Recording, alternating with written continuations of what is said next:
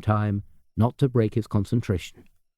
Roger's nostrils flared, his neck arched back, and he eyed Novikov narrowly, his open hand circling and circling as if he were winding silk out of the air. Suddenly Roger shrieked, "Banzai!" and leapt at Novikov, kicking him hard in the chest. To Charles's amazement, Novikov dropped heavily onto the floor. Roger immediately sat down on Novikov's stomach, seized his right leg, and began to twist it around. "All right, you goddamn meatloaf," Roger screeched at him. "Let's see what you think of this." But Roger reckoned without Novikov's inhuman lack of concern for pain. Novikov had been splashed in the face with white-hot metal. He had endured years of surgery, years of agonizing therapy, and years of the fiercest physical training that anybody could devise. Roger was strong. If he had twisted anybody else's leg, even the leg of a professional wrestler, he would have brought shouts of submission. But Novikov was unimpressed by pain. He had suffered so much that it no longer had any effect on him. He could be knocked over, as Roger had proved, but he could not be hurt. Novikov snatched out with his claw-like hands and dug them into Roger's face. Roger shook his head and snarled happily, but then he suddenly realized that Krogh's nosu could not be thrown off with such humorous abandon. The Russian's horny talons dug into the sides of his mouth, and into his cheeks, and into the sockets of his eyes.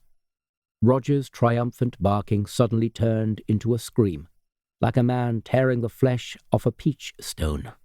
Krogh's nosu tugged the skin of the muscle away from the bones of Roger's face, so that for 1 second Roger looked startled and rubbery, his eyes popping, and the next second his face was nothing but a clawed mass of meat. His eyeballs dropped out, dangling on their optic nerves. His lips were ripped away, baring his naked, skeletal jaw. And the sound that came out of his mouth was like nothing that Charles had ever heard from a human before, a chilling, high-pitched gargle. Charles dived for the doorway. He collided with a young man who was just coming into the sitting room, brown-suited, probably KGB, but sent him sprawling across the corridor and into the large potted fern. Then Charles was out of the door and bounding down the wooden stairs, 3 at a time. He reached the street and kept on running, dodging between startled passers-by, crossing Pere Skrumsgil and Holberskill, and limping at last into the Herluf Troskill. He rested at last at Newhown, overlooking the water, sweating and gasping in the summer heat. The stark, bloody image of Roger's torn-apart face was imprinted on his mind so vividly that he could scarcely see the boats and the trees and the children with balloons. A wandering musician with a piano accordion was playing Happy Days Are Here Again. He lit a cigarette with wildly erratic hands. Then he started walking again. He would have to hide somewhere, and quickly. There was no doubt that the Russians were out to kill him, the way they had killed Yeppe, and that they didn't care who happened to get hurt in the process. He had already cost Agneta her life, and Roger too.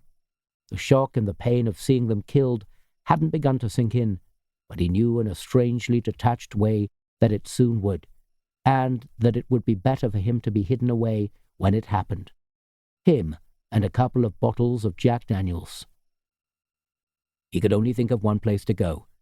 He hailed a taxi, climbed in and said, "How do you fancy a long trip?" "American?" asked the taxi driver. "Do you want the job or don't you?"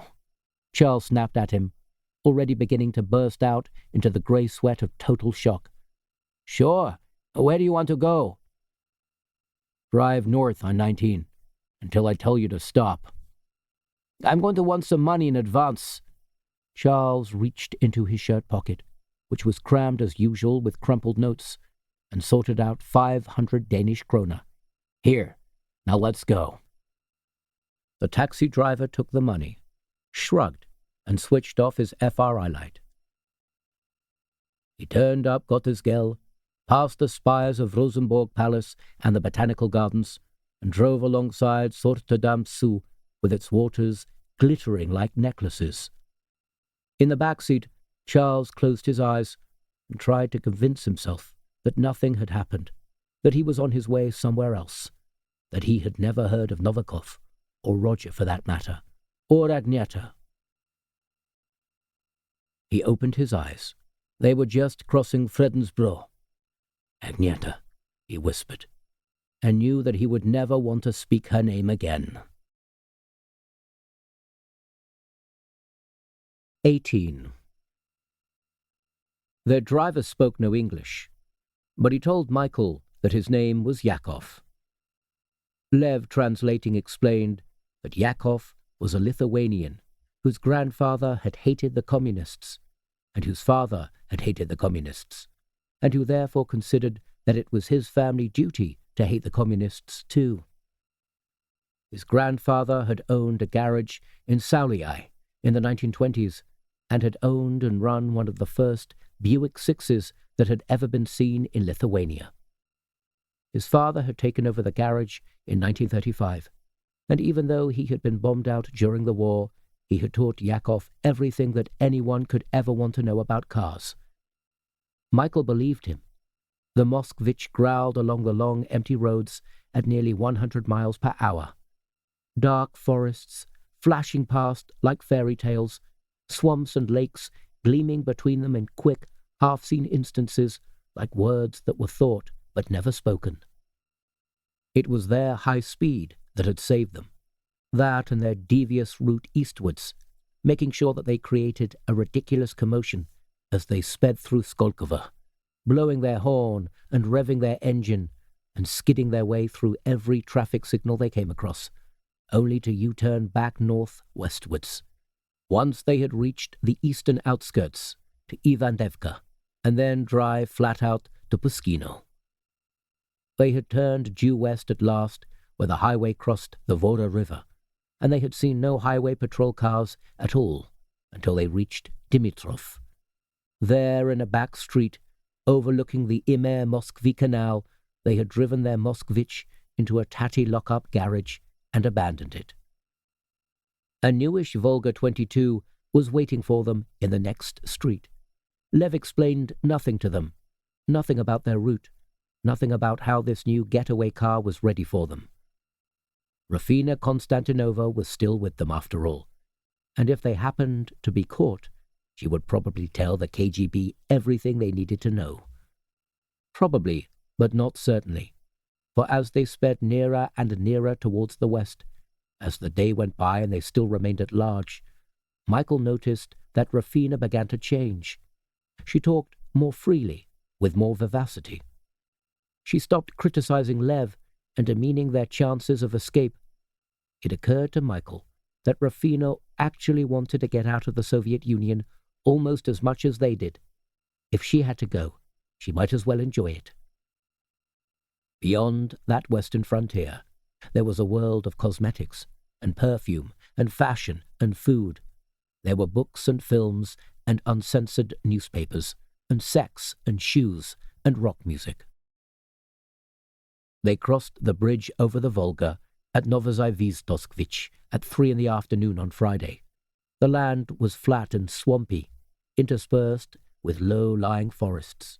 The ruffled surface of the river bobbed with ducks. John, on the other side of the car, was sleeping with his head against the window. Rafina was sitting silently, her hands in her lap. In the front, Lev was whistling softly between his teeth. Tension and boredom. Yakov had long ago stopped talking about his father and his grandfather and his Buick 6. "No roadblocks," Rufina remarked. Michael had been wondering whether it would be wrong of him to reach over and take her hand. They had, after all, been lovers. But real lovers? Or just pretend lovers? Had she felt anything for him, or not? She had made love to him in ways that Margaret never had. He could still picture Rafina, with her eyes closed, a lipsticked mouth, a perfect crimson O around the shaft of his penis, and now he felt apprehensive about holding her hand. Lev turned around in his seat and remarked, "They still think we're heading east, but give them time. At least we've managed to cross the Volga without being intercepted." Rafina said, "Are you going to let me go when you reach whatever it is that you are headed for?" "You know where we're headed for?" asked Lev. "I presume the west. In this direction, Finland." Lev nodded. "But we can't let you go. Already you know far too much about us. We're going to have to kill you." Michael looked at Lev in surprise and explicit concern, but there was something in Lev's eyes which warned him to hold his tongue. Rafina said, "If you're going to kill me, why don't you kill me now? Why waste benzene? Taking me all the way across Russia. Why didn't you kill me before?" Lev sniffed and unselfconsciously waggled a finger up his nose. "The reason for that, my dear, is that some friends of mine in Helsinki would very much like to ask you some questions before you die. Who knows? If you answer them well, they may even allow you to live." "Lev," began Michael, but Lev abruptly shook his head. "This mistress of yours, Michael, knows exactly why the Soviet Union is abducting British and American scientists and engineers, and why she is being allowed to do so not only without protest from London and Washington, but with their active encouragement. You two are experts in computers. Scores of other Western experts are now working against their will for the Soviet Union. Chemists, aeronautical engineers, physicists, industrialists. And yet when their families attempt to find out what has happened to them, they are met by their own governments with silence and excuses." "Perhaps he has run off with a Russian woman, Mrs. Whatever your name is. Perhaps he has decided to stay and work in the Soviet Union. And have you noticed? Not a word in the newspapers, and not a word in Parliament or on Capitol Hill. The most complete and utter blackout on news and political criticism that there has ever been. Even more severe than it was before World War II." Lev pointed a finger towards Rafina. "This young lady knows the answer to this strange problem. Perhaps not all of the answer. The KGB are not in the habit of telling their operatives more than they need to know. Well, the same with MI5, of course, and the CIA. But she knows enough to put us on the right scent." They were approaching the city of Kailinin now, with the Volga winding darkly on their right. The afternoon was blowy, and the slipstream whistled dolefully around the Volga's badly fitting windows. Michael said, in a tight voice, "Then, after she's put you on the right scent, you're going to kill her?" "Maybe," said Lev. "No," replied Michael. "I can't have it." John woke up and blinked at Michael through unfocused eyes. "What's going on?" he wanted to know. Lev had turned his back on Michael. There was an awkward pause, but then, as a concession, Lev said, "We shall see. I shall do my best to keep her alive, but that is all I can promise. These things are out of my hands." John frowned at Michael in concern. Rafina, to Michael's sudden gratification, squeezed his hand. They sped along the Leningradsko Sosia at over 130 kilometers per hour, the Volga's engine rumbling in protest. In Russian, Yakov said, "I could really tune this car up if I had the time. I could make her fly like a bird, but all I can do now is keep my foot on the floor." They flashed past timber trucks, occasional private cars, and vans from the cotton factories at Kailinin. Kailinin itself came into view on the far side of the Volga. Chimneys and 18th century rooftops and a jumble of flat, uninspiring concrete blocks. The pale sun sparkled from distant windows, like warning messages from strategically placed heliographs. Lev touched Yakov's arm and said, "Slow down. There's a highway patrol post just along here." Yakov eased off the gas, but even as he did so, a police patrol car pulled out of a tree-lined side-turning just behind them and came in clamorous pursuit, with its lights flashing and its siren honking. Michael turned around to look, but Lev snapped, "Ignore them. You're not going to stop? Yakov knows what to do. Just ignore them." They sped over the Volga Bridge at Kailinin at over 120 kilometers per hour, with the highway patrol car close behind. As they reached the other side of the river, the highway patrol car came up beside them, and the policeman in the front passenger seat flagged them down with his white-gloved hand. Yakov obediently slowed and began to draw the Volga into the side of the highway, beside a long wire fence and a clump of unkempt pines. The highway patrol car pulled over in front of them and switched off its siren. Yakov came to a stop, although he left the engine burbling and he didn't apply the handbrake. "What do they want?" asked John worriedly. "Oh, nothing special," said Lev. "We were speeding a little. The limit along that stretch is 90 kilometers per hour. Also, they were probably bored." The highway patrol officers approached the Volga, and one of them indicated with a twirling finger that Yakov should wind down the driver's window. The other officer walked around the car, peering at it suspiciously, as if he could tell where it had been and who had owned it by the condition of its paintwork. "Your speed was checked over the past 3 kilometers, comrade, and it was at all times well over the permitted limit. I want you to produce all of your papers. Hand them to me and then step out of the car." Yakov shook his head. "Yenny penny mayu," he said in a clumsy pretense at an American accent. "I don't understand." "American?" asked the highway patrol officer. He peered into the car. Michael could see his clear blue eyes, his wispy blonde moustache, his bright red cheeks. He couldn't be very much older than 25, and Michael prayed in sweaty silence that Lev wouldn't shoot him. "We're all American," Michael spoke out. "We're on a tour to Leningrad." "Ah," said the highway patrol officer. "Then I must be asking you to show me papers from in-tourist. I will need your international driver's license, your Pamaka Otorista, your motoring tourist's memorandum, and also your passports." "Do you think we can make it to Novgorod before dark?" Lev asked the policeman in an accent that sounded more like Jose Ferrer playing Toulouse-Lautrec than an East Coast American on a cultural tour of the Soviet Union. "You have arrangements to stay in Novgorod?" the policeman asked. His companion had completed his circuit of the car and now came to join him with his thumbs tucked into his belt. The first policeman's hand was still held out for Yakov's papers. Lev said, "Do you like Adidas shoes?" and beckoned the policeman forward. The word Adidas acted on both men instantly. They stepped forward, smiling, towards the car, and Lev lifted his 8mm TT automatic and shot them both, very loudly and very accurately between the eyes. In the space of 2 seconds, red spots appeared as if by magic in the center of each of their 2 pale foreheads, and they fell over backwards onto the road, their legs flopping heavily into the air.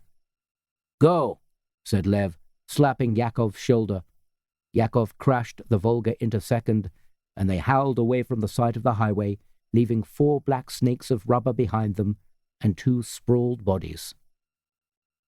Lev fired at the police car as they sped past it, in a wild attempt to hit the petrol tank, but all he succeeded in doing was puncturing the rear bodywork and smashing one of the side windows. "Now we're going to have to go top speed," said Lev happily. Michael was beginning to understand that Lev actually enjoyed this mayhem, and that he had been bored and testy up until now only because the dull-witted Soviet police had believed, as they were supposed to, that the fugitives were heading east. Where was the chase? Where was the gunfire? Lev had lived on his nerves for so long that nothing could excite him but hair-raising danger, Nothing could gratify his spirit but killing and burning and ferocious destruction. 35 kilometers northwest of Kailinin, close to Mednosh, they came across a roadblock. They could see it ahead of them.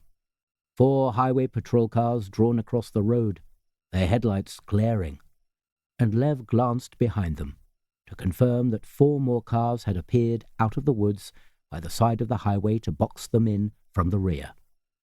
Lev looked steadily at Michael and said, "Are you afraid, my friend? What do you prefer? Years of enforced work for the Soviet Union, or a few moments of high danger?" Michael said nothing, although he could feel that his face was drained of blood. "I ask you this because we could all die," said Lev. "They have the smell of us now, and of course our chances of escaping from the Soviet Union are almost nil. Well, let's say 5%. But I am not a fortune teller. We may be lucky. We may not." Rafina said, "If you stop now, they will kill us all." She said it with such earnestness and such conviction that John reached forward and tapped Lev on the shoulder and said, "Go on, let's take the 5%. Michael hesitated for a moment, and then said with a dry mouth, "All right, let's go on." "By George, Michael," said John, suddenly excited. Yakov twisted the Volga's wheel and flung the car straight off the highway into the woods. The suspension banged and crashed on the ground, and all that Michael could see through the windscreen was a jumble of trees, branches, fragments of late afternoon sunlight, fractions of sky. The trees whipped at their car as if they wanted to catch them and punish them, but Yakov drove like an angel, drove like a bird, so that the car slithered and roared between the trees, flew across gullies, bounced over rocks.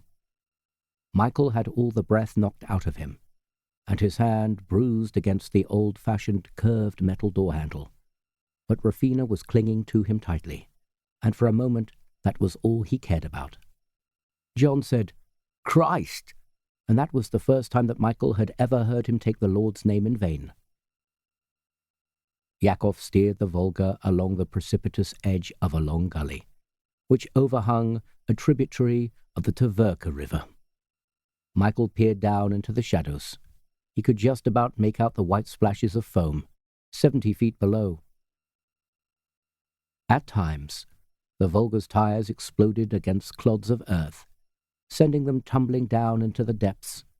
But Yakov never once lost his control, never once lost his skill, and the next thing Michael knew, they were hurtling down through a long, dark avenue of pines. Branches whistling and sizzling against the windows, their suspension walloping against protruding roots. They slithered through a dank, muddy valley, then roared up the other side with smoke pouring out of the Volga's exhaust. At the very top of the hill, the back tires lost their grip, and the heavy car hesitated, whinnied, and began to slide backwards. Yakov screamed something in Russian, which Lev didn't even have to translate. He rammed the car into first gear, gunned the engine until it was screaming as loudly as he was, then popped out the clutch so that the Volga bounded forward as if it had been hit up the backside by a steam engine. The car stalled, and Yakov had to restart it, but he had got it over the hilltop, and Lev silently crossed himself and said, "Mother of God."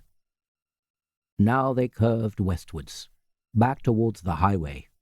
They made slow progress through a boggy field of long grass and pink swamp mallow flowers, spattering their windows with black mud. But then they drove faster across a dry, diagonal slope of grass, which ascended gradually towards the main Leningrad highway. Soon, through the trees, they could see trucks and cars running parallel to them, with their parking lights already glowing.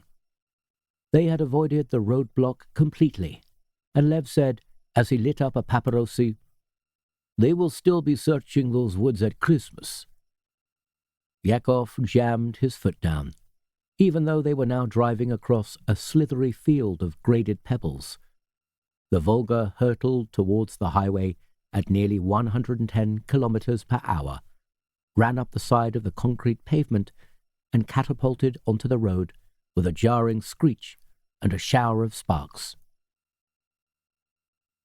Yakov almost lost control of the car as it skidded across the highway, but he managed to wrestle it around just as their offside tires scrabbled against the median strip.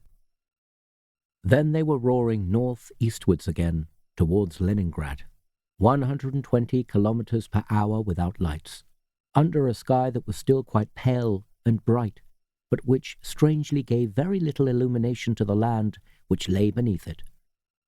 "They will catch us, you know," said Rufina with unusually passive certainty. "They haven't caught us yet," Lev retorted, "and as far as I'm concerned, that's all that matters." Yakov's energy appeared to be limitless. Sustained by cigarettes and vodka, he drove them at top speed into the dusk and into the night, saying nothing, keeping his eyes fixed somewhere up ahead onto a road which only he could discern.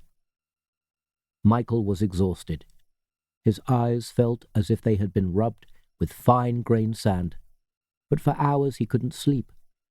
John occasionally nodded off, yelped, and then opened his eyes again. Rufina remained sitting between them, close, warm, fearful. They stopped a few times to pee by the side of the road, and those were the only times they heard the hush of rural Russia, the singing of summer crickets, the wind blowing through the grass. It was a mad adventure.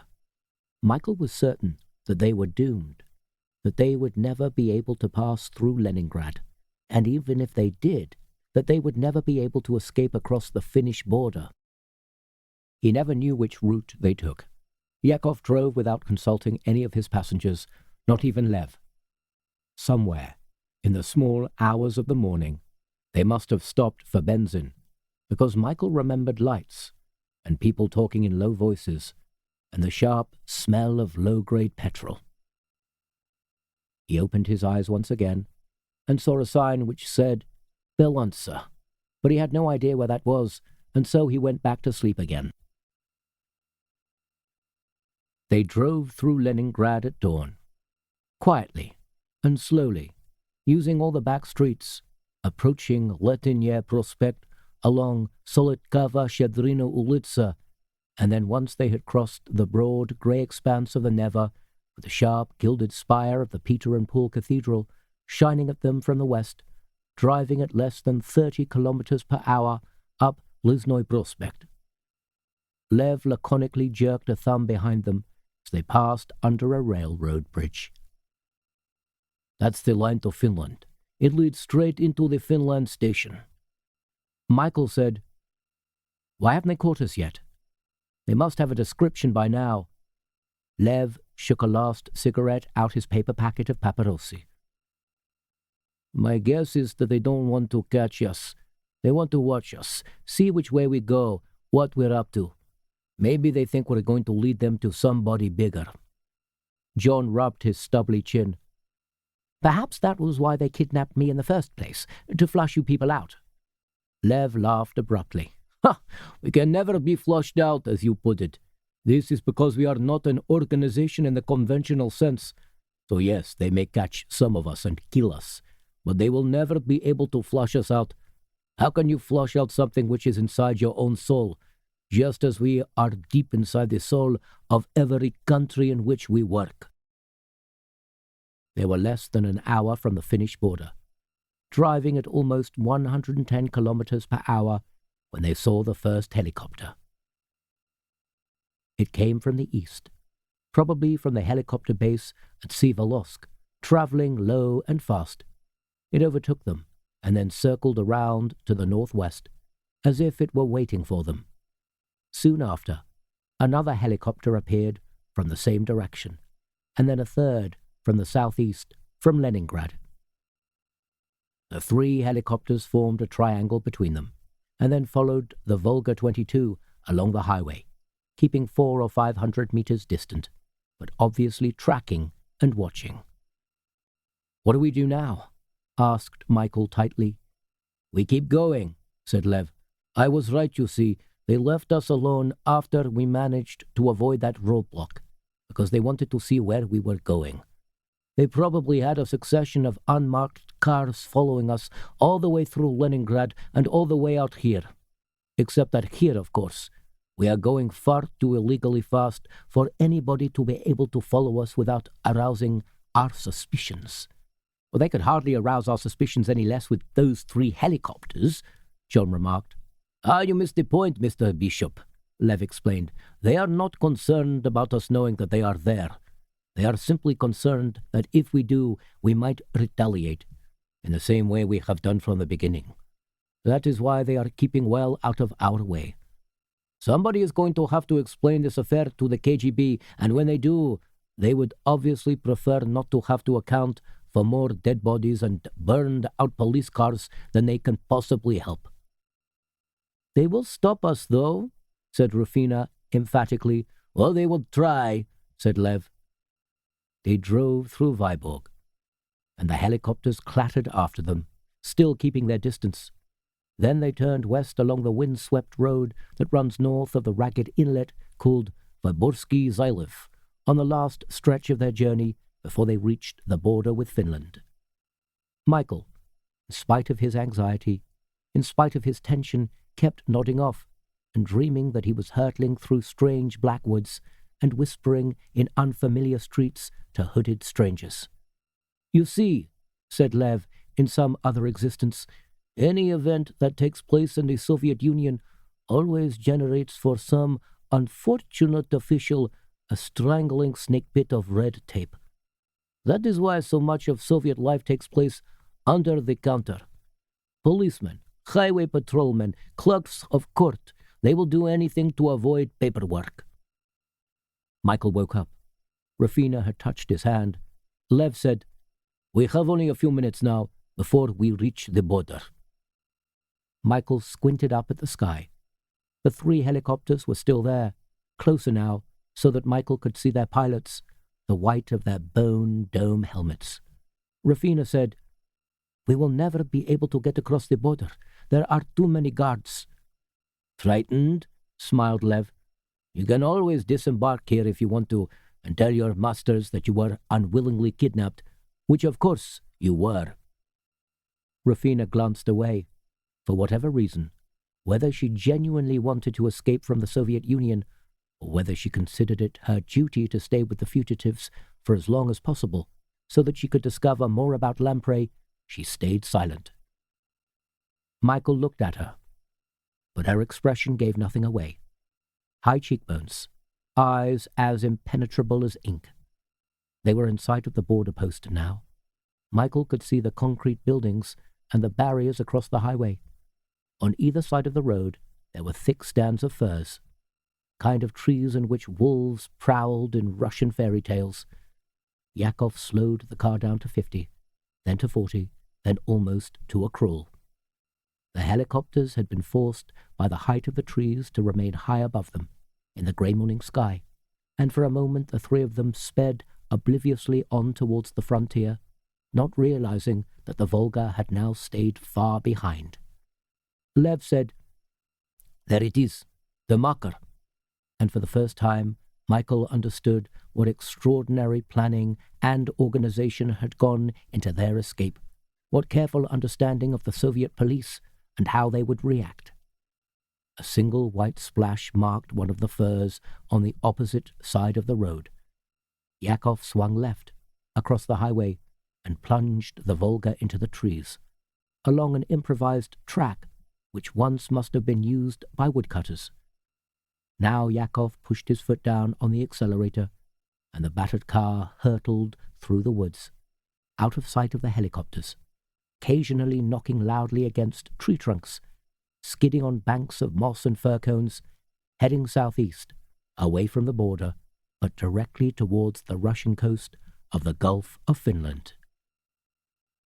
They emerged onto open countryside, onto balding grasslands strewn with large grey boulders. There was no sign of the helicopters, no sign of any pursuit. Yakov drove like a madman. All of them were bounced and jostled, and several times Michael hit his head on the roof. Then, As they were about to plunge into another stretch of forest, the helicopters appeared behind them, widely spread out, travelling fast. Lev wound down the Volga's window and tussled his AKM out from between the front seats. He leaned out as far as he could and fired a wild burst up at the leading helicopter, which veered away from the Volga but quickly returned as Lev struggled himself back inside again. "Bystra!" he yelled at Yakov. The next second, a shower of bullets rattled across the grasslands all around them, sending up clods of dirt and chips of rock. One bullet banged through the roof of the car and buried itself in the headrest of Yakov's seat in a blizzard of plastic and foam. Then they were back in the woods again, and Yakov veered sharply left so that the helicopters wouldn't be able to fire blind into the trees and hit them on their original course. None of them spoke. They were all too winded and tense, and none of them wanted to interrupt Yakov's manic concentration. At last, after a bruising, jolting 5 kilometers, they reached the rocky shore of the Gulf of Finland. Michael could see the surf breaking on the grey granite beach, the distant reaches of the Suomenlahti Finskaislahti, with 2 large yachts bending towards the strong west wind. The 3 Soviet helicopters came roaring up behind them, to overtake them, and then circle around over the sea to attack them from the front. "Where are they?" Lev demanded. "They promised they'd be here." Who promised? Michael wanted to know. But Lev didn't have time to answer. One of the helicopters came clattering overhead and hovered, and suddenly an amplified voice boomed at them. "Americans, you have no chance of escape.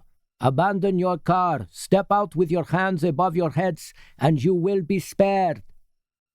Lev tugged out the second AKM and hefted it over to Michael. "When I give you the word, step out of the car and let that helicopter have it. No hesitation. Full automatic fire. You know how?" John said, "This is absurd." "Of course it's absurd." Lev roared at him, the veins on his neck swelling up in anger. "Now shut up and let your friend do what he has to do." Michael, dry-mouthed, clicked the AKM's lever onto automatic. Then, before he was ready, Lev had opened the door of the car and rolled out of it, over and over, his gun huddled against his chest. "Go!" shouted Rufina, and Michael yanked open his door and rolled out too. A sharp rock hit him straight in the kneecap, and he yelled out in pain. But then suddenly he was up on his feet, his hair standing on end in the buffeting downdraft from the helicopter's rotors, and firing his AKM. He was conscious of nothing but the noise of the helicopter, and the jumping, chattering gun. He wasn't even aiming. It was all he could do to hold the AKM steady. But then the helicopter suddenly lurched to the left, staggered drunkenly, and exploded in a hot and silent ball of orange flame. He watched in dread and astonishment as it whirled around and around and around with a fierce crackling noise and nose-dived into the sea. Spray rose up like a fountain, then gradually settled. Lev screamed, "Your first kill! By God, you'll make a fighter yet! Your first kill!"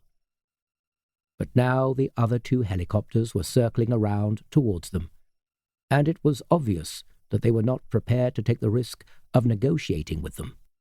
Michael heard the rapid fire of 4-barreled 12.7mm machine guns, and a stream of bullets hosed across the beach and up the rocky shore, and suddenly blinded him with dust and dirt and flying fragments of granite. He fired back, but knew that he had missed. The helicopters roared overhead and climbed over the woods to attack them again. It was then that they appeared, the people for whom Lev had been waiting. They came out of the glare of the sea and the sky, 2 twin-engined Bell UH iron helicopters, advanced versions of the famous Hueys that had served with such success in Vietnam. They were painted olive drab, without markings, and they came in almost at sea level, extremely fast. Michael saw smoke blurting from their open cabin doors, machine guns, but he heard nothing. The morning was too windy. The next thing he knew, however, was that the two Russian helicopters were lurching away, one of them shedding pieces of fuselage, the other already on fire. The burning helicopter disappeared behind the trees that lined the shore. There was a distant bang, and a black cloud of oily smoke rolled up into the sky. The second helicopter limped and burped away to the east, rising and falling as if its collective controls had been shot away. The two UHINs waltzed around the beach, looking for a clear place to land, then noisily settled themselves down. Michael said to Lev, "Who are they?" "Friends," said Lev, as John and Rafina climbed out of the car. "That is all you have to know.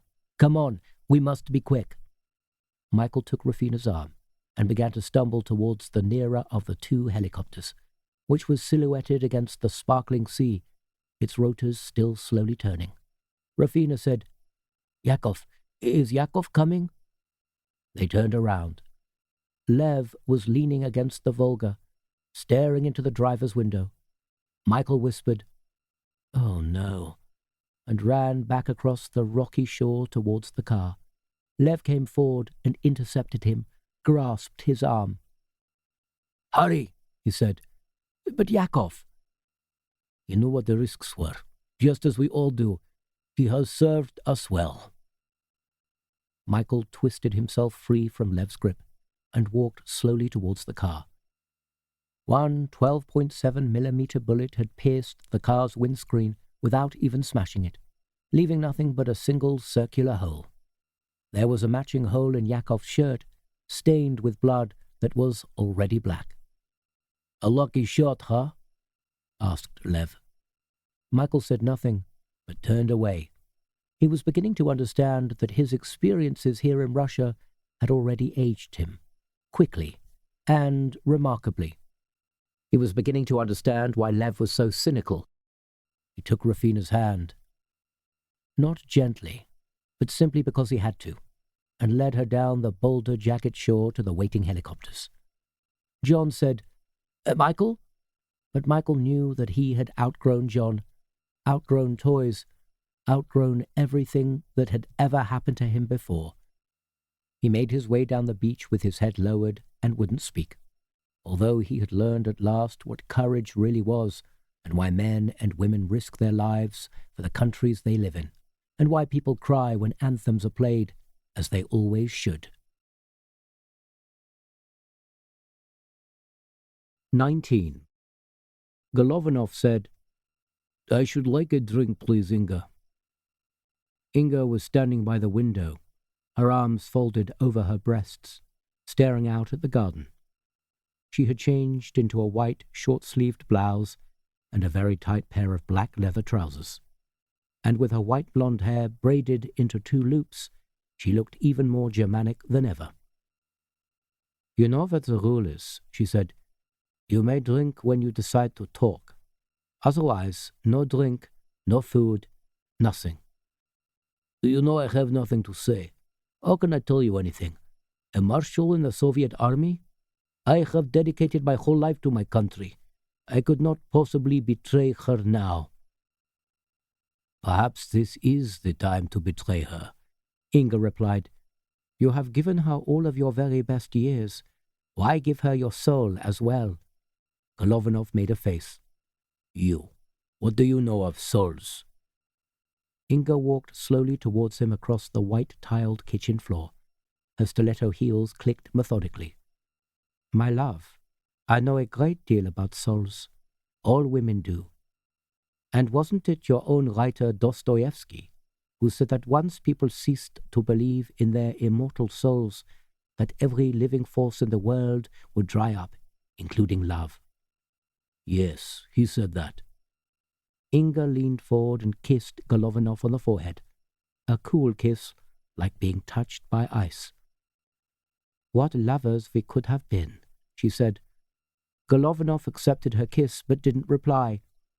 He was handcuffed with his arms behind his back to a heavy beechwood kitchen chair. He knew that he had been taken much further west than Marienthal, where his kidnappers had first imprisoned him, but he had no idea where. They had driven him here in a windowless van, and all he had seen of the house in which he was imprisoned was the hallway and this modern white-tiled kitchen.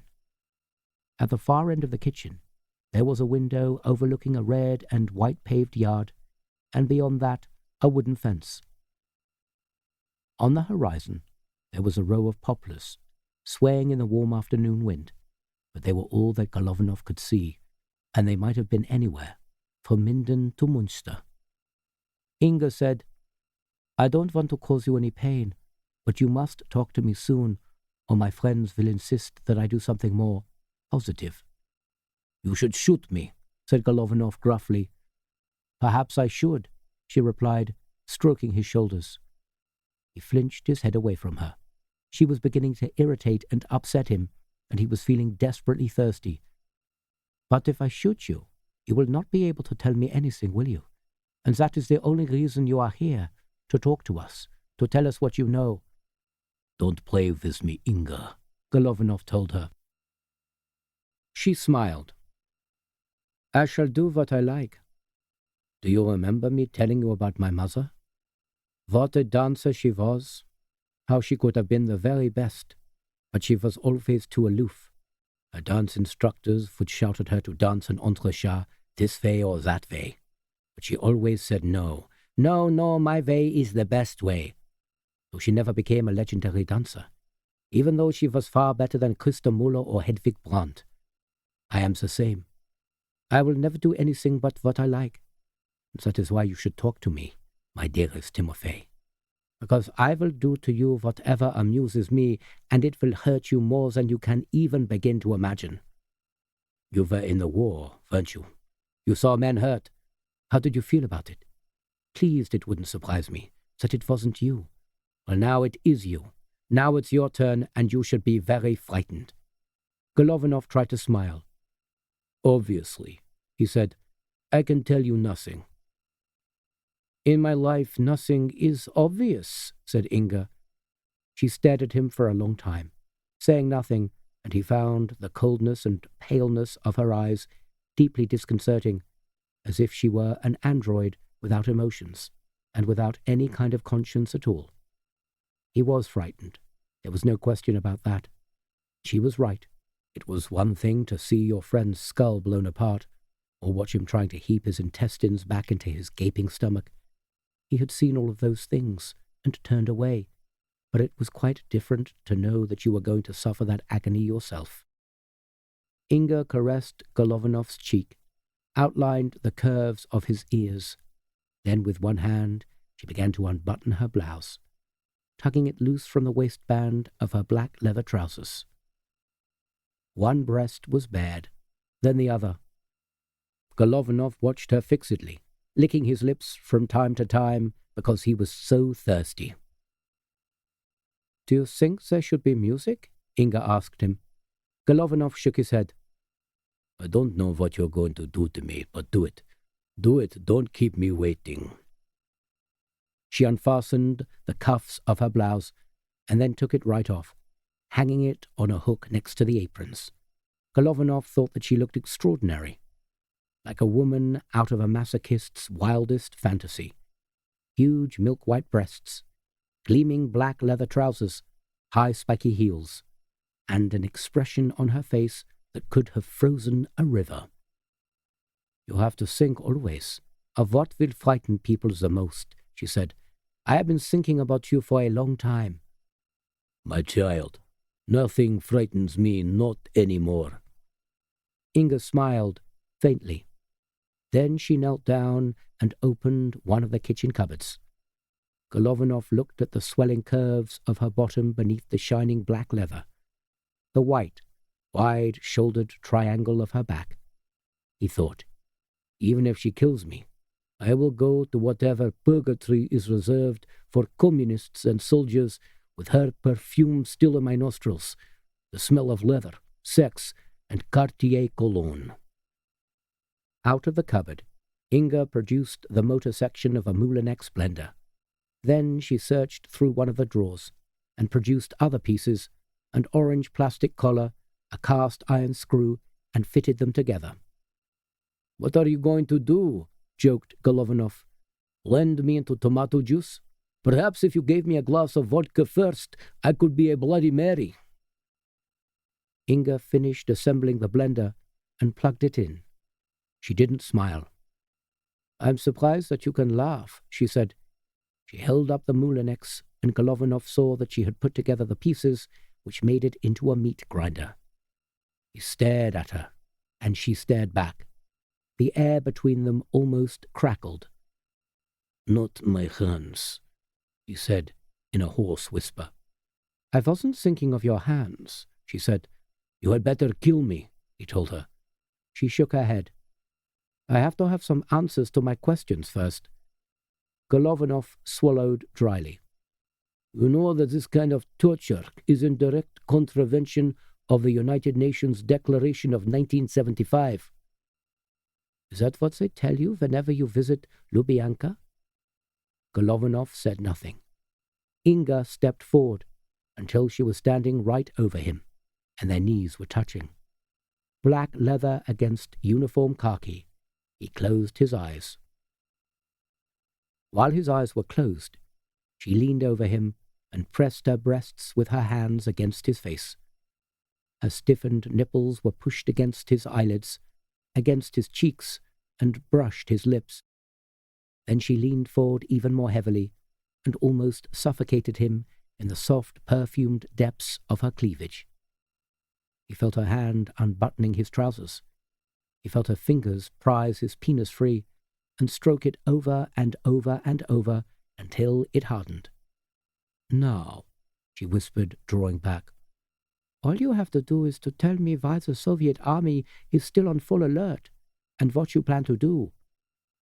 You know that I can tell you nothing, Golovanov repeated without opening his eyes. But Timofey, my darling, you must. Abruptly, he opened his eyes. Inga was gripping his erect penis in one hand and the Moulinex meat grinder in the other. As he stared at her, she switched on the grinder and held it up so that he could see the spiral screw turning around and around inside it, and the rotating blades which would shred anything which was caught in the grinder into raw, chopped-up meat. You're bluffing, he told her in a tight voice. Inga shook her head and brought the meat grinder closer to the crimson crest of Golovanov's erection. Timofey, you should know me by now. Have I ever deceived you, even once? The Moulinex was whirring loudly, so loudly that Golovanov could hardly think what to do. If I tell her about Operation Bellini, that will be treachery, treason, and the utter betrayal of everything for which my father suffered and died, as well as my whole career in the army. My father endured, even when his hands were smashed. Why shouldn't I? Yet the thought of being emasculated, the thought of having his manhood ground off, that was more than he could bear. To die as a man was one thing. To die as a neutered eunuch was something else altogether. He had seen men in battle, with their sexual organs torn away, bleeding to death. There had been such a terrible indignity about their fate, such a hideous hopelessness. I can't tell you anything, Golovanov heard himself repeating. Sweat was sliding down the back of his shirt, and he knew that he was shaking, like a man in a fever. Inga held the grinder even closer. He could feel the draft of its electric motor against his bare skin. Perhaps I should give you a count of 5, she told him. 5 more seconds of manhood, then castration. Do you think that would be a good idea? Inga! He shouted at her. She shook her head again and lowered the meat grinder so close to Golovanov's penis that the head of it disappeared inside the white plastic funnel. It had shrunk now, as if he had been swimming in a cold sea. The cold sea was his own terror and his own confusion, and it was a sea in which even stronger and more determined men than he had often drowned. 5. Inga counted. Inga! Golovanov shouted again. I can tell you nothing. I know nothing. I am a marshal in the Soviet army. I am forbidden to tell you anything at all. 4, said Inga. You are small now, you see. Timothy, you will be grounded up in one good turn of the screw. What do you think it will be like to watch it wriggle out of the other end as hamburger meat? Do you think that will be frightening and exciting too? Why do you think I took off my blouse? There will be plenty of blood. I want to feel it on my bare skin. This is nonsense, Golovanov told her, trying to be authoritative. What kind of torture is this with a meat grinder?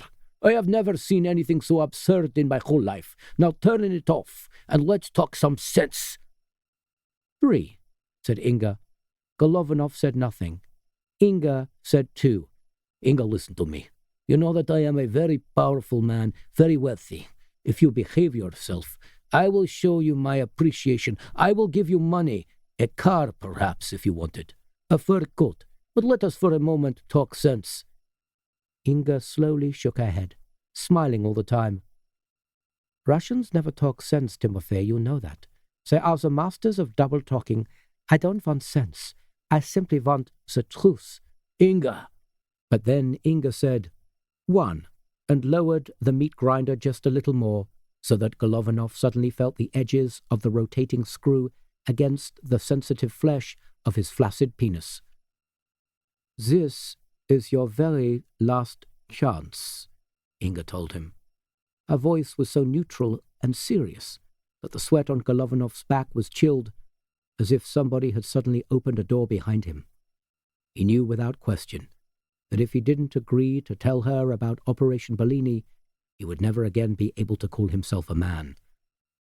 Well, said Inga, es tut mir leid. We had some good times together, you and I, Timofey, and these will be times which can never happen again.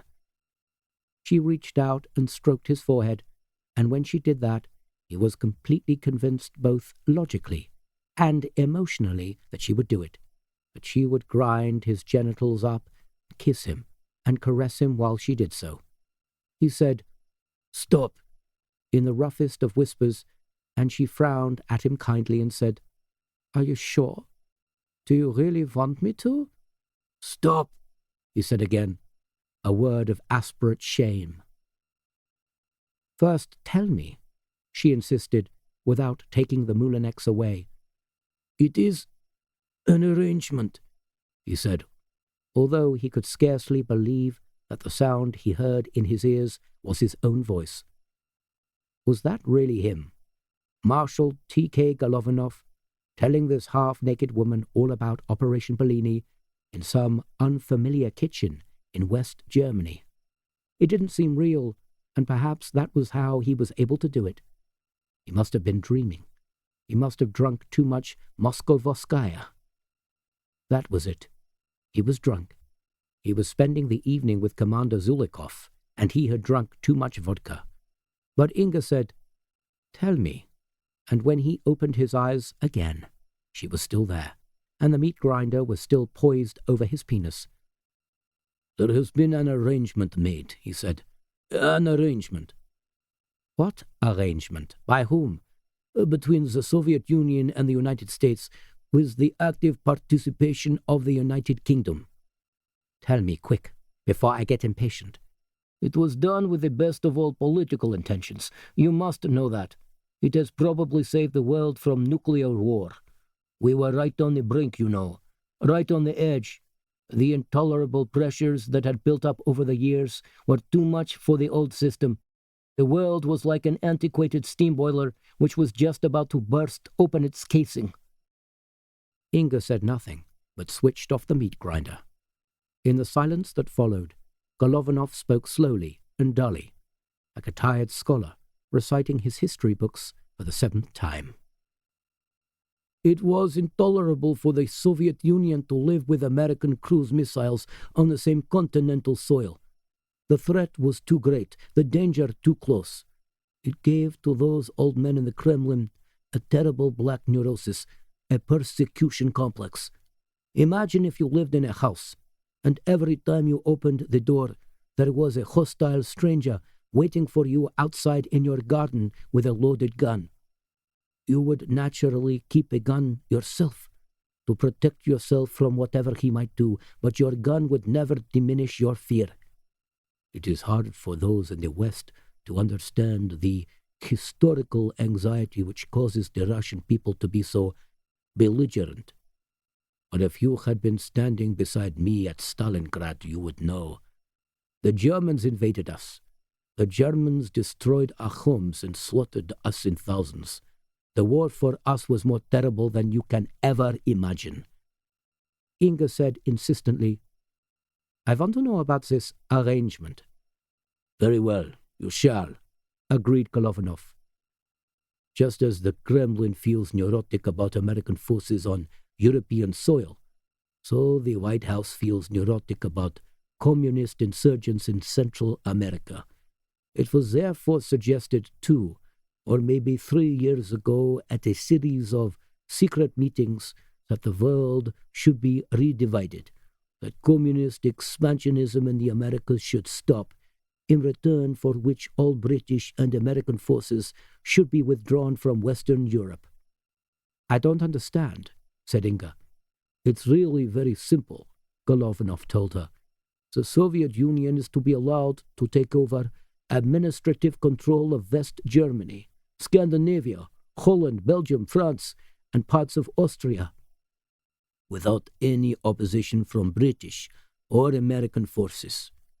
In return, communist guerrillas are to withdraw from Central America and cease their insurgent activities in the Third World. Fidel Castro is to resign and hold free elections. The Soviet army is to withdraw over a 9-month period from Afghanistan. Further containment of both capitalism and communism will be arranged later, once the initial stages of the operation have been successfully completed. But the basic principle is that there should be no Americans in Europe and no Russians in America. The map of the world redrawn. Inga was silent. She set the meat grinder down on the floor and stood up. Unconsciously, she covered her bare breasts with her hands. Golovanov said, Would you? And nodded down towards his exposed penis. Inga hesitated for a moment, and then buttoned him up as if he were an aging invalid.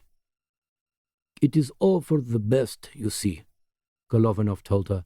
It will end for all time the fear in which young people like you have grown up. At last, the world will be stable. And oppressed, Inga replied flatly. Are you planning to administer Germany in the same ways that you administer Estonia? No national flags allowed, a national language forbidden, the very roots of culture torn out? Golovanov smiled. You have such fervor. You are so cold, and yet you have such fervor. Inga said, When does this operation begin? It has begun already. At least all the preliminary preparations have been completed. What is its code name? Bellini. And who knows about the details of the political agreement? Who negotiated it for the Soviet Union? Well, there were several negotiators, said Golovanov. We had a team of 5.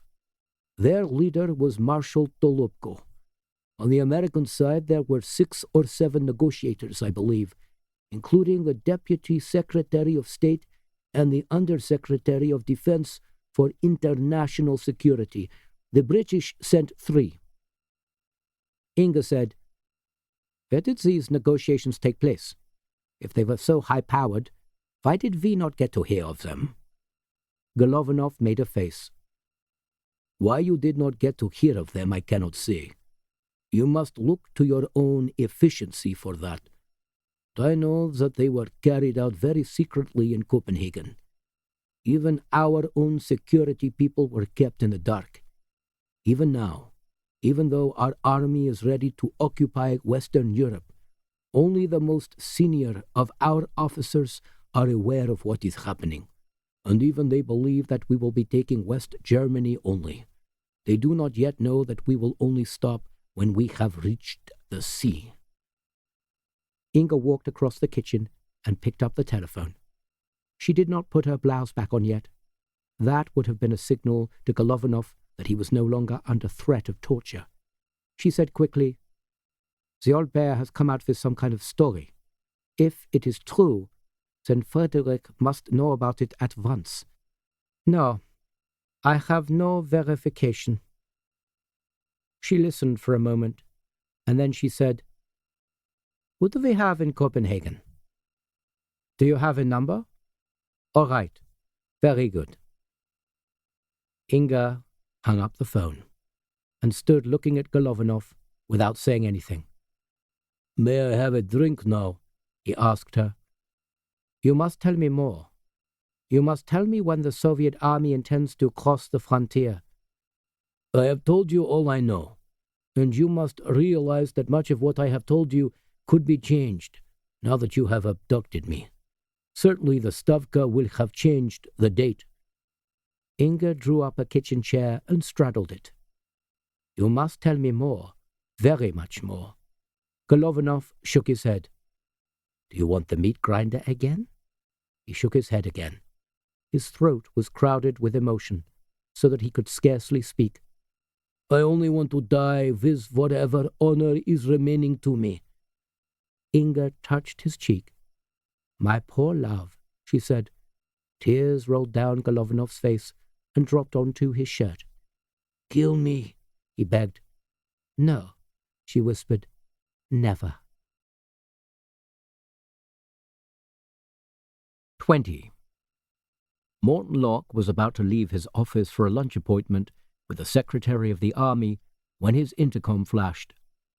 He pressed down the switch and said, "I've gone to lunch. I'm already drinking my soup." The flat Harvard tones of his assistant, Frank Jones, said, "It's Mr. Lewis, sir, from the Washington Post." "In that case, not only am I having lunch, I'm having lunch in Hawaii." "He's not on the telephone, sir. He's here, in person." Morton breathed. "Damn it," in exasperation. The trouble was, it had always been the president's policy that his administration should be warm and constructive to the media, from the White House press office right down to the Minority Business Development Agency. If Cal Lewis had taken it upon himself to visit Morton in person, there was no way in which Morton could decline to talk to him, not without incurring the president's annoyance, which could be considerable, for all of his public talk of fair play and tolerance and Christian forgiveness. Frank Jones said, "Mr. Lewis says he's pretty sure that you'll want to talk to him, sir." "Oh, really?" "He says it's something to do with gringo, whatever that means."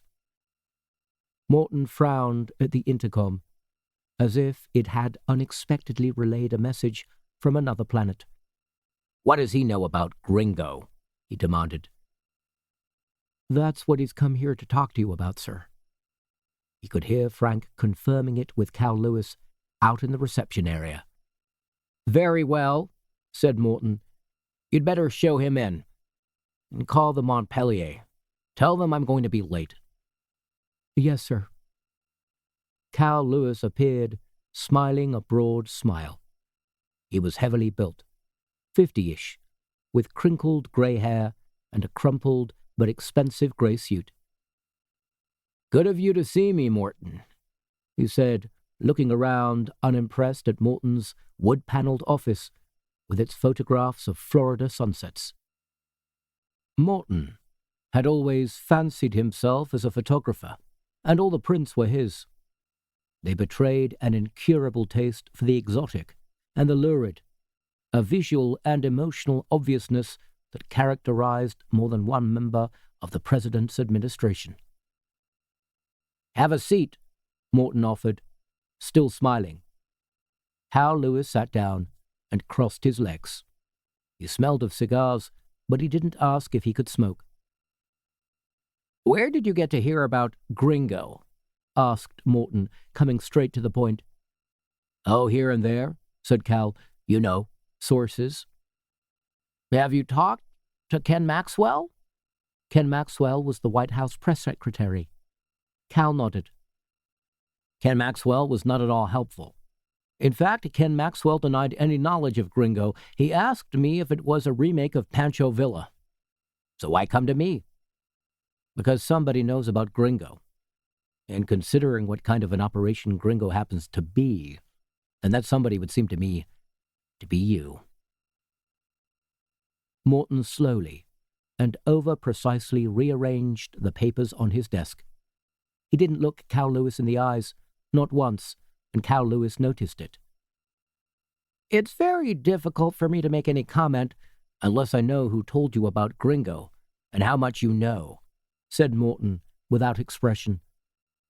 I can't reveal sources, Cal told him. All I can tell you is that my information has come from somebody very reputable, somebody whose word is normally taken as true. If you're talking about a certain junior senator, then he may not be as reputable as you think. Cal kept on smiling. I didn't say anything about a certain junior senator. I know that. But if you are, Morton paused and then demanded, still without raising his eyes, Are you? Cal shrugged. I guess if you know already, there's no harm in admitting it. Well, I thought so, said Morton. Our security people have had a tag on this certain junior senator for quite some weeks now. He's been involved in some pretty unpleasant vice business, as well as the leaking of highly classified information. You can take it from me that what he says is very rarely trustworthy. So Gringo isn't what he says it is? Morton brushed imaginary dust from his desk, nervous, fastidious. Well, that depends on what he says it is. We're fencing here, Morton, said Cal. Well, of course we're fencing.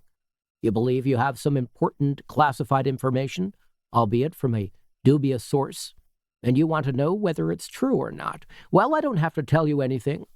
I don't have to tell you if Gringo exists or not, or what it is, or even what it isn't. I am the President's National Security Advisor, and my task is to protect the interests of this nation of ours, not to comment on unreliable gossip. But I can't even begin to comment on any gossip at all, unless I know what that gossip amounts to. It's up to you. Cal, you can tell me, or not tell me. I don't give a damn which. Cal Lewis said, Supposing I run a What is Gringo story, along with an editorial about the evasiveness of this administration on matters of national security. Morton replied, Supposing you don't. I hope that doesn't amount to some kind of threat, Cal asked Morton gently. Well, that's not a threat, that's a request, Morton told him. A polite request or a forceful request? A request, damn it, that's all. Supposing you don't say anything about Gringo to anybody. Do any of your staff know anything about it? Cal shook his head. I wanted to confirm it for myself before I started discussing it with anybody else. Contrary to what you seem to think, I do care about this country's security just as much as you do. But you care about your exclusive story first. Gringo, from what I can gather, involves the withdrawal of some of our forces from Western Germany. Now that's a big story. You can't very well ask me to sit on it. Come on, Morton, it affects the future of the world. The electorate have a right to know about it. The electorate have a right to know squat, snapped Morton. Can I quote you on that? Cal asked him, smoothly, still smiling. Morton stood up and thrust his hands into his pockets and walked across the room to admire Dawn over the Doral, 1977. More quietly, he said, Let me tell you this, Cal. What you've heard about Gringo is partly true, but not entirely true. It's a theory rather than an actual exercise, a way of rearranging the military budget that may or may not be brought into operation. We won't really have any firm news about it until the Secretary of Defense makes his program budget decisions next November. So what I'm suggesting is, why don't you wait until then? Cal Lewis thought for a moment or two, then suddenly stood up and extended his hand. Thank you for your time, he said. We're agreed then? Asked Morton. No, sir, said Cal. In Monday's Post, I'm going to run a very substantial piece about Gringo, as much as I can dig up, and I'm going to run a publisher's comment alongside it. I'm going to say that the way in which this whole issue has been kept under wraps is further incontrovertible evidence of the way in which this administration is becoming increasingly dictatorial. Cal, Morton began, but Cal lifted both hands. Don't even begin to say it, Morton. That's what I'm going to do. That's unless you feel the urge to issue a full statement about Gringo right now. Morton hesitated and then said, Okay, Cal, you run what you want to run. It's a free country. But don't blame me if this boomerang's back on you. You can't start picking up hot potatoes without burning your fingers. Cal squeezed Morton's shoulder. Do they send you people to a special school to learn how to mix metaphors?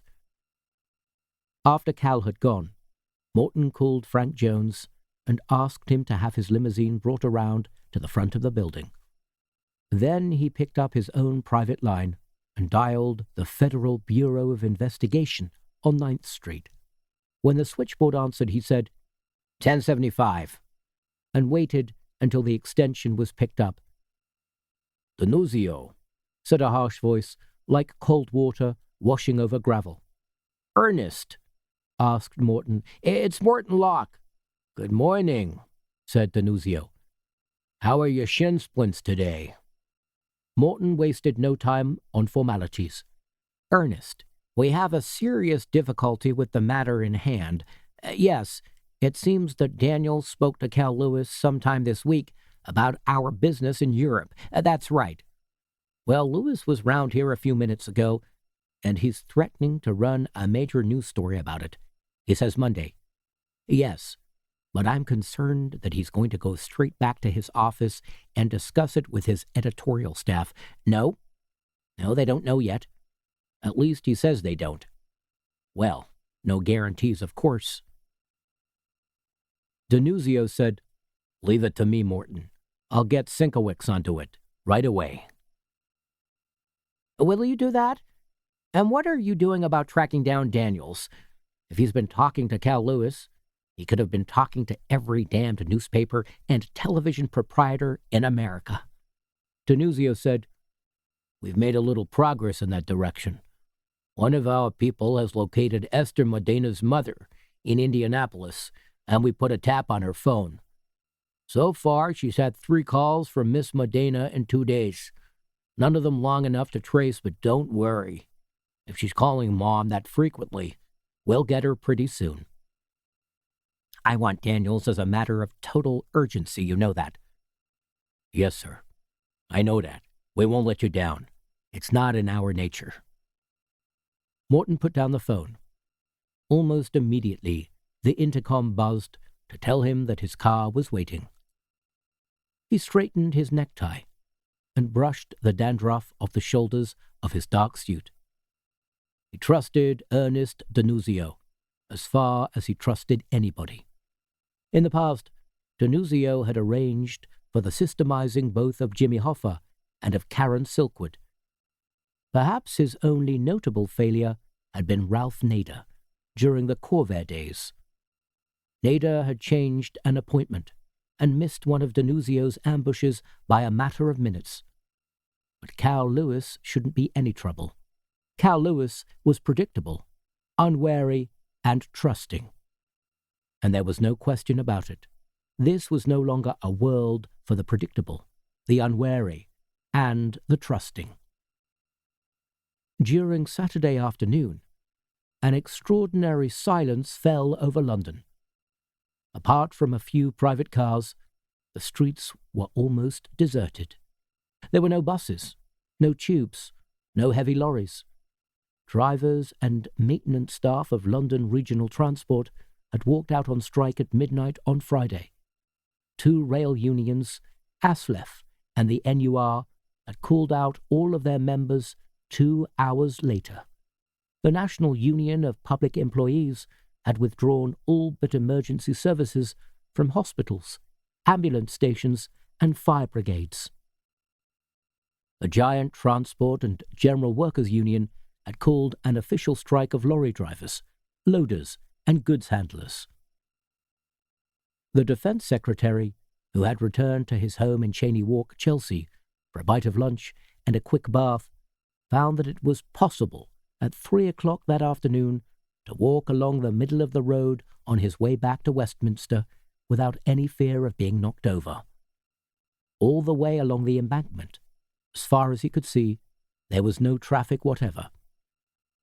It reminded him strangely of The War of the Worlds by H.G. Wells, which he had read as a boy. It was curiously like Sunday in the city, with the closed shops, the houses locked up and the blinds drawn, the desertion, and the stillness. In fact, he was so struck by the feeling of already having been invaded, as London had been invaded by the Martians in the War of the Worlds, that he hurried faster along by the river, unhappy now that he had chosen to walk, hot and uncomfortable, and feeling suddenly vulnerable in the bright May sunshine. The Thames sparkled brightly beside him. On the far bank of the river, Battersea Power Station stood, with its 4 tall chimneys surrounded by scaffolding, halfway through its £50 million conversion into a recreation centre. On the pavement, a gaggle of scruffy pigeons strutted around a discarded McDonald's bag and pecked at a half-eaten cheeseburger. The modern Marie Celeste, he thought, a city found abandoned and still littered with unfinished cheeseburgers. It took him 20 minutes to get back to Whitehall. He had often walked before, because he had always loved the river, and because it was the only exercise he ever got. But today the walk seemed threatening and arduous. He stood over his desk when he arrived, with his clean handkerchief pressed to his forehead to cool himself down, and kept his first visitor waiting for nearly 10 minutes. At last, however, Lieutenant Colonel Lilly knocked on his door and said, "I'm sorry to barge in, sir, but General Fawkes did rather want me to speak to you as soon as you got in." Yes, jolly good," said the Defence Secretary. "Do grab a pew. I'm afraid I rather whacked myself out walking back from Chelsea." Colonel Lilly perched himself on the edge of a large leather armchair, balancing his folders on his bony knees. "We've been trying to keep all the essential services going, sir, power and sewage, but as you instructed, we haven't made any moves to take over road transport or mines. The situation with the fire services seems a little parlous at the moment, but unless we get a real crisis, we'd really rather leave it as it is." The Defence Secretary nodded. His orders today had been clear, that the British Army should remain on full combat alert, and that as few soldiers as possible should be diverted to civilian activities. All British forces returning from Germany in Operation Cornflower were also to be kept in a state of combat readiness. The Prime Minister had not been at all convinced that there was any need for the Defence Secretary to be so alarmist about the Soviet Union, and she would personally have preferred to keep the trains running and the docks open. But he was a favourite of hers, and at this morning's meeting of the Inner Cabinet, he had spoken very persuasively in support of continued vigilance. At last, she had agreed that the army could be kept up to the highest possible strength, at least until public services had deteriorated below an acceptable level. Of course, there had been prolonged disagreement about what constituted an acceptable level. The Home Secretary remarked that what was acceptable to the family of an unemployed docker in Hartlepool would completely horrify the family of a moderately successful stockbroker living in St. George's Hill, Weybridge. The Health Minister considered that matters would have got out of hand when we can no longer bury our dead and rats run freely along Pall Mall. Lord Westley had remarked, not entirely seriously, that life would become intolerable when they no longer serve fresh crab sandwiches at Green's Champagne Bar. Public opinion at large seemed to be that Britain would be finished if the off-licenses closed and television was blacked out. Colonel Lilly said diffidently, "A couple of extra factors seem to have come up, sir. Well, 3 or 4, actually, and they all seem to bear out your suspicions that these strikes might have been deliberately orchestrated. I had a report in this morning from some of our intelligence chaps in Belfast, and it appears that both the IRA and the INLA are planning a huge bombing offensive in Northern Ireland to coincide with the general strike on May the 30th. Apart from that, CND are going to organize massive demonstrations at all active RAF stations and U.S. cruise missile bases. The object seems to be to tie up the military as much as possible on non-military duties." The Defense Secretary listened to this, repeatedly smoothing back his hair. "And what's your opinion, Colonel, off the record? You had to deal with this kind of thing in Aden, didn't you?" Colonel Lilly gave one of his famous, self-depreciating smirks. "Difficult to interpret it exactly, sir, but it does seem to me that what the Russians could be doing is making quite sure that we keep our side of the bargain. Even if we do change our minds about cornflour, we won't be in much of a position to do anything about it if we're completely snarled up with industrial and political chaos, will we?" "Or to dictate any revised terms," the Defense Secretary put in, "or to ensure that all or any of the agreed terms are properly complied with." "Perhaps the Russians intend to vary the agreement, sir," said Colonel Lilly. "Unilaterally, I mean, without any discussion." The Defense Secretary nodded. "I felt dishonest about thinking them, I must admit, but those were my thoughts too. If you ask me, the Russians probably plan to sweep through Europe flat out, disregarding any of the safeguards and guarantees that were written into the agreement, like that preservation of ancient buildings and the taking of proper census statistics. I mean, did you read that translation from Pravda yesterday? In spite of all our talks, in spite of everything we've given away, they still think of West Germany as another Third Reich, guilty of oppression and hostility, and what did they call it? Incurable revanchism. They believe that if they don't crush the West Germans first, then the West Germans will roll in and crush them. They seriously believe it, and no matter what you say, you can't persuade them otherwise. Remember Barbarossa. That's all they ever tell you.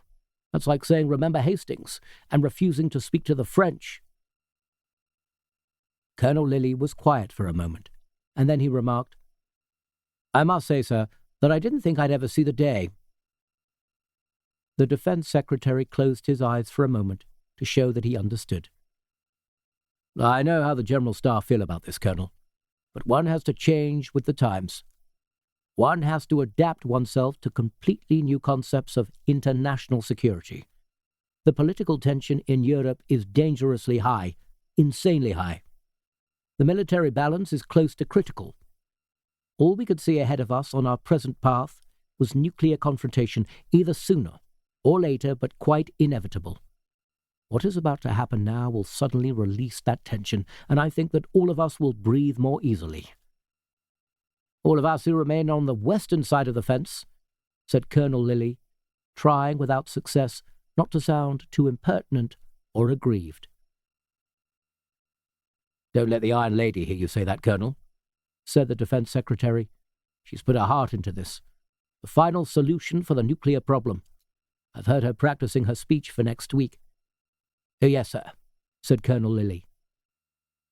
The Defense Secretary said, "It's a victory speech, Colonel, and quite rightly so. She's managed to achieve in 4 years what most men never managed to achieve in their whole lifetime." Colonel Lilly put his files together and straightened them. "My father was killed in action in Normandy, sir. So were quite a few of our family friends.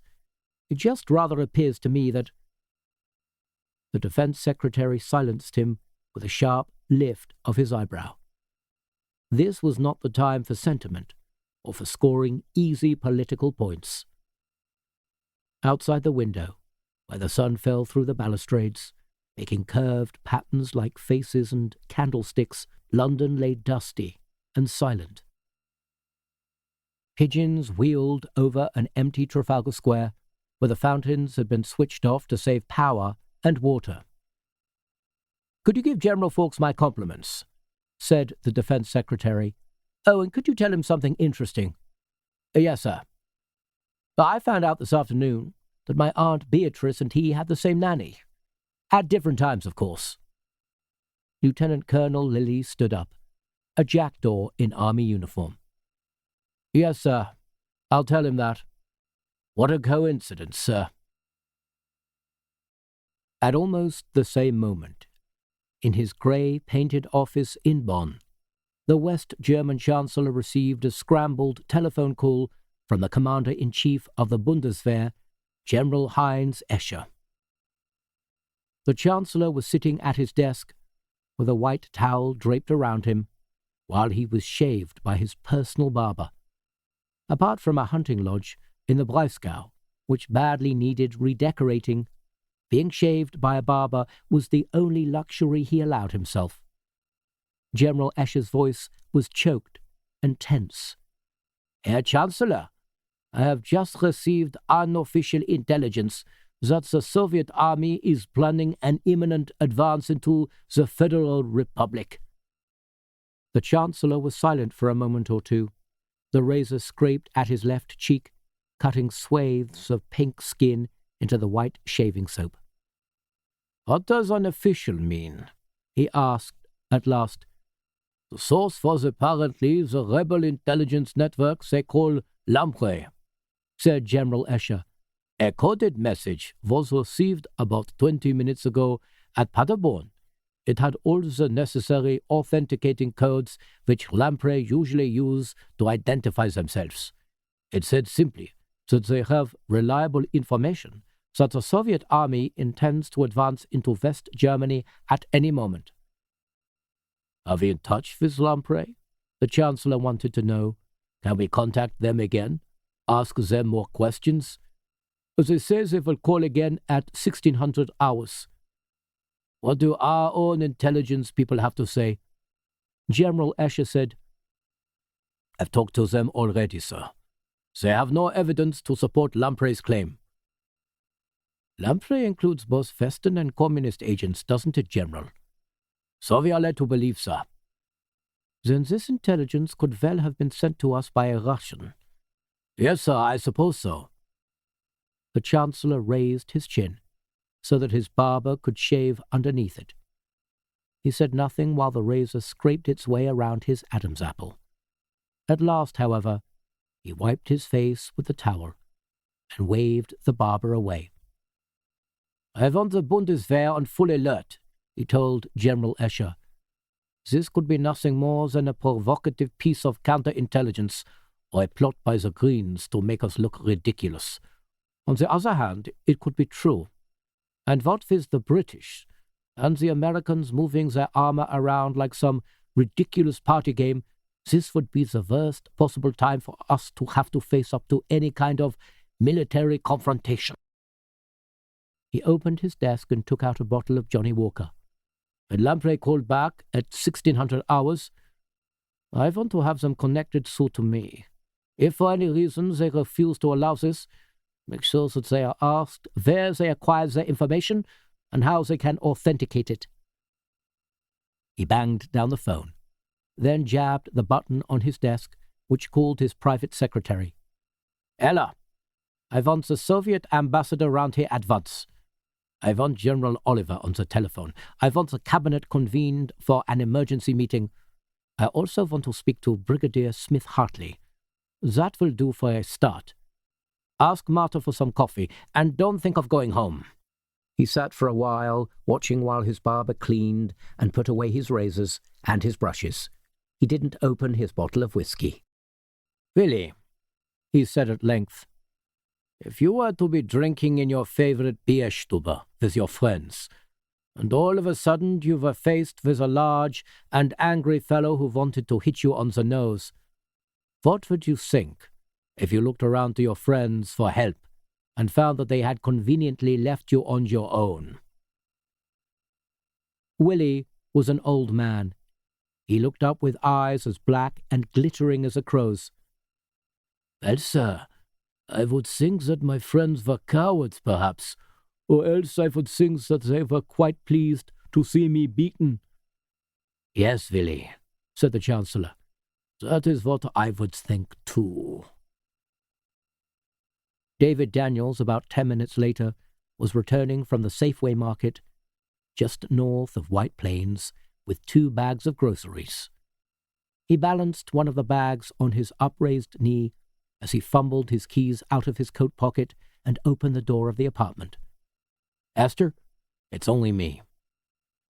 He closed the door behind him and walked through to the kitchen, setting the bags on the formica-topped table. I got us a couple of Cornish rock hens, he called. I thought they'd make us a good dinner tonight, and a bottle of Zinfandel, too. How about that? He took out a bag of tomatoes, an iceberg lettuce, and a Sara Lee pecan pie. It's good to cook at home for a change, he said. I got so darn sick of eating in restaurants. He searched through 3 or 4 kitchen drawers before he found the corkscrew. Then he opened up the bottle of Zinfandel and collected 2 glasses from the display cupboard over the sink. Carrying the glasses and the bottle in one hand, he walked through to the sitting room. You know something? He said. I haven't shopped in a supermarket in years. I felt quite like a... He stopped. A freezing shock went through him from the crown of his head to the soles of his feet, turning every one of his nerves into dry ice. The bottle fell, splashing wine. The glasses fell, snapping their stems. David found himself unable to move, as if his brain couldn't connect with any of his muscles. Esther had been ritually slain. Her naked body was bound with wire, lying on the rug by the fireplace. She had been cut open from her breastbone right down to her pubic hair, and all of her insides had been dragged out of her and arranged on the floor in a glistening anatomy display. Lungs, stomach, liver. David was horrified that he could recognize them. 2 small bronze statuettes had been forced up between her legs. The agony of that alone must have been crucifying. Oh, God, was all he could manage to say. He turned around and walked with dragging feet back to the kitchen. He stood shaking all over, trying to keep his sanity together. He knew that they had killed her so horribly, not to punish her, but to warn him. Whatever Gringo was, somebody wanted it kept fatally silent, and this was what would happen to anybody who showed an interest. He looked at the shopping, at the salad that would never be made, at the Cornish rock hens that would never be eaten. All the time he had been walking up and down the aisles of that supermarket, feeling like a husband again, Esther had been tortured and bound up and then disemboweled. He had no doubt at all that she had still been alive when they had cut her open. They had probably spread her insides around in front of her as she lay dying. He had seen photographs of that kind of killing before, when he was sitting on congressional committees on organized crime. Quite deliberately, he went to the sink and vomited. Then, with tears in his eyes, he drank a large glass of water, wiped his mouth, and went to the telephone. He picked it up and dialed his own answering service, at home in Connecticut. This is David Daniels. When you hear the tone, please leave your name and your number, and I'll call you back as soon as I can. After the beep, David said, I know you're listening. I've been here, and I've seen what you've done to Esther. Let me tell you that you don't frighten me. You're animals, and I'm not frightened of animals. You can look for me wherever you like. You won't find me. Not now. I'm going to disappear right off the face of the earth. But I'm going to make sure that everybody gets to know what you've done. Press, television, everybody. You're going to regret this. You're going to regret this so damned much, because one day, my friends, I'm going to come after you. Just the same way you came after Esther. And I'm going to spread your guts for public display. You hear me? I'm going to put you through hell. He was still shaking when he put down the receiver. He knew that it was time to go. There was nothing he could do for Esther. They had butchered her too savagely. He couldn't even make her look as if she were at peace. He could only hope that there really was a life after death, and that she was enjoying it. The trouble was, he didn't believe that there was. And as he went down in the elevator, he couldn't stop the tears that started to roll down his cheeks. He was still wiping his eyes with his handkerchief when the elevator reached the lobby. He left the building as quickly as he could and walked northwards to the middle of town, leaving his car parked where it was. He crossed the street and walked eastwards to Macy's. There were payphones there, on the first floor, which nobody would be able to tap or trace.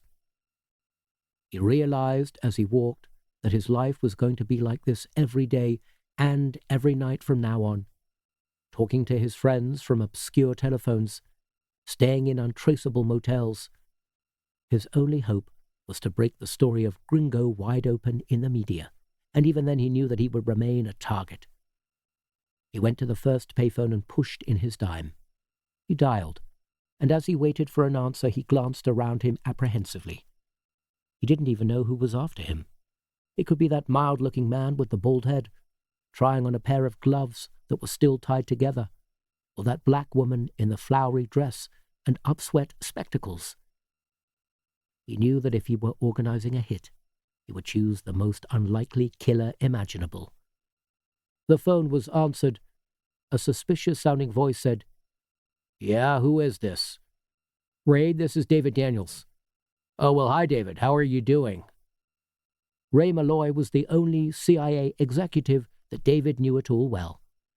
They had met in Paris 3 years ago, during David's investigations into intelligence service budgets, and when Ray had returned to Langley, Virginia, as senior finance officer, he and David had kept in touch.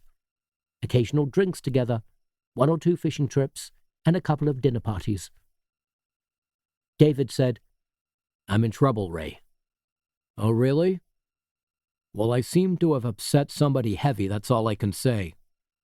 "In connection with what?" "Ray, I'm in trouble, that's all I can say.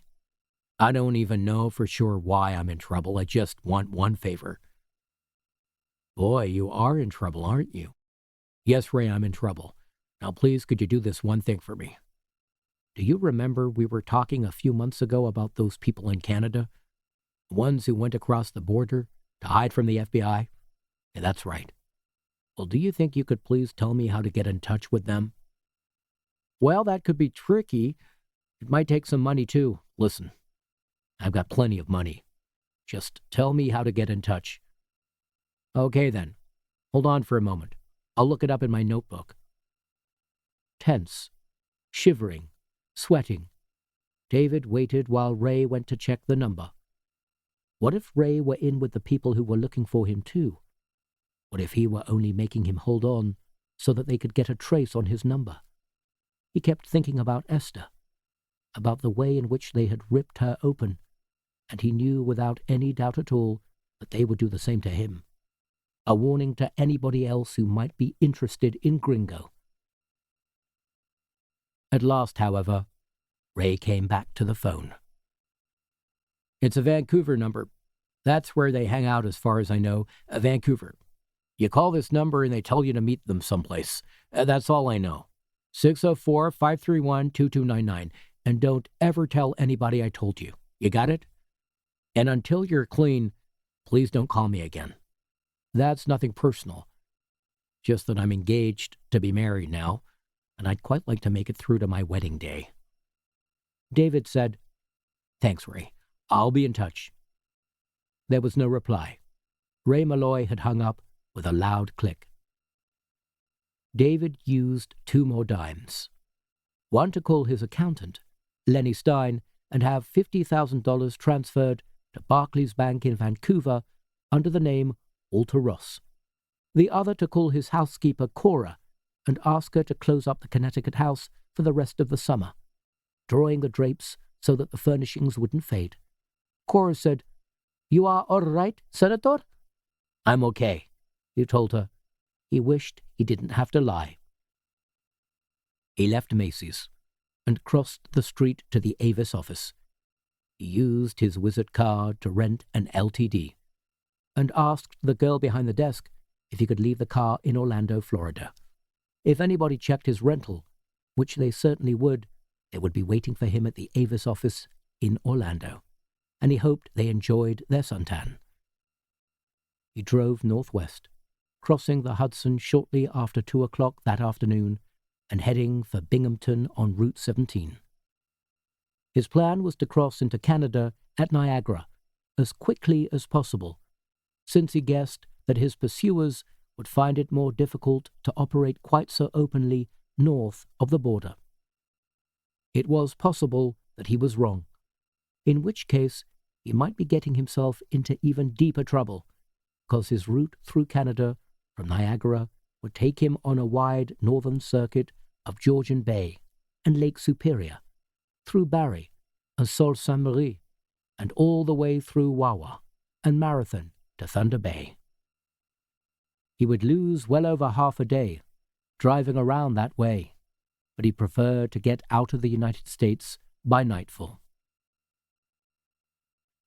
On the car radio, as he turned onto Route 17 into the glare of the late afternoon sun, he heard that Cal Lewis, the new publisher of the Washington Post, had been found by the police floating in the Potomac close to the Thompson Water Sports Center. He had been shot in the back of the head. The news reporter said, "This follows the bombing yesterday of a car belonging to Post reporter Jack Levy, which killed him instantly. Police are treating the 2 deaths as a possible vendetta against the newspaper, possibly sparked off by its recent campaign against organized crime." David had to pull into the side of the highway for a while. He gripped the car's steering wheel tight and twisted it in guilt and frustration. If he hadn't sent Esther in search of the secret of Gringo, if he hadn't talked to Jack Levy or Cal Lewis, then most likely they would all be alive today, and he himself wouldn't be driving towards Niagara Falls in a cheap rented car, with no luggage, no possessions, no friends, and nowhere to turn but some hideaway community of exiles in Vancouver. At last he started up the engine and pulled away. On the radio, they were playing Days of Grace. We lived like friends through all those days. We lived like earthbound angels, dancing through that summer haze. And even now I see your face, and I recall with smiling tears those days of grace. It was dark by the time he reached Niagara. In Europe, it was already 1 o'clock on Sunday morning. There were only 2 hours and 10 minutes to go before the launch of Operation Bellini. 21. He called Hans for the 5th time, and at last he got through. He was sitting in a little wooden beach house not far north of Rundstiel, overlooking Uesul. The house was hidden from the main road by rows of pines, and from the nearest neighboring beach house by a tangle of bushes and undergrowth and flowering shrubs. Beyond the shrubs, the ground dropped sharply to the shoreline, and there in the evening dusk was the sea, speaking in a stage whisper to the greyish sand. The beach house belonged to some old friends of Agnetta's, the Holmans. It hadn't taken Charles long to knock open the padlock on the front door with a heavy stone. Hans said, "Where are you calling from? You sound far away." "I'm in hiding," Charles told him. He blew out smoke. That Russian bastard Novikov was waiting for me when I went around to Pirskramskel to see Agneta. Charles found to his surprise that he couldn't speak. His throat was snarled up with emotion. He took a deep breath and said, "Ah," and then at last he was able to say, "He killed her, Hans, and my friend Roger too. It was quite a miracle that he didn't manage to kill me too." Hans said, "I'm sorry. Is there anything that I can do?" "No, well, I'm going to have to come to terms with it, aren't I? Other people have lost their friends. I'm no different. I just wish to hell that the people who own this place had left a bottle of Jack Daniels around." "Don't get drunk," said Hans. "We're going to need you." "I don't think I'm much good to anybody at the moment." "Listen to me, Charles. Things are starting to happen. We have had a call from our colleagues in Germany." "Where are you speaking from? Not from a hotel or anything like that. Not through a switchboard?"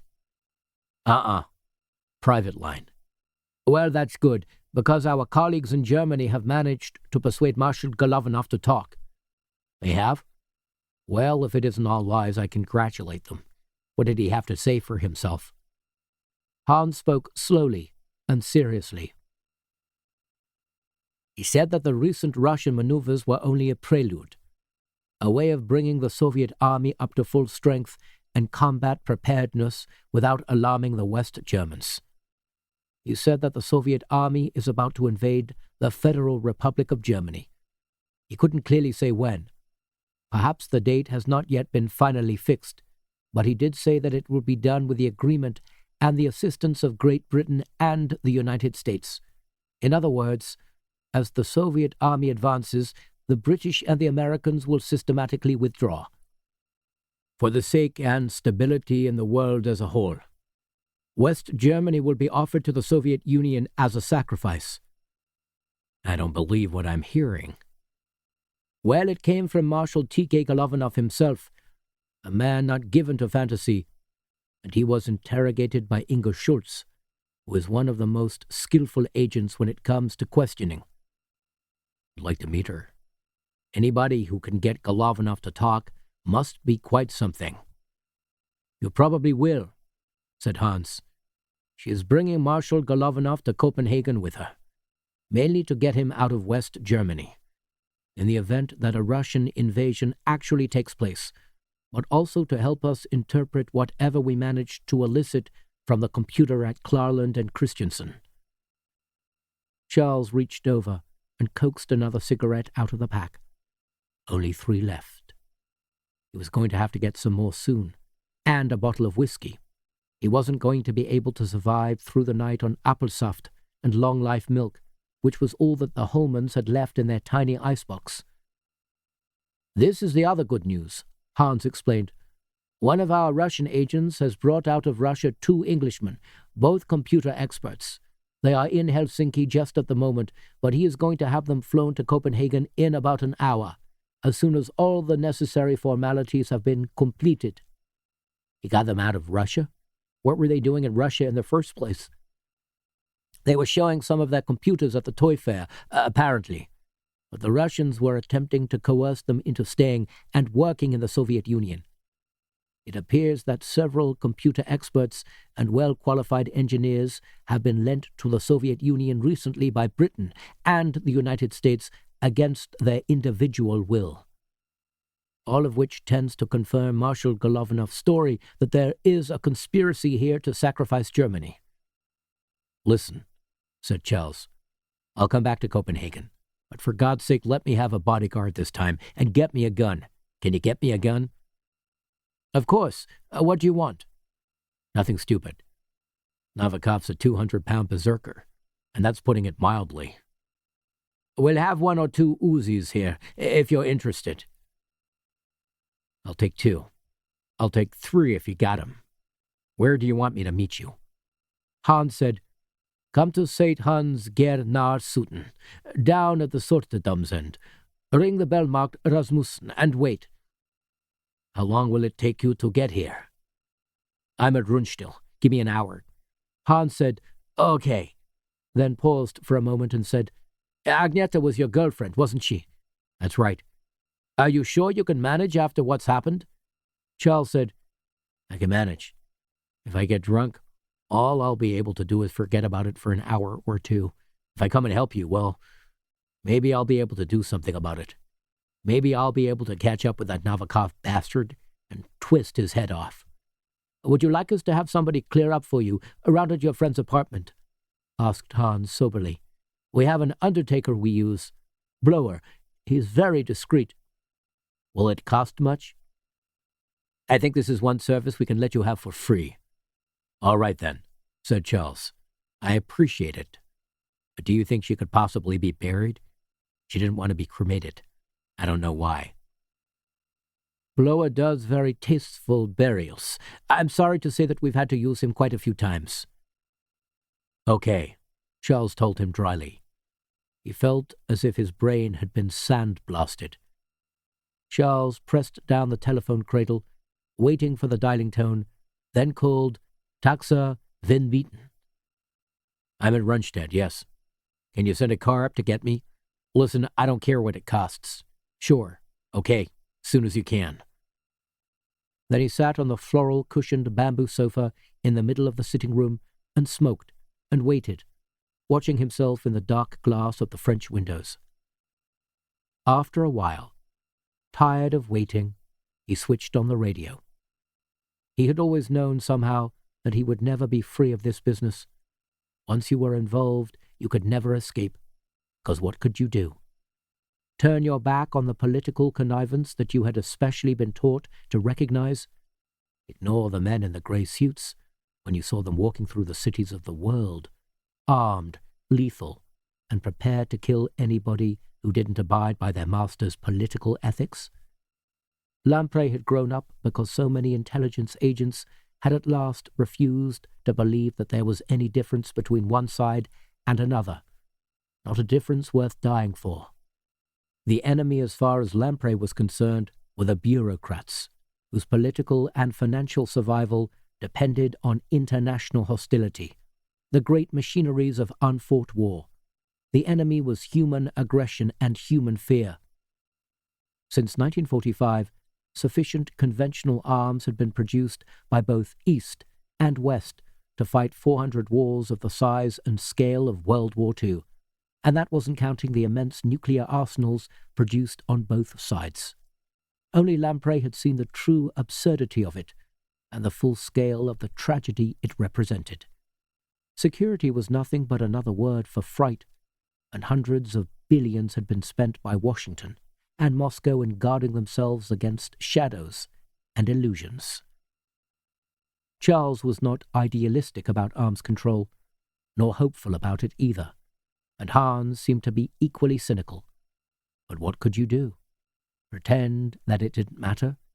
Pretend that it was nothing to do with you, and carry on working in intelligence with no more conscience about it than a white rat running through a laboratory maze? He didn't allow himself the luxury of thinking about his life very often, but he thought about it tonight, and the more he thought about it, the more certain he was that he had to go back to Copenhagen and try to stay sober. Almost 45 minutes had passed before a faint triangle of light swiveled across the ceiling of the beach house, signifying the approach of a car. Charles switched off the radio and went through to the bathroom to wash his face in cold water. He stared at his face in the mirror over the basin, grey, exhausted, emotionally beaten, but with eyes that still retained that old professional hardness. Not too bad, he supposed. Not for my age. He suddenly realized that he hadn't heard the car approaching the beach house. The driver hadn't come to knock at the door either. He stood up straight, listening, and watching himself, listening in the mirror. No sound at all, except for the fussing of the sea and the occasional rattling of one of the kitchen shutters. He glanced towards the bathroom window. To his horror, through the frosted glass he could see the distorted shape of a huge, dark figure and a face like raw meat. He wrenched off the bathroom light, snapping the cord out of its socket. Then he lunged out into the sitting room and hit the light switches there too, plunging the beach house into darkness. His mind raced. Weapon. What can I use as a weapon? He thought of the Russian automatic he had so contemptuously left behind at Agnieszka's apartment, and wished to God he hadn't been so ridiculously arrogant about it. Bending low, he made his way crabwise across the thin, rumpled tapestry rug until he reached the stove. He felt among the logs, tumbling 2 or 3 of them over, until his hand closed on what he had been searching for, a hooked fire poker, used for picking up firewood and raking the ashes. It was heavy, with a large brass knob at the end of the handle. Still crouching, he waited. He heard footsteps slowly circling the beach house, the measured steps of a man who believes that he is invulnerable, a man who is frightened of nobody and nothing at all. Charles desperately wanted to pee. It was a nervous reaction which most of his CIA and counterintelligence friends had attested to in times of fear. It was no use applying for a job as a field agent if you had a weak bladder. There was a moment of utter stillness. Even the sea seemed to be holding its breath. Then, like a controlled explosion, the veranda doors of the beach house came bursting in a blizzard of shattered glass and splinters of timber, and the red and white gingham curtains blew apart as if they had been caught in an instant 100-mile-an-hour hurricane. "Jesus!" roared Charles. A prayer, a war cry, a scream of fright. Krogh raged into the room, hurling chairs and tables aside, and uttering a noise that turned Charles's stomach upside down. It was a strangled, baby-like mewling, a high-pitched ululation of anger from a throat stretched tight by fire, from lips that had once been burned back right to the teeth. Charles stood up and swung the poker at Novikov in a sharp, sweeping, suddenly remembered action, the action of the college baseball hitter, Charles Krogh, class of '53. The blunt, sooty hook of the poker caught Novikov in the side of the neck, snagged a web of skin, tore scar tissue and muscle, and suddenly it was raining blood. Novikov turned, swayed as violently as Frankenstein's monster, and then flailed his arms at Charles like a torrent of Indian clubs. One blow caught Charles on the side of the face, and he was knocked flat on his back onto the floor, hitting his head on the side of the stove. He rolled over, the way his CIA instructor had taught him. Never lie there, like a dummy, waiting for the next punch. He was still clutching the poker, and in a second he was struggling back onto his feet again, turning over a wickerwork chair and a magazine rack, and smashing some unseen china ornament, but whipping that poker from side to side, and howling his war cry at the top of his voice, scared, angry, and vengeful. He struck Novikov on the shoulder, lashed him across the neck, beat him mercilessly around his upraised arms. It was then that he knew that the only thing which would ever stop Novikov was a gun, and a heavy-caliber gun at that, because the disfigured giant suddenly lowered his arms as if none of Charles's blows had hurt him at all, and glowered with such malevolence that all Charles could do was toss the poker onto the floor, scoop up a stool, and hurl it at Novikov's head, not particularly caring whether he hit him or not, and then tug open the door that led to the outside patio and run. He ran into a darkness that smelled of wind and sea, or soon at night, with the white horses grey and mysterious, and the grass whipping at his shins. He scaled a slanting slope, panting, crested the slope, and then headed towards the trees. Off to his right, he saw a Saab turbo, black, which must have been the car in which Novikov had been driven here. Gasping, stumbling forward onto a slide of loose stones and sandy soil, he looked over his shoulder. Novikov had followed him. For a moment he could see one of the grey breakers blotted out by a dark bobbing shape. It could only be a matter of minutes before the Russian's superior stamina began to tell, and then Charles knew that he was dead. He was already exhausted and trembling with exertion. Novikov would tear him into steak tartare. Although it lost him vital ground, Charles lurched sharp right and began to run towards the Saab. It took Novikov a few seconds to understand that Charles had changed direction. But when he did, he immediately turned after him and came loping up the shoreline, his feet crashing on the shingle. He whooped as he ran, in cruel triumph. He was quite sure that Charles would never get away from him now. The Saab was parked further away than Charles had imagined. His chest was bursting, as if somebody heavy was sitting on it, and his legs felt as if they no longer belonged to him at all. But then suddenly, he was there, colliding with the side of the car, and rolling himself around the back of it, on the ground. The driver must have been half asleep, quite convinced that Novikov would go into the beach house, finish the job, and come back with the bits. But when Charles banged into the car, he instantly opened his door and began to climb out, reaching as he did so into his windbreaker to tug out a gun.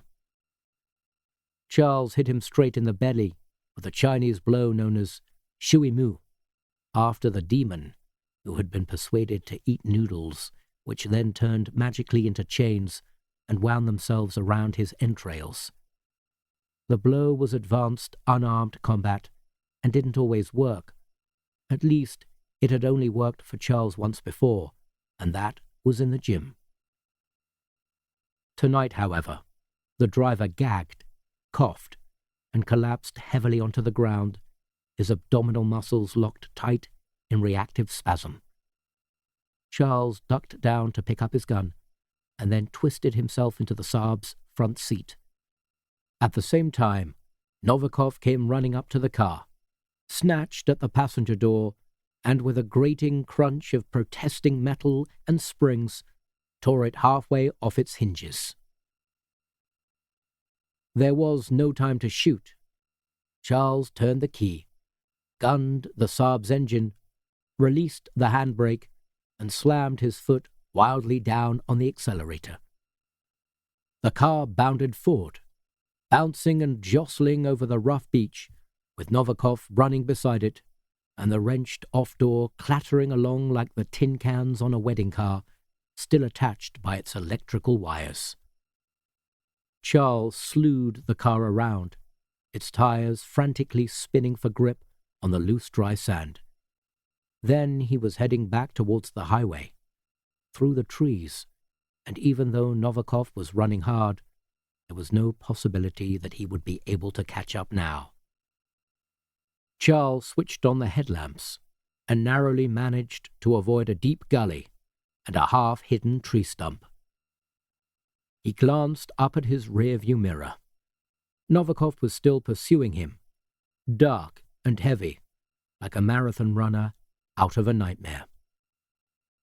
Charles had almost reached the highway now. He could see the red taillights of a passing truck. He groped beside him for the gun which he had picked up from the driver and lifted it up quickly so that he could see what it was. An FN GP-35 automatic, the Belgian version of the Browning High Power. It should be powerful enough to stop Novikov, providing the Russian wasn't wearing body armor. He checked his rear-view mirror again, and then jabbed his foot on the brake so that the Saab skidded to a halt right beside the shoulder of the highway. "Now be calm," he told himself. "If you panic, you're going to miss."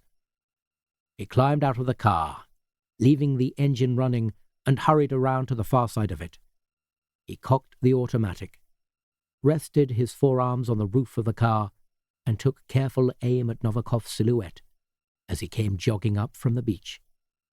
"Exhale," he told himself. "Steady, squeeze."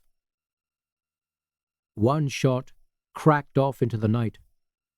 Charles stood with both hands raised, holding the smoking automatic, peering into the shadowy tree line to see if he could make out Novikov's fallen body. But there was nothing now, only the darkness.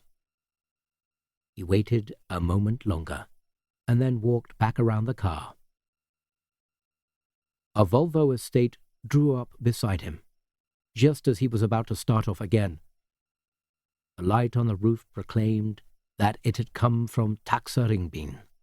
The young driver got out and walked across to Charles with a piece of paper in his hand. "I'm looking for Mr. Krogh," he said. "He's supposed to be waiting for me down on the beach somewhere. Are there beach houses down there?" Charles, with relief, turned off the Saab's engine. "I'm Mr. Krogh." What happened to your car?" Charles frowned across at the torn-off door. "Oh, that's always happening. I guess I just don't know my own strength." Charles took the keys of the Saab and walked with the driver back to the Volvo. The driver U-turned and headed back along the forest-lined highway to Copenhagen. "You like music?" he asked Charles. "What have you got?" "Beethoven's Fifth." "Sure, that sounds appropriate." "Are you okay?" the driver asked him after a while. "What's the matter? Don't I look okay?" "You look like somebody who's seen a ghost." Charles stared at his curved, distorted reflection in the Volvo's window. Lights passed in the night like speeding satellites.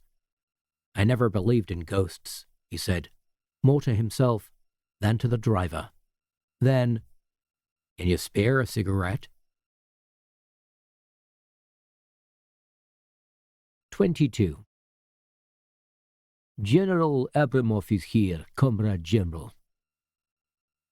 Yeremenko looked up from his strategic map of Western Germany. He was sipping a scalding demi-tasse of Eastern black coffee, the Russian equivalent of Turkish coffee, and the steam from the tiny cup had slightly fogged the edge of his tinted spectacles. "General Abramov, what is the commander of the Kiev military district doing here now?" Colonel Kleshev shrugged uneasily. Yeremenko hesitated for a moment, his cup still raised. Then he laid it carefully down in its saucer. "Very well, Colonel. You'd better show him through." It was 01:27 hours, and all the way along the eastern German border, the Soviet army was massed like one of the great hordes of Genghis Khan for the launching of Operation Bellini. The 16th Air Army, over 2,000 aircraft, had been divided into two separate air armies in preparation for the massive advance. Under their cover, 12 tank divisions and 16 mechanized infantry divisions would be advancing in two powerful fronts, one in the north and one in the south. With more than 10,000 tanks, 500 helicopters, 6,000 infantry combat vehicles, 5,000 armored personnel carriers, and over 5,000 artillery guns, mortars and salvo-firing rocket launchers, they would pour into West Germany along the Baltic coast, into Hamburg, along the Berlin Autobahn, into Hanover, through the Fulda Gap towards Frankfurt, and into Bavaria from Czechoslovakia. It was the greatest army of invasion ever assembled in the world. The lines of T-72 and T-64 tanks were so long that civilian traffic in East Germany was at a standstill 16 miles back from the border. Behind the tanks came self-propelled Akatsiya howitzers, BMD personnel carriers armed with rockets and 73mm cannon, and hundreds of trucks of infantry. The two fronts could have been built up to even greater strength, if it had been necessary. Had it not been for Gringo and Operation Cornflower, the Soviet army would have been able to call up thousands of reserves from Poland and Belarusia. As it was, they expected to be able to roll through West Germany with little or no serious resistance. Any localized guerrilla attacks could swiftly be dealt with by special groups of Spetsnaz commandos. Gringo and Cornflower in themselves were just as impressive. The withdrawal from West Germany of all the US and British forces, which had been stationed there since the end of World War II, were the two largest and most complicated exercises in military movement control ever undertaken by either country. The paperwork was mountainous. The computer programs looked like encyclopedias. The arrangements for the speedy removal of hundreds of tanks, trucks, missile launchers, artillery, and other equipment were supervised by movement control specialists who could be numbered in hundreds. The Allied forces would run 1 hour ahead of the advancing Russians. That was the agreement. Any vehicles or equipment left behind would be dealt with later by special negotiation. The Americans alone had to drive or airlift out of their 36 West German bases more than 252,000 men and women in uniform, as well as all their tanks, vehicles, and equipment. There was a strict instruction from the Pentagon that not one of their new M1 Abrams tanks, and not one of their Black Hawk helicopters, and not one of their computerized multiple-launch rocket systems should be allowed to fall into Soviet hands, while the British Army were particularly anxious not to let the Russians seize any of their Chobham-laminated armor. General Oliver had remarked, "It might be a bloodless invasion, but it's still an invasion." Yeremenko, as commander-in-chief of the Western Strategic Direction, was holding the reins of the most powerful single fighting force in human history, and he was poised single-handedly to direct the most momentous political and geographical event for 40 years. General Abramov saluted him, and then shook his hand. "Well, Comrade Commander," he said respectfully, "it seems that the hour has come at last." Yeremenko slowly smoothed his hands together. General Abramov's unexpected appearance here had put him ill at ease.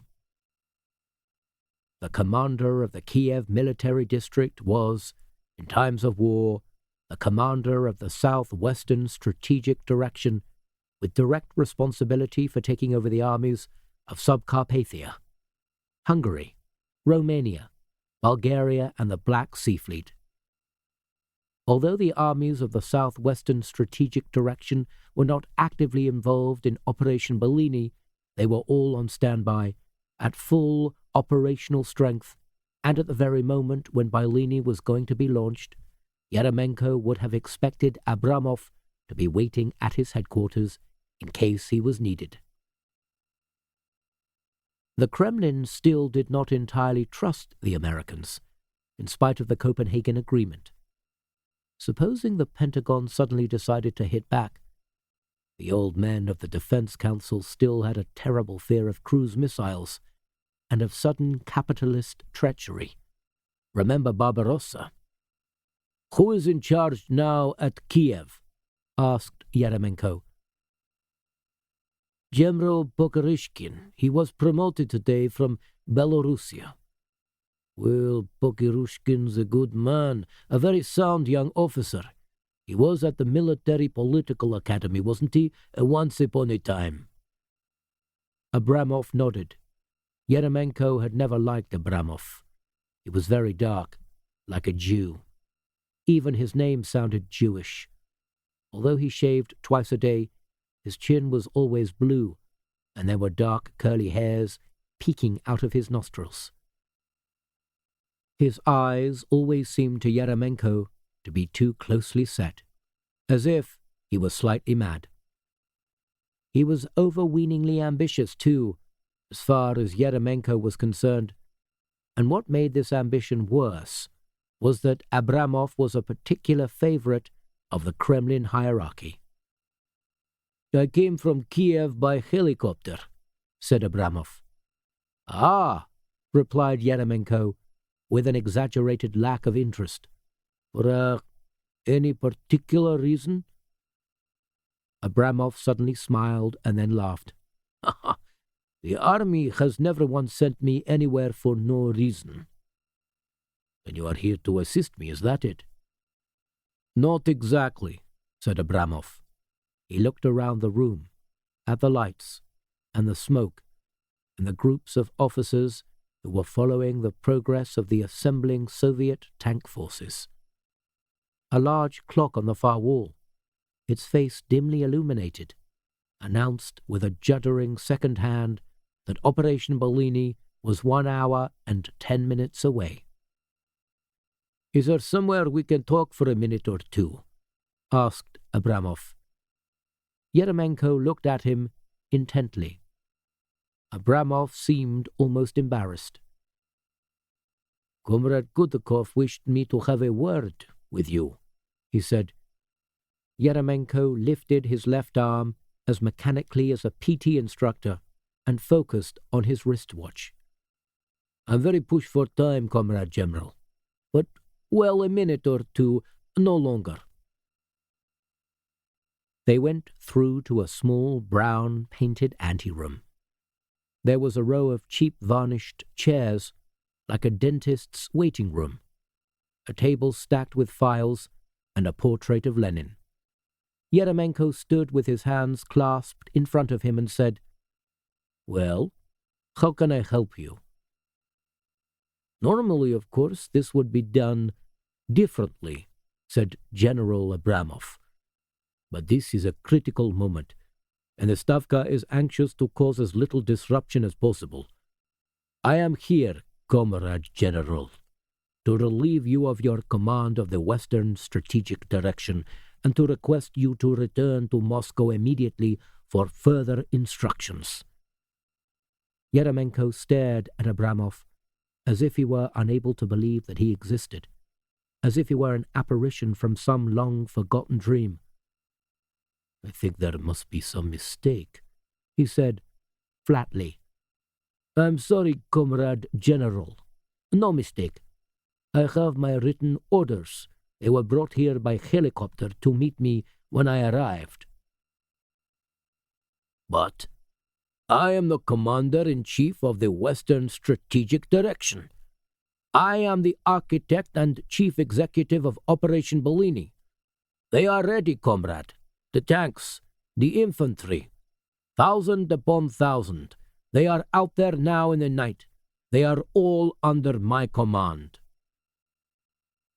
General Abramov lifted his hands and then dropped them again. This is none of my doing, Comrade General.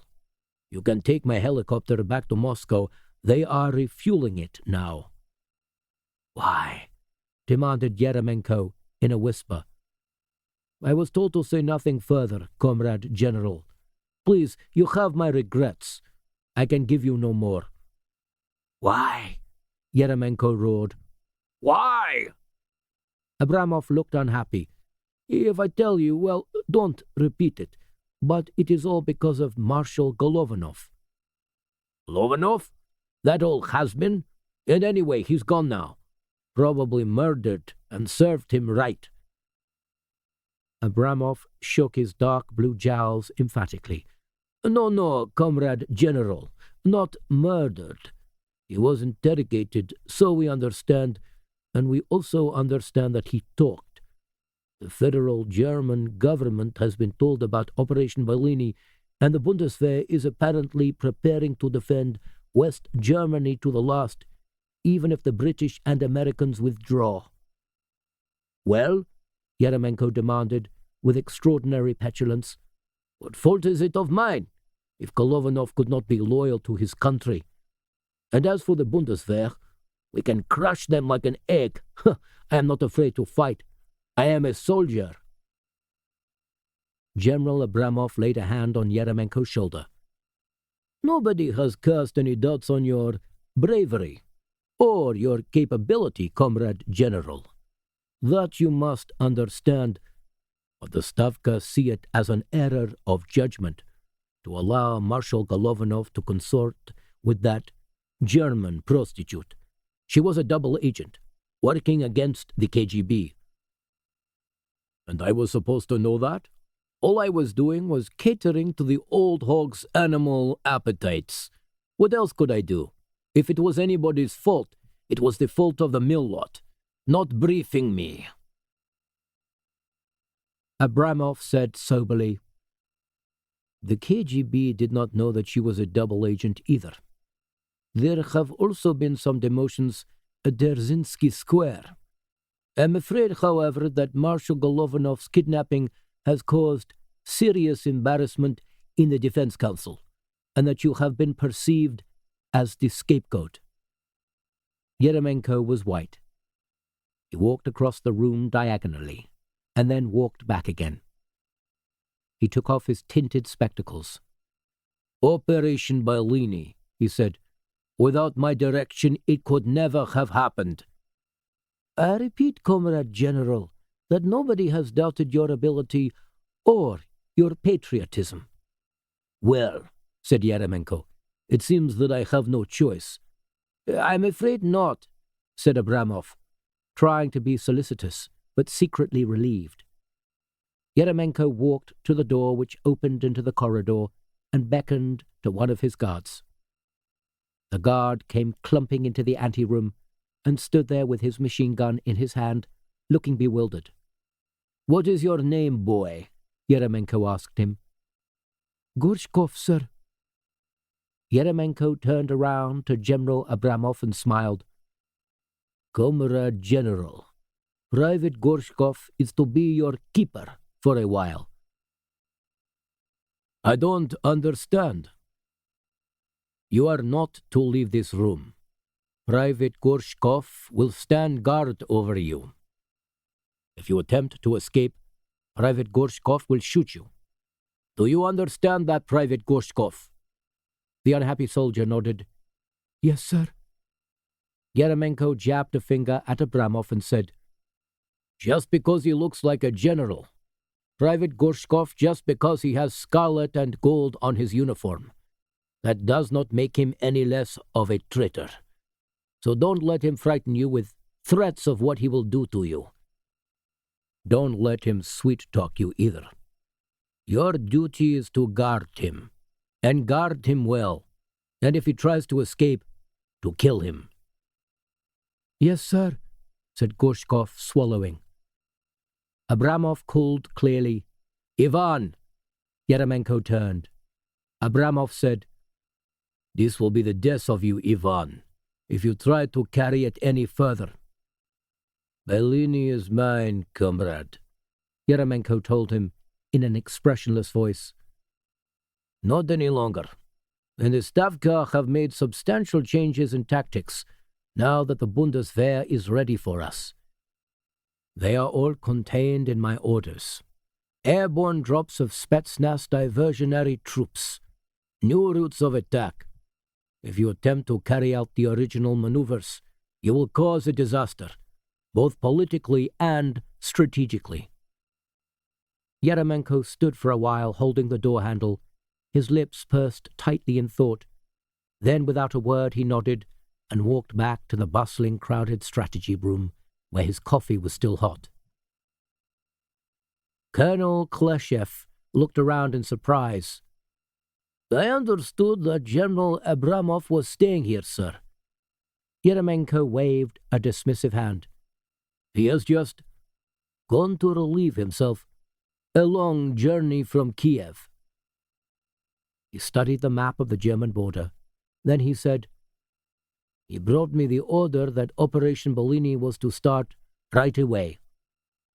Have the British and Americans been informed of this, sir? What? I said have the... Yes, I heard you. Of course they have. But we must start right away, at 02:10 hours precisely. I want both front commanders connected through to headquarters for final orders. I also want to speak right away to General Lavochkin. Yeremenko finished his coffee in quick, nervous gulps, while telephones jangled and intelligence officers hurried in and out of the doors of the strategy room with sheaves of paper, like leaf-cutting ants hurrying in and out of their nests. His immediate staff hovered not too far away, always ready to advise and assist, but earlier in the evening, Yeremenko had made it quite clear to them that Bellini was his knight of glory, and that he was going to direct the launching of the great invasion single-handed. Strangely, he half realized himself that the size and the scale of the invasion had gone to his head. He was quite aware now that what he was doing was both insubordinate and highly dangerous. He could only hope that the British and Americans would speed up their withdrawal and not interpret the early start of Bellini as an act of treachery and aggression and try to fight back. Yeremenko's armies would still prevail, of course, even if they did. Both British and American forces were packed up and ready to evacuate Europe, and were in no position to mount any organized retaliation. He cracked each of his knuckles in turn. In a way, he would relish a real battle, and he would make sure that he was ready for one, by ordering General Lavochkin to prepare his rocket armies with low-yield nuclear weapons. Any sign of retaliation from the Western forces, and he would lay a nuclear carpet across West Germany, from north to south, and devastate any attempt at opposition. The Defense Council had appointed him Commander-in-Chief of the Western Strategic Direction because he was efficient, because he was ruthless, because he would take Western Europe for them in less than a week. Well, whether they had changed their minds about his appointment or not, that was the result they were going to get. The alternative was too bleak to consider. If he meekly returned to Moscow to face investigation into the disappearance of Marshal Golovanov, he knew exactly what would happen. Disgrace, demotion, and dismissal to Carpathia or Trans-Baikal. Even execution. The Defense Council were not kind to generals who fell from grace. When a general was in favor, his life in the Soviet army was a rich one, with private dachas, plenty to drink, limousines, and scores of pretty girls. But when he was out of favor, he might just as well kill himself, and many did. The suicide rate among Soviet generals was one of the highest in the world, for any occupation in any country. To take Europe was Yeremenko's only chance of survival. It was 0158. Colonel Kuleshchev came up to Yeremenko and said, "Both front commanders are patched through to your telephone, sir." Yeremenko picked up his phone, but all he could hear was static. "What's this?" he demanded. Kuleshchev looked unsettled. "Oh, we've been having trouble with that line all night, sir. Perhaps you'd better take the call in your private office." Impatiently, Yeremenko stalked out of the strategy room. Junior officers stepped back and allowed him through like the parting of the Red Sea. Colonel Kuleshchev opened the swing doors for him and then followed him with clattering shoes as he made his way back along the corridor to his own office. "I want that telephone repaired immediately," Yeremenko snapped. He pushed open his office door, and of course he should have known that the faulty telephone was all a deceit, just to get him away from the strategy room. There, waiting for him in the lamplight, under the portrait of Marshal Kulik, was General Abramov, with 2 guards, colonels, who were unknown to Yeremenko, as well as Private Gorshkov, with his machine gun, and Major Grechko, Marshal Golovanov's secretary.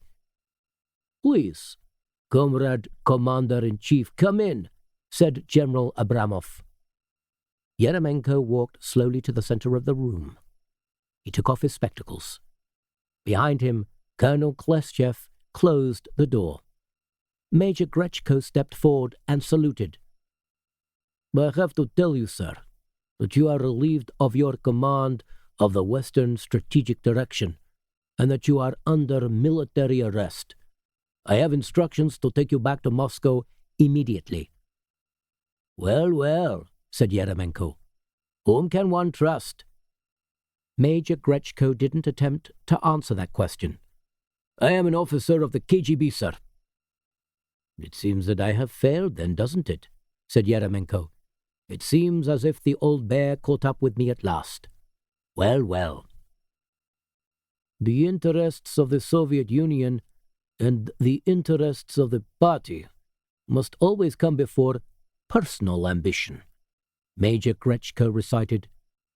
He was behaving like the perfect KGB officer, correct and smart, and always ready with an ideological admonition.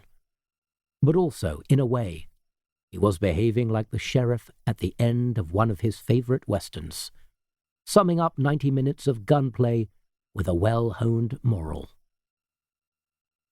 Privately, Grechko was deeply relieved that General Yeremenko had become so deranged. Grechko had been appointed to accompany Marshal Golovanov in order to double-check the surveillance that KGB field agents kept on high-ranking army officers.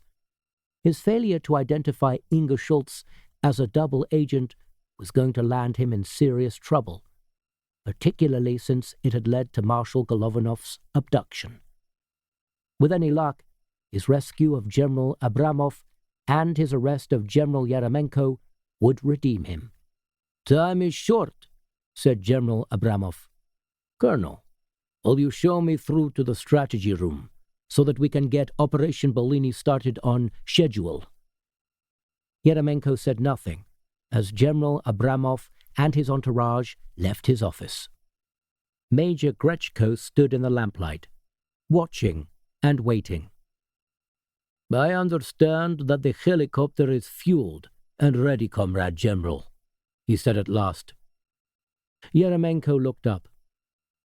It's trust, isn't it? It's trust that's lacking. I could never trust you, and you could never trust me. What kind of an army is it, which spies on its own officers? If Golovanov had been allowed to indulge himself with whatever woman he wished, instead of a KGB agent, then perhaps none of this would ever have happened. We bring it on ourselves. We are twisted with suspicion. We see Dybbuk's under every bed. He walked around his desk and opened one drawer after another. There was nothing there he needed to keep. He had no souvenirs, no sentimental reminders, not so much as a pen and pencil set. Suspicion is a disease, he said, without looking up. A disease from which the Soviet Union has been suffering since the revolution, and which one day will prove fatal. Major Grechko said, We'd better go, Comrade General, before the air traffic embargo is imposed. Very well, said Yeremenko. They left the office and walked along the corridor. At the far end, the large window that overlooked the front courtyard was just beginning to show the grey paleness of dawn. The building bristled with activity. Doors swung open and shut. Officers hurried from one room to another. Computers whirred and clicked. Hardly anyone gave Grechko and Yeremenko a second glance. They were all too busy with the last few minutes of Operation Bellini. Yeremenko said, If I tried to escape, what would you do? Escape? Asked Major Grechko.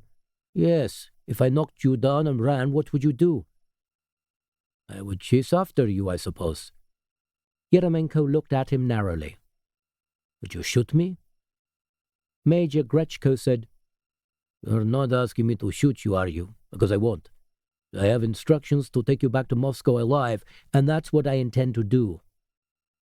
Yeremenko said, Watch me. He tossed aside his spectacles, and he began to run. Major Grechko, startled, immediately began to run after him. But Yeremenko was fit and athletic, and more than anything else, determined. He ran down the corridor in his general's uniform like an Olympic sprinter, arms pounding, and there was nothing that Grechko could do to keep up with him. General! shouted Grechko, and slowed to a trot. Because what could Yeremenko possibly do? They had passed the stairs, and there was no way down from here except by lift. Yeremenko would have to wait for the lift to arrive, and that would be the end of it. It was only when Yeremenko pelted obliviously past the elevator doors that Grechko understood. His stomach lurched, and he started running again. But he knew that he was far too late. Yeremenko was sprinting towards the huge window at the front of the building, and it was quite obvious that he didn't intend to stop. There was a railing along the bottom of the window, but Yeremenko dived at the glass head first, with his arms by his side, clearing the railing by nearly a foot. The whole window burst, 400 square feet of plate glass shattering into jagged stars and curving scimitars. Yeremenko, with blood spraying around him in a firework spiral of crimson droplets, fell through the sparkling fragments, head downwards. He hit the shiny black hood of a Volga, parked outside, and lay spread-eagled across it, dying, his blood running from 2 severed arteries, neatly channeled into the car's drainage system and flowing onto the pavement. Major Grechko stood in the corridor, staring at the shattered window. His mouth hung open, a stupefied puppet. He stood there for almost 30 seconds, and then the lift arrived on the 3rd floor, and the doors opened just beside him. The lift was empty. Mechanically, he stepped into it and pressed the button for the lobby. He had only 2 alternatives now, as far as he could see. Either to shoot himself, to get it over with, or to run. He stared at his pale, ghostly face and the smeary metal sides of the lift car. The lift reached the lobby. He had decided he would try and make a run for it. The borders would be open tonight as Operation Bellini got underway. There would be darkness, confusion, and plenty of opportunities to get ahead of the main body of tanks and troops and ask for political asylum in the West. He didn't even consider going back to KGB headquarters. What could he report? That had he not only been primarily responsible for the abduction of Marshal Golovanov, but that he had allowed General Yeremenko to commit suicide right in front of his eyes. Failures as serious as that meant the wall and a firing squad. The lift doors opened. Grechko was just about to step out when Colonel Chukov appeared and said, "Grechko, just the man," and grasped his shoulder. Grechko said, "Haven't you seen General Yeremenko?" "What?" frowned Chukov. "Outside," said Grechko. Chukov looked around and saw a military ambulance speeding past the window. It was too late. Grechko knew that there was no chance of escape now. Chukov would expect him to stay with him until everything was cleared up. He leaned against the wall beside the lift and pressed his hand against his forehead. "What's happened?" asked Chukov. "What's the matter?" "It's a disease," said Grechko under his breath. "A disease? Are you sick?" Grechko shook his head. "We're all sick, all of us. What are we trying to do? And now we're going to infect the rest of Europe." 23. The President was back at the White House, eating a late supper of smoked turkey salad, when Chancellor Kress called him from Bonn for the last time. The call was later to become known as the Turkey Talk, and to cause the President considerable political embarrassment. But on the night of Gringo and Operation Bellini, the forces at work in the world were enormous. All the accumulated powers of the past 40 years were at last being exercised on both sides, and the dangers were extreme. Chancellor Kress said boldly, "You can deceive us no longer, Mr. President. We understand completely what you have done. You have sacrificed a free Europe in exchange for a secure America." The president picked turkey out of his side teeth with his thumbnail, grimacing as he did so. I think you've gotten hold of the wrong end of the rope here, Herr Chancellor. I don't think so, Mr. President. I am not a fool, even if I am reliant on the United States for much of my protection against the Soviet Union. Well, said the president, ruminatively, you have to consider the greater forces of history, the push and the pull, as well as your own particular problems. All I want to know is whether you are really going to withdraw your forces in the face of a Soviet invasion. All I want to know is the truth. The president sighed. Let's look at it this way, Herr Chancellor. For every action, you get a reaction, agreed? Now that happens in politics as well as in science. So during the World War II, the Germans invaded Russia and killed millions of Russians. Millions. Can you imagine their reaction to that? Can you imagine how they feel today? Oh, sure. They took over Eastern Europe, but that wasn't enough to take the fear and the anger out of their system. Imagine if somebody knocked you down and beat up on you, and all you got in return was $10 and the promise that it wouldn't happen again. Well, you'd be pretty dissatisfied with that, wouldn't you? After all you'd suffered, and you'd still be afraid that one day somebody was going to come back and beat up on you again. That's exactly how the Soviets feel. Chancellor Kress could scarcely control his frustration and his wrath. Mr. President, I didn't call you for childish lectures on European politics, about which you seem to understand nothing at all. Nor did I call you to be reassured or patronized. I called you because huge Soviet armies have now amassed on our borders. Because American forces appear to be right on the point of withdrawing from the Federal Republic without any sensible explanation and in direct contravention of all NATO concordances, and because I have been given intelligence information from a highly placed Soviet source which confirms what is already obvious. You have sold us down the river, Mr. President. I believe that is the American expression for it. The president was silent for a long time. Then he said, Hold your horses for a moment, would you, Herr Chancellor? And pressed the button which muted his end of the call. He beckoned to Morton Locke, who was sitting on the opposite side of the Oval Office, leafing through intelligence reports. Morton, how long before the Soviets start to roll? 58 minutes, sir. The president released the mute button and said, Herr Chancellor, I'm sorry I kept you waiting. Listen, I've just been talking to my Joint Chiefs of Staff. Yes, of course. But what we're trying to work out here is a question of balance. Balancing the world globally. Do you see? Rather than continue with the present system, which is unbalanced and unfair, and which creates all kinds of tensions, not just between the West and the East, but in the Third World, too.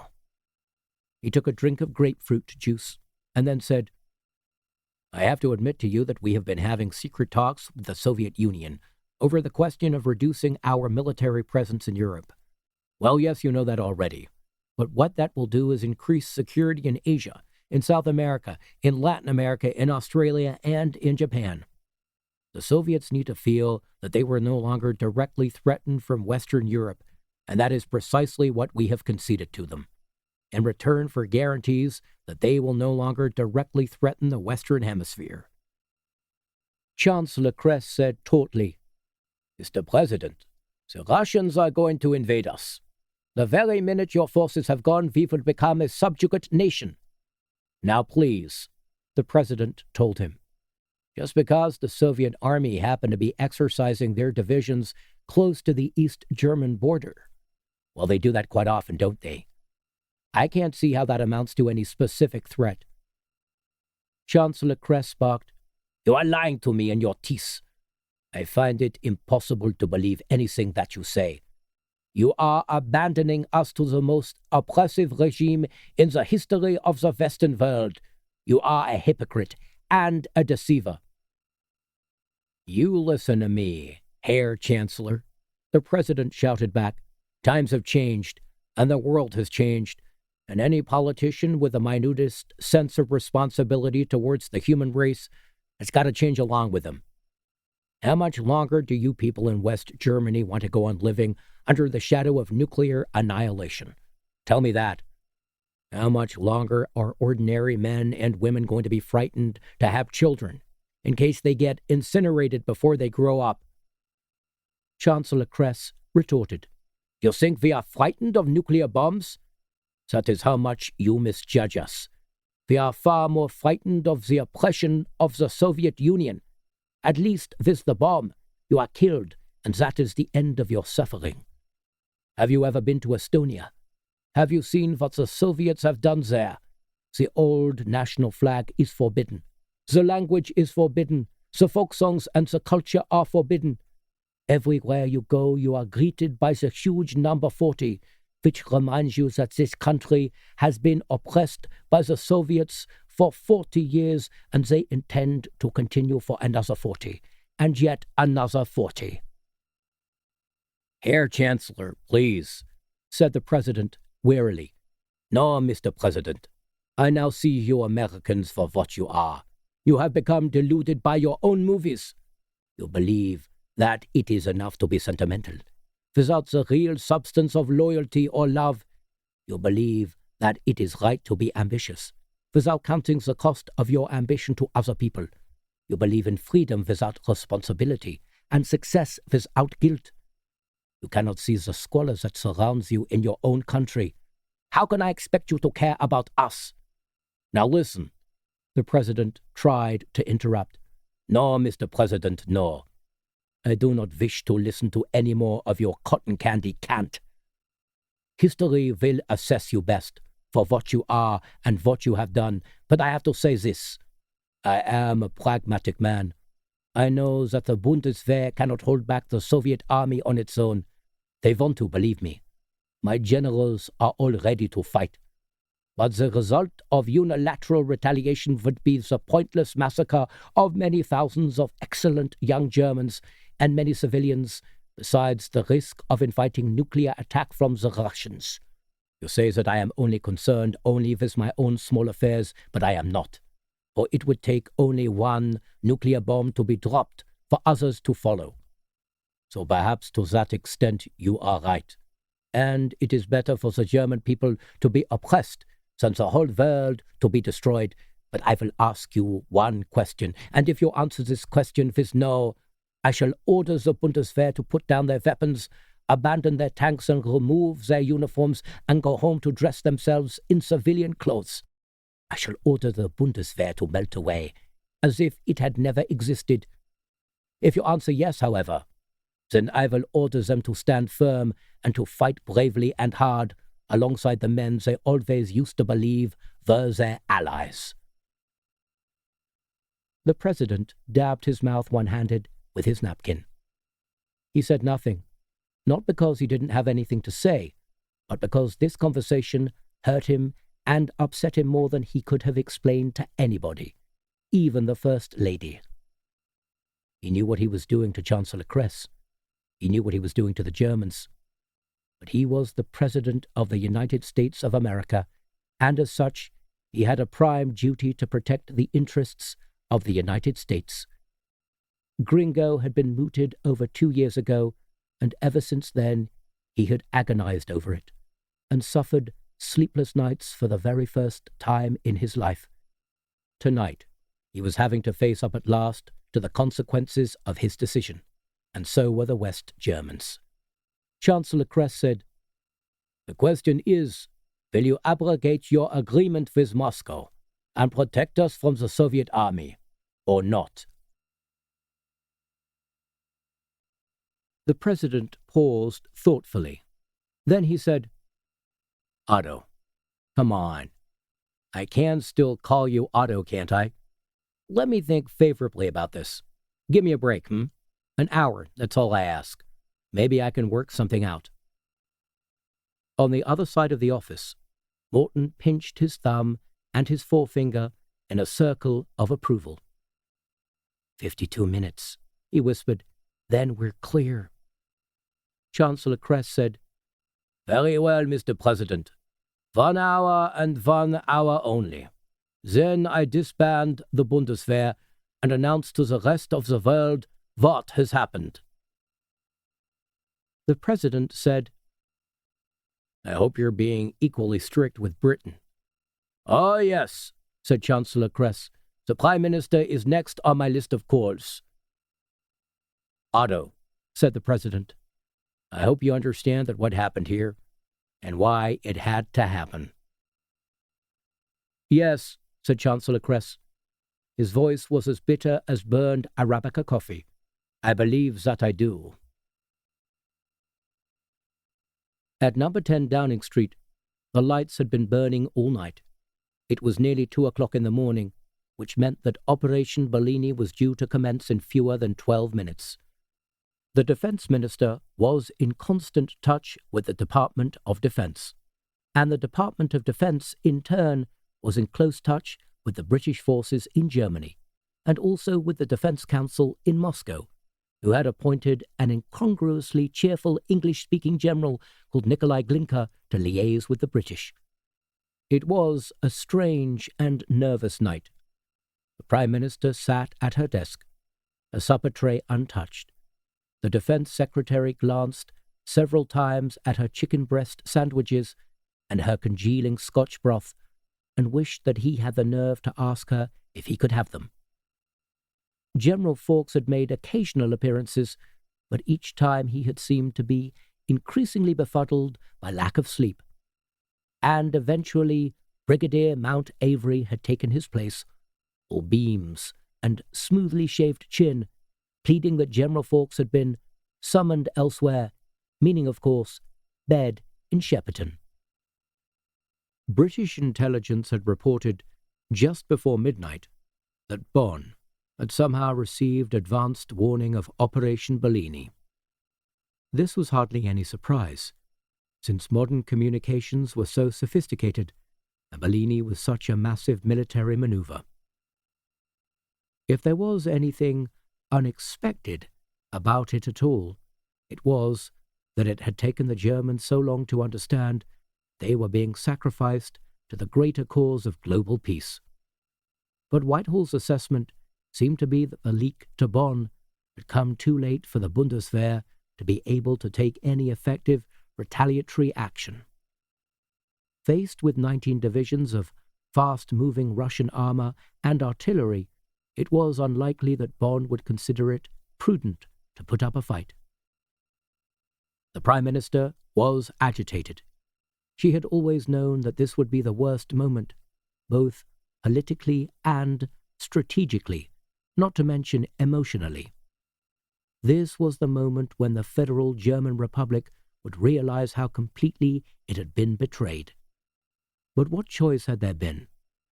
Britain had been forced to decide between allegiance to Europe and allegiance to the United States, and in the end there had been no serious contest.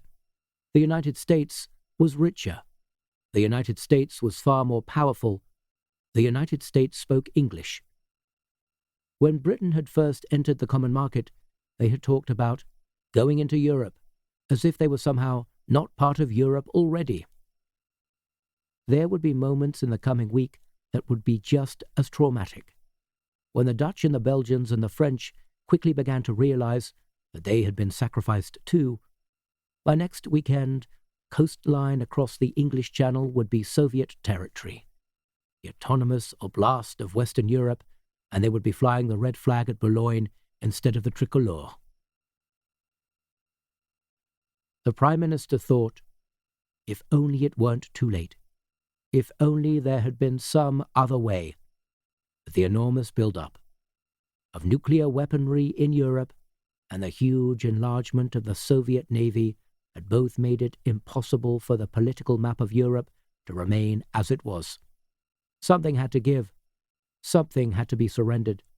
Otherwise Europe would almost inevitably be devastated. Only the Prime Minister and her closest advisers knew how close it had come to that, and how frequently. There had almost been out-and-out war with the Soviet Union when cruise missiles were first sighted on British soil. and there had been scores of hair-raising incidents when Soviet reconnaissance aircraft had overflown NATO territory. Ultimately, of course, it had been all those weeks of relentless pressure from the United States which had obliged the Prime Minister to agree to the talks in Copenhagen. With his midterm elections due, the President had badly needed to be able to boast to a disillusioned electorate that he had achieved total security in the Western Hemisphere and the end of the communist regime in Cuba. He had also insisted on no further communist expansion in Asia and no more guerrilla activity in the Third World. In return, he was prepared to give up the military protection of Western Europe, which also happened to be the single most expensive item in his defense budget. The President had reminded the Prime Minister in a fierce conversation, later described by Downing Street as a frank discussion, that Britain still owed the United States $12,083,291,413 from World War I, and that was one of her smaller liabilities.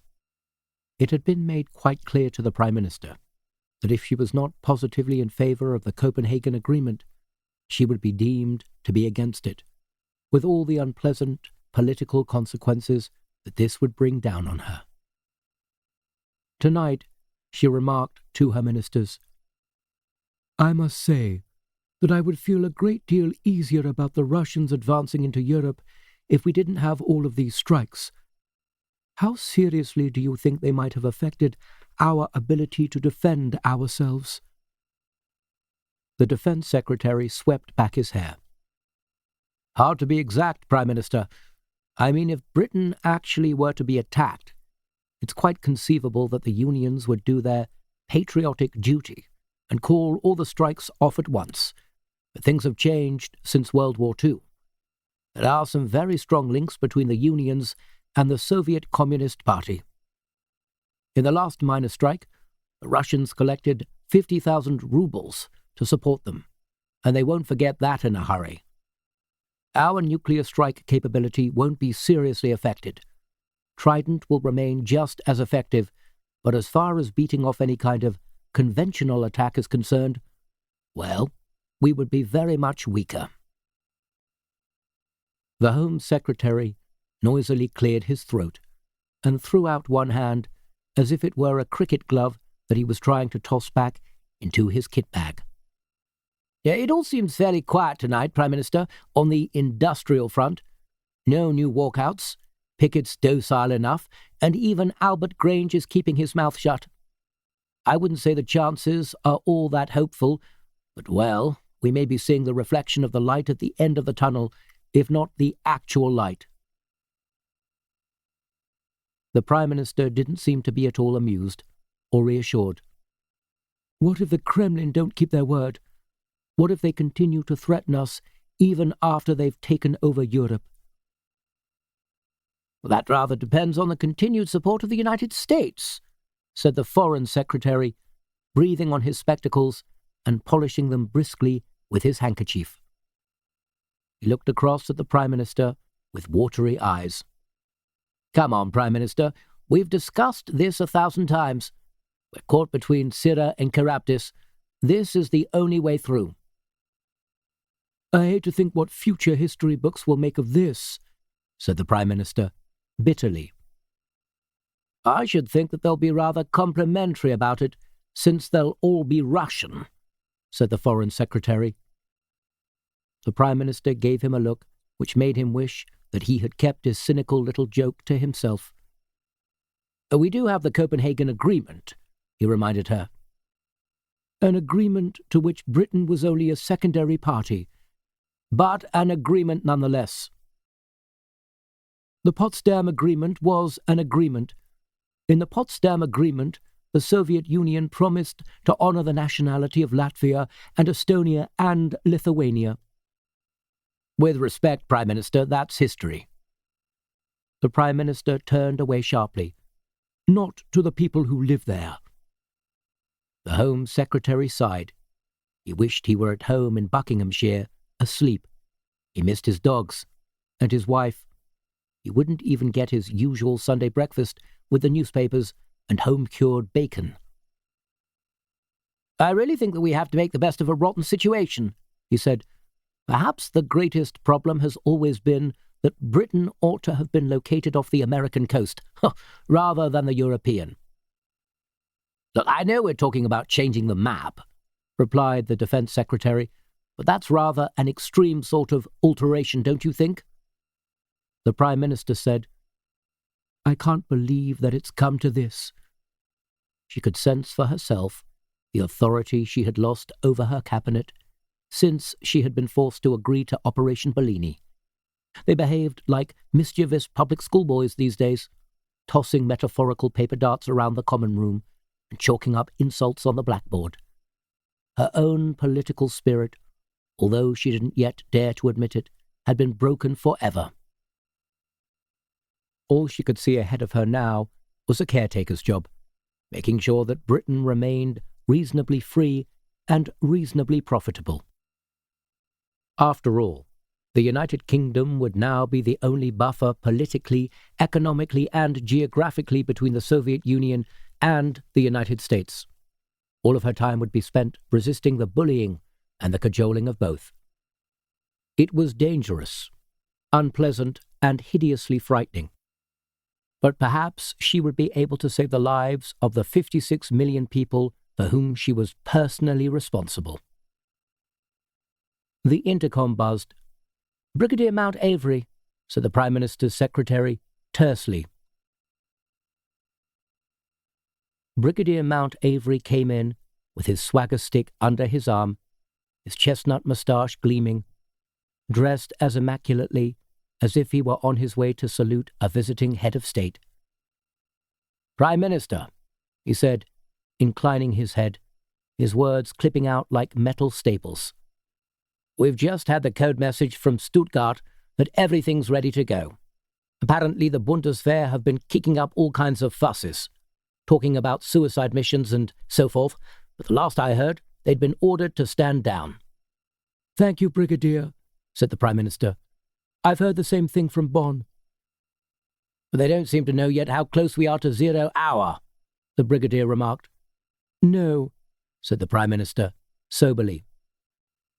Chancellor Kress had called her twice tonight already, appealing for information and for military support against the Soviet Union. Each time, she had been obliged to stall him and to lie. She hoped there would be no more ignominious moments in her career than this. She was glad that her husband was so understanding. He was as frightened of the future as she was. The Defense Secretary glanced across at the carriage clock on the Prime Minister's desk, which was chiming too. "I'd better be getting back," he said, uncrossing his legs. "In about 10 minutes, all bloody hell is going to be let loose." The Prime Minister said, "Wait," and pressed the button on her intercom to call her resident house manager. After a moment or two, he appeared at the door with a silver tray, on which there was arranged a ship's decanter of whiskey and a dozen crystal glasses. Number 10's old skewbald cat Wilberforce rubbed around his ankles. "A drink, please, Thomas," the Prime Minister asked the house manager. With infinitesimally trembling hands, he poured one out for each of the ministers present. When he had done so, the Prime Minister raised her glass and proposed a toast. "Her Majesty," she said in a throaty voice, "may God protect her and all of us." "Her Majesty," growled the ministers, and drank. There were 8 minutes and 15 seconds left to go before Bellini. During the night, the federal German government made urgent representations to the UN Secretary-General Matala Obeziki, and Chancellor Kress spoke in turn to the Prime Ministers of Denmark, Sweden, France, and Belgium. Each head of government was as powerless and as confused as he was. The key to what was happening was in the secret Copenhagen Agreement made between the United States and the Soviet Union, with the United Kingdom as a co-signatory, and none of them was prepared to discuss the matter except if it tabled at the next regular meeting of the United Nations Security Council. The British and American news media carried scarcely any mention of the European crisis, except for a puzzled leader in the Sunday Times entitled, "What Crisis?" By 3 a.m. European time, almost all of the British Sunday newspapers had already finished printing, and the Prime Minister's press secretary was deftly fending off inquiries from BBC and independent television news with expressions of urbane surprise that the West Germans should be so concerned about the Soviet maneuvers, which, after all, were nothing out of the ordinary. He put down the telephone on the last call only 35 seconds before General Abramov gave the order for the East German border posts to be opened, and the first Soviet tanks to advance into Western Germany. His order was simple: advance and Pobjeda, victory. It was raining. Scatterings of rain, like raisins. David Daniels was asleep in a side street in Oakville, Ontario, a few miles short of Toronto. He hadn't wanted to sleep. He had wanted to press on and put as much distance between himself and the United States as he possibly could.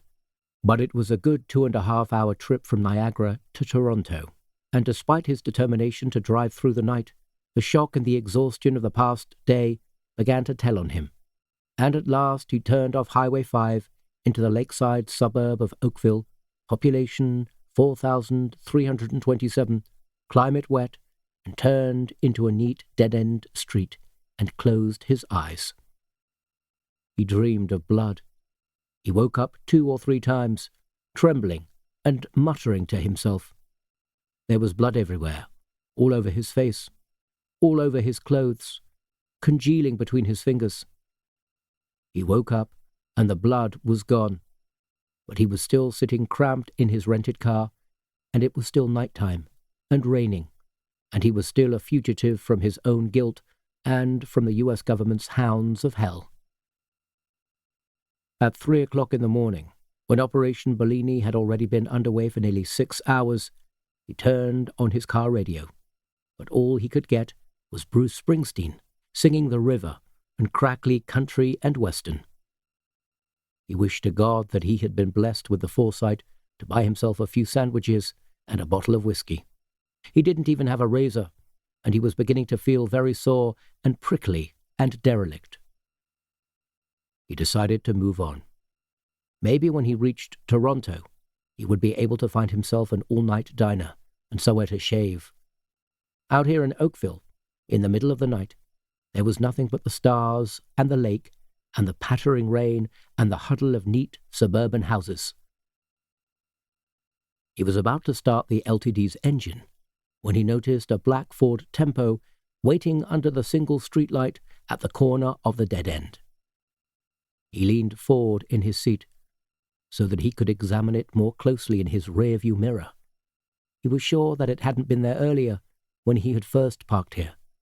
It must have arrived sometime in the past 2 hours, quietly, and now it was waiting for him. He started the engine and switched on his lights. Still watching the Tempo, he backed slowly into the nearest driveway, turned around, and made his way towards the main road again. His interval wipers squeaked against the glass of his windscreen, leaving smears of reflected streetlight. He paused as long as he dared, but he couldn't see anybody sitting in the Tempo. Maybe his imagination was investing the world with ghostly pursuers. Maybe his guilty conscience was creating fantasies of fear. He turned towards Highway 5 again and kept an eye on the Tempo as he drove away. He took a sharp left across Mississauga Drive, and still the Tempo remained where it was. As he approached Highway 5, however, driving alone on the wet, wide street, he saw headlights turning out of the dead end and following him. He couldn't make out if it was the Tempo or not, but what other car could it be? He pressed his foot harder on the gas, and the headlights speeded up to keep close behind him. He felt cold, sticky sweat on his back, He drove towards Highway 5 at nearly 60 miles per hour, the raindrops hovering on the side windows of his car, the windscreen wipers groaning, hesitating, and groaning. The tempo was so close behind him now that he was dazzled, and he knocked his rearview mirror askew so that he could see what he was doing. Instead of taking the ramp that was signposted to Toronto, he sped right under the highway until he was 50 yards out on the other side of it. The tempo was right behind him. Without warning, he spun his steering wheel and yanked on his handbrake, and the LTD slid sideways and U-turned across the slick, wet street, its tires screaming like run-over cats, its tail almost breaking out of David's control and spinning around for a second time. But at the last moment, he caught it and straightened it up, and then released his brake and slammed his foot back down on the gas so that the LTD screeched back onto the main highway again in a cloud of rubber smoke and steam. The tempo hesitated, skidded, stopped, and then more cautiously crossed the median strip and came after him. David accelerated straight down Mississauga Drive, 10 after 3 in the morning, and the tempo accelerated after him until the two cars were streaking through the wet at over 80 miles per hour, rousting up high fountains of spray, hurtling over intersections and crossroads, bouncing over dips and bumps in the pavement, telegraph poles slashing past them one after the other, slash, slash, slash, careering over wet, shiny railroad tracks, lights rocketing past them on either side, and then taking a wide left-hand curve, almost unmanageable at this speed, their tires right on the edge of losing their grip. David yanked the LTD's handbrake again, and the car spun right around and skidded backwards straight across the highway. He saw headlights, streetlights, chain-link fence. It was no good turning the steering wheel. The car was aquaplaning with its wheels locked, completely out of control. It banged loudly into the curb on the opposite side of the road, spun around again, and then stopped. David saw the tempo flash past him, traveling too fast, and released the handbrake again, heading back towards the main highway. He had almost reached the ramp when he saw the tempo's headlights flashing and dipping in his rearview mirror. He jammed his foot down on the gas, and the LTD screamed protestingly up the ramp. When he reached the main highway, however, he slowed down and took a sharp left turn so that he was driving southwestwards on the wrong side of the road. It was early in the morning, but the highway was already busy. Trucks came roaring towards him through the rain and the darkness, their lights blazing and their horns moaning like slaughtered dinosaurs. But David continued to drive south, gripping the steering wheel tight, straining his eyes ahead of him to pick out the first glimmer of headlights coming towards him in the opposite direction. He was driving at well over 70 miles per hour, and if anything came towards him at even half his speed, the closing impact would be 105 miles per hour. Most of the trucks were traveling at well over 50 miles per hour, which meant that if he hit one head-on, it would be plastered over the front of it like a smashed can of Chef Boyardee bolognese sauce, instantly. He almost lost his nerve, but then he glanced up at his mirror again, and he could see the tempo coming after him, its headlights glaring as a warning to oncoming traffic. He pressed his foot down as far as it would go, and the LTD's engine strained to take him up to 90 miles per hour. The car just wouldn't travel any faster. But then, what could he expect from an untuned 6-cylinder rental? Gradually, the tempo began to overhaul him. The rain drove even harder now, and every now and then a truck or a car would come hurtling out of the spray, its lights flashing, its horn yelping. David would have to swerve or change lanes. Soon the tempo was almost alongside him, and the two cars drove at 90 miles per hour, neck and neck the wrong way along Highway 5, passing signs for Appleby and Burlington, gradually approaching Hamilton. David was so tense that his ankles began to cramp up and his shirt was chilly with sweat. Now the tempo was right alongside him, although he didn't dare to take his attention off the road, even for 1 second, to see who was driving it. It began to edge in closer, until the spray from its front wheels washed over the side of his windscreen, and then suddenly he felt the first jarring shock of a collision. The LTD slewed and skidded, but David managed to keep control. They wanted to kill him, whoever they were, the same way that they had killed Esther, and the same way that they would kill anybody who showed too close an interest in Gringo, whatever Gringo happened to be. David looked up ahead, and then, to his total horror, saw that 2 massive trucks were approaching them side by side. Only the first lane was clear, and that was occupied by the speeding tempo, which was now hugging close beside him like a hungry shark. The tempo swerved again, and there was a shriek of metal as their 2 hubcaps scoured against each other.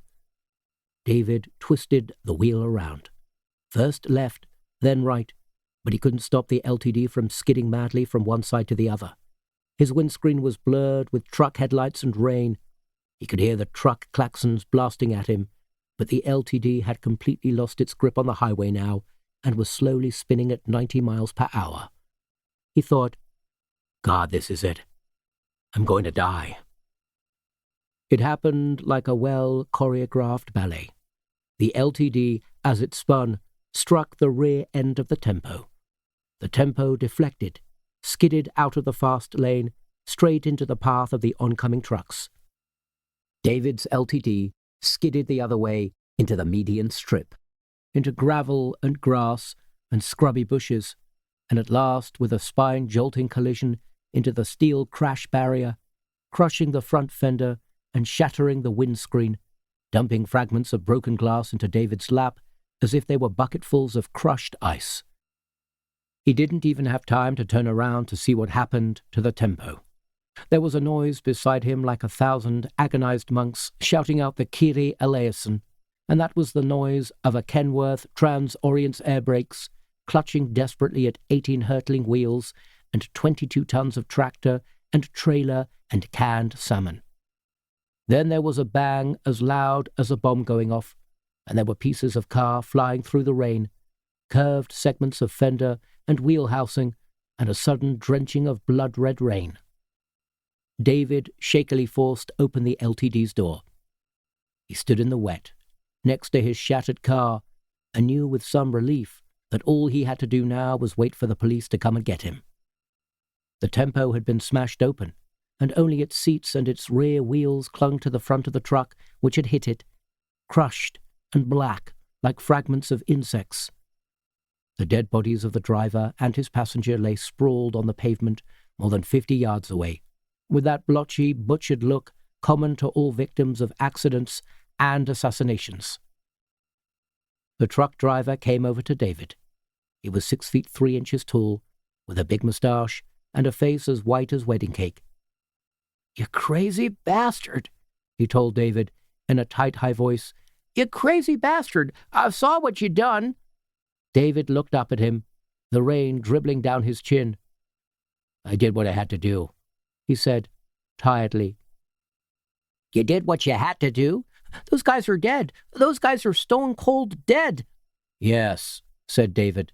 He closed his eyes and let the rain soak his hair and his face as if it might cleanse him. A long way away he heard the whip, whip, whip of a police siren. "You crazy bastard," the truck driver repeated. "They ought to lock you up." 24. At dawn on Sunday, Soviet reconnaissance helicopters flying over West Germany were witness to the greatest motorized exodus in modern history. The bright summer sun rose gradually over the woods and fields of Lüneburg and Hanover, and sparkled as it rose on the rear windows of thousands and thousands of cars, all heading westwards along the autobahns and trunk roads. Every road was jammed solid. E8, was a glittering river of Mercedes and BMWs and Volkswagens, all the way from Braunschweig in the east to Osnabrück in the west, a distance of more than 100 miles. E63 was solid from the Eder to the Ruhr. When they had planned Operation Bellini, the Soviet General Staff had taken into account the fact that the West Germans owned more private cars than any other nation on Earth, and they had expected heavy congestion on the roads. But they had never anticipated anything like this. One Mi-4 pilot flying over the south Teutoburger-Wald east of Paderborn said, "Every road is crammed. I have never seen so many cars. They are pouring through the forests like lava." To General Abramov, who had left Sossenwunsdorf shortly after 5 o'clock that morning and moved to a Ford headquarters at Helmstedt, still on the eastern side of the border, the traffic was a serious tactical setback. A fast-moving blitzkrieg had suddenly become bogged down in a logistical situation which could only be compared with the Long Island Expressway at a holiday weekend. Abramov sent as many tanks as he could across country, but West Germany's thick afforestation made progress frustratingly difficult and slow, added to which every minor road which the tanks attempted to cross was blocked solid with cars.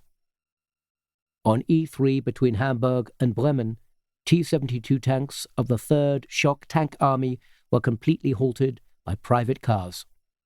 Their divisional commanders first attempted to clear the Autobahn by ordering the West German drivers off the road, but this took so long, partly because of the language difficulty and partly because of the Germans' extreme hostility and stubbornness, that eventually the infuriated Russians tried simply pushing the cars onto the verge with their tanks. This only made matters worse. The highway was so congested that they succeeded only in blocking it even more effectively, locking together scores of damaged and immovable cars in rafts of tangled metal. By mid-morning, they had to bring up huge tracked obstacle clearers to pick up the wrecks by crane and dump them on the side of the road. Under the terms of the Copenhagen Agreement, no shots were to be fired by the Soviet army except in self-defense, and so the tanks were unable to blast their way through with missiles or armor-piercing shells. Somehow the Germans sensed that the invading troops were under considerable restrictions and did everything they could to make the advance more difficult. Farmers blocked open fields with lines of combine harvesters and immobilized tractors, and tank after tank was brought to a halt with broken or damaged tracks. The casualties of spades and paving stones thrust into their wheels as they ground their way almost at stalling speed through villages and suburbs. Chancellor Kress had decided that without the Americans and the British, any attempt by the Bundeswehr at fighting back would be catastrophic. "It is a bitter decision," he said on morning television. "I am not prepared to preside over the 3rd massacre of German youth in a single century." He had lodged a formal complaint with the United Nations and would try by every means available to me to oblige the Soviet army to withdraw. At the same time, France, Belgium, Holland, Switzerland, Italy, and all the Scandinavian countries had expressed shock and disgust at the British and American withdrawals from West Germany. All had called for urgent meetings, but the President and the Prime Minister had both responded with nothing more than a one-line reply which had been prearranged between them. The joint decision of the United States and the United Kingdom to withdraw their military forces from Western Germany is irreversible and not open to discussion. Much previously unflexed strength was applied by both governments during the first day of Operation Bellini. Anybody who had imagined that Britain and the United States had a free pass was rapidly disillusioned by the very earliest reports from Europe. Peace at last, was the headline chosen by the Daily Express for its 2 a.m. Monday morning edition. The Daily Telegraph said, Soviets take over West Germany. Permanent peace promised after benign invasion. The Daily Mirror proclaimed, Comrade, and showed a large picture of a Russian soldier shaking hands with an old German pensioner in a Tyrolean hat. On both sides of the Atlantic, the tone of television reports was equally cheerful and approving. In the United States, a networked editorial from CBS spoke of a new era in world peace, a masterly and deeply responsible redivision of the world's land masses to relieve the pressures of the past and meet the demands of the future. The president appeared smiling on television and said, I want you all to know that today is the first day of a happy and secure tomorrow. To those of you who have relatives and friends in West Germany, I want to say that I have received from the Kremlin this morning a written reassurance, and here it is, holding up a piece of paper, that the rights and prosperity of all citizens of the Federal German Republic will be respected.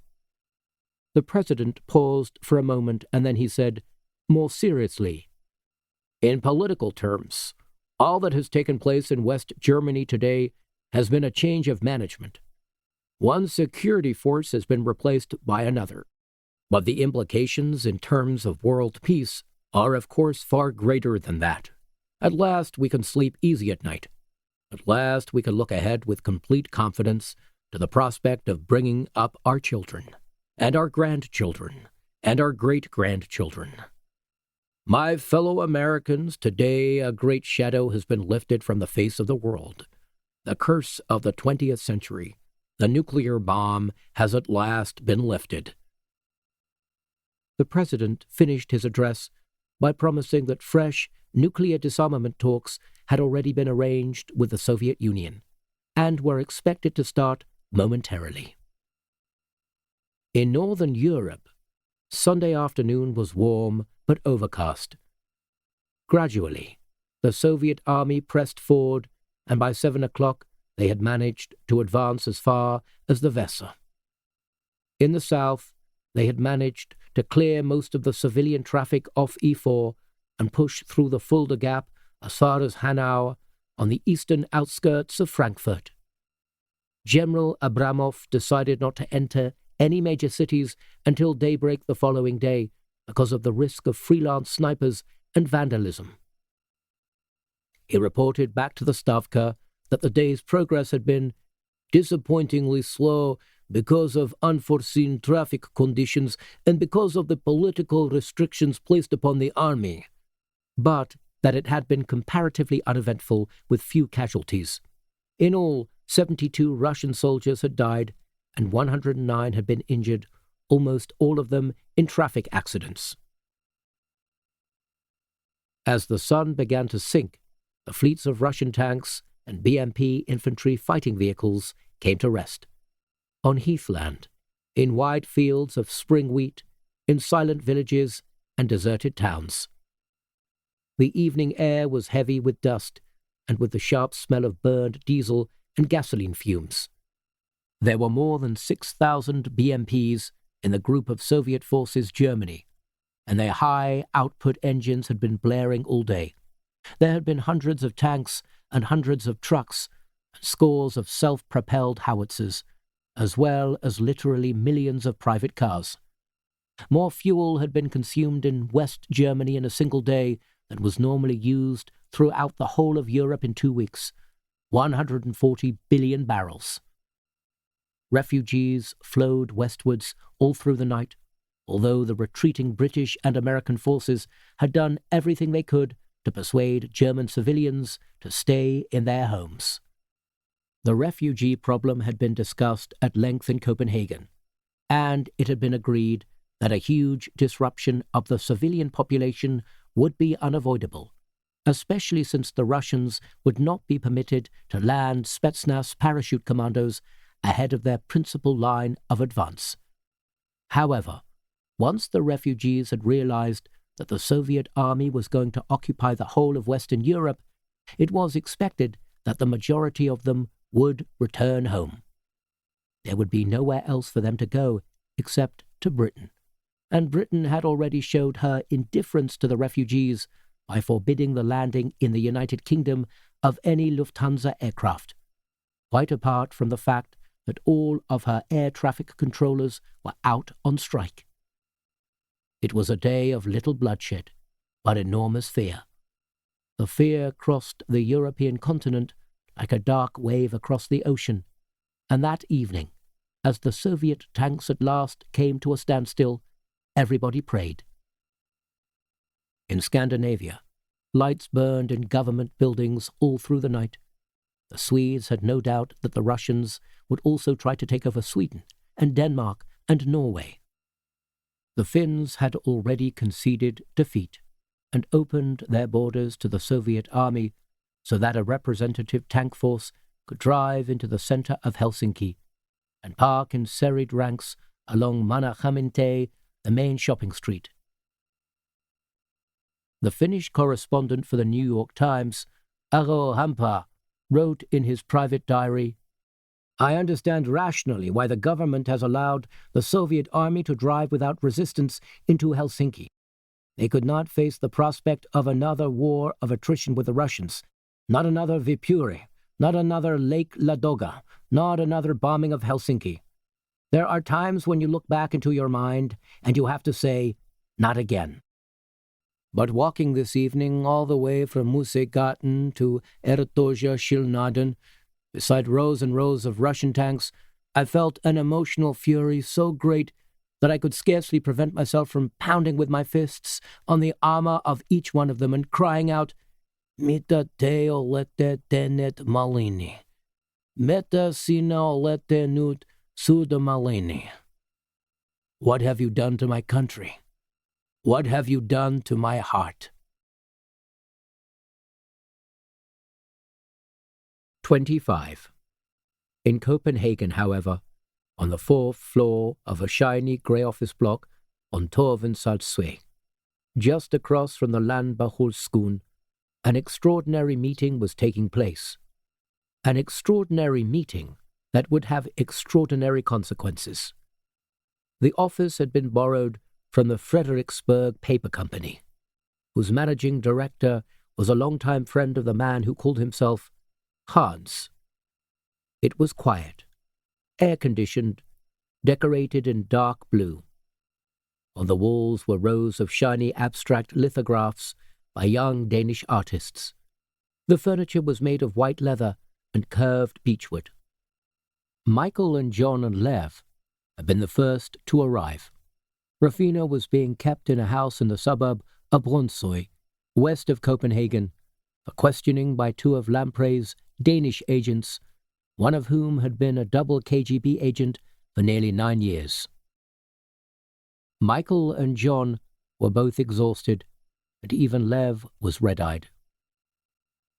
After they had been picked up from the beach at Vyborgsky Zalev, the two Bell Jet Ranger helicopters had flown them first to Kauhula, 50 miles further west along the coast and well into Finland.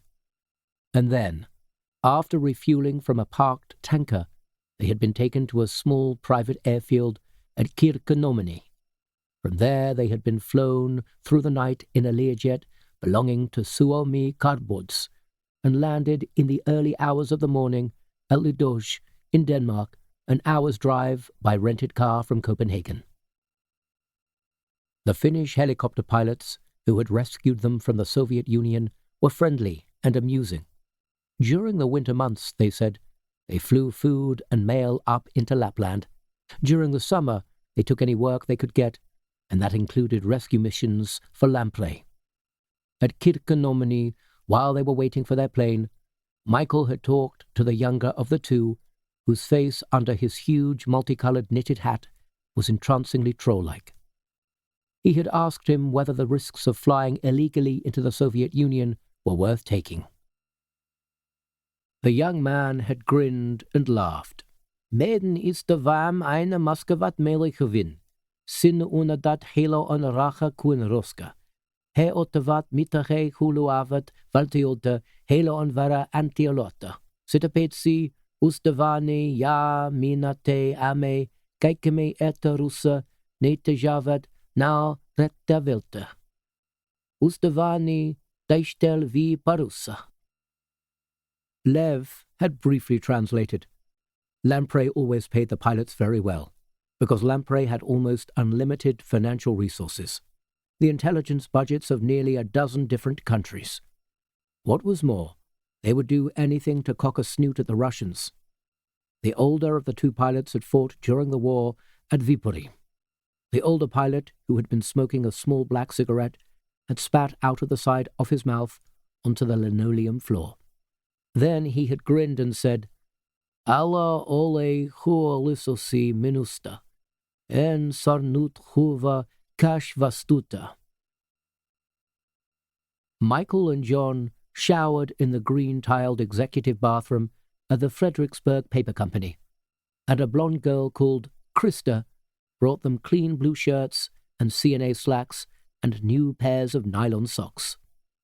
Then they were taken through to the main office, where Hans was sitting on the edge of the desk reading through sheets of computer programs. Hans smiled and offered his hand. Mr. Townshend, Mr. Bishop, you may call me Hans if you wish. It is not my real name, but it is better than people saying, "Hey you," every time they want to speak to me. Do we have you to thank for our escape? Asked Michael. Then suddenly feeling weak, he said, Would you mind if I sat down? I think I've just about had it. Please, said Hans, and offered them chairs. He walked around the desk, picked up the telephone and said, Krista, bring us some coffee, please. Yes, you know where they keep it. Then he walked around the desk again and sat down, rhythmically swinging his leg. Your escape was not the first. So far, as Lev might have told you, we have brought 7 British specialists out of Russia, not because we were particularly interested in saving them from a lifetime of hard work in some distant and uncomfortable part of the Soviet Union. We are not so philanthropic. No, the reason was that we were interested in depriving the Soviet Union of expertise in several crucial areas of defense. Weapon systems, radar, all kinds of avionics, missile-proof armor, computers. They were being sent experts of all descriptions. Most of the experts are still imprisoned in the Soviet Union, of course, but we did manage to snatch quite a respectable percentage. Hans smiled and stood up again. Now, of course, we know why they were being sent, these experts, and under what kind of arrangement. Michael said, You mean that it was all a prelude to what happened today, the Russian invasion? Of course.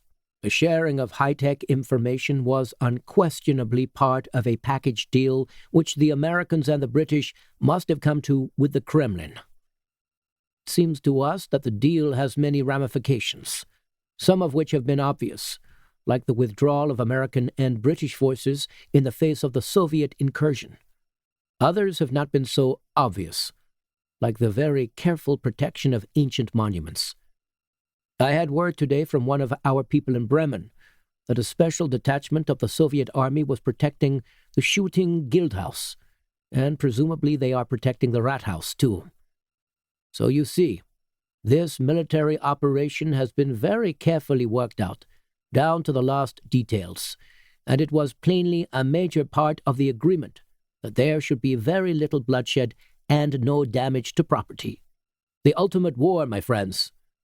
Far more sophisticated than nuclear attack, far more frightening in a way. A war in which the outcome has already been decided before any of the armies begin to move. Michael wearily rubbed his eyes. Can you still get telephone lines to England? He asked. I would very much like to call my wife. Of course, said Hans, but please understand why we have deployed a considerable amount of our resources to bring you here to Copenhagen. You are computer experts, yes? That was fortuitous for us.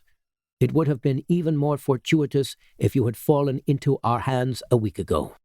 We believe, you see, that some of the details of the agreement reached between the Western Allies and the Kremlin may be stored in the databank of a computer here in Copenhagen. and we would appreciate it very much if one of you could attempt to log on to that computer and extract as many of the details as possible." John slowly shook his head and sniffed. "Can't see much hope of that. Sorry." "You are an expert, yes?" Hans asked him. "Well, yes, and I can log on to most run-of-the-mill computers. But if any of this agreement is stored in a databank here in Copenhagen, in a country that is basically hostile to the Soviet Union, then you can bet your life that it's totally secure, protected by prime number codes, special security passwords, you name it. But you can't get in?" John looked at Michael and blew out his cheeks and shrugged. Michael said, "You could give it a try." "I won't get very far," said John pessimistically, "and besides, there's always the danger that the computer's owner may track back and discover where we're coming from, and knowing what these customers are like, well—" Hans said calmly, "The computer is an IBM 2000, located in the offices of a firm of Danish architects, Klarlund and Christensen. There is an IBM 2000 here, in this office, which is partly why I chose this place to bring you. One of our own people has already had a try at logging onto the Klarlund and Christensen database, but without success. What we are particularly looking for is any information stored by an agent of ours called Nicholas Reed. Well, that was the name under which he was working.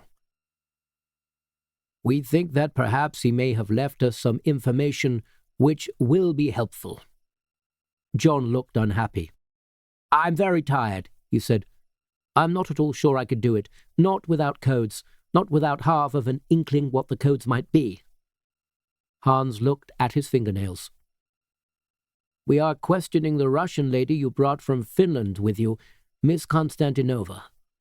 It is possible that she may know something helpful. Not likely, but possible." John said abruptly, "Well, you're not going to hurt her." Michael was embarrassed, mostly for himself.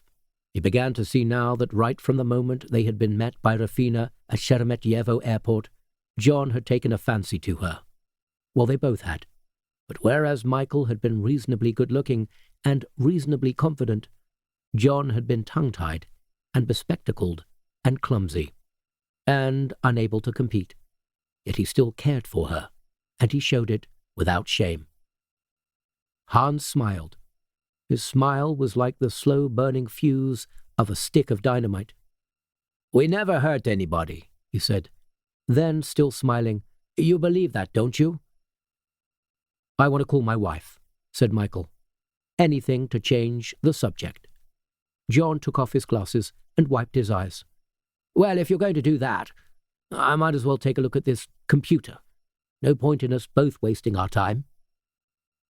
Michael looked back at him sharply, but decided that they were both too tired to start arguing, and in any case, there were far more important things to be done. "Come," said Hans, and beckoned John through to the office where they kept their main computer terminal. As he went, he pointed to the telephone on the desk. "You can use that phone to call your wife. The operator will tell you the code for Britain." Michael dialed home, the old Sanderstead number, and waited with a rising feeling of unreality while the phone rang and rang and rang at the other end. At last, it was picked up, and he heard Margaret's sleepy voice say, 2551. Who's speaking, please? "Margaret," said Michael, in a rather stilted voice. "Margaret, this is Michael. I'm safe." "Michael?" she said, although she knew it was him, and then she started to cry. "Margaret, please, don't cry. I haven't got long. I'm safe." "Oh, darling, you don't know how frightened I was. I thought you were dead. I was sure you were dead. And when the Russians started invading Germany, I didn't think that I would ever see you again. Oh, darling, are you still in Russia?" "No, I'm in Copenhagen. Some people, well, some friends, helped to get me out of Russia. John, too. He's safe. You could call Sonia and let her know. I'm sure she'd appreciate it. How's Duncan?" "Oh, Duncan has missed you like anything. Oh, Michael, I've missed you too. I really thought you were dead. I'm sorry, I'm crying. Oh, Michael, I'm so glad to hear from you. When will you be home?" "I'm not sure yet," Michael told her. But soon, very soon, please don't worry. The people I'm with now, they're friends. But I've lost my passport. Everything. So it may take some time for me to get back into the country. Listen, I'll call you again as soon as I know anything. I promise. Do you have to go now? Margaret asked him, begged him. I'm sorry, darling. This isn't my phone, but I promise to call you again just as soon as I can. I mean it. Margaret said, This Russian invasion, it won't affect Britain, will it? I mean, they keep saying on the television that it's perfectly all right and that we don't have to worry. Michael took a breath. As far as I know, you don't. It's all part of some deal that was made between Britain and America and the Soviet Union. I don't think the Germans are very happy about it, but apparently it's going to make World War III a lot less likely. I mean, that's all I know. I've only heard the same kind of news that you have, and I'll be home soon. Oh, do hurry, won't you, darling?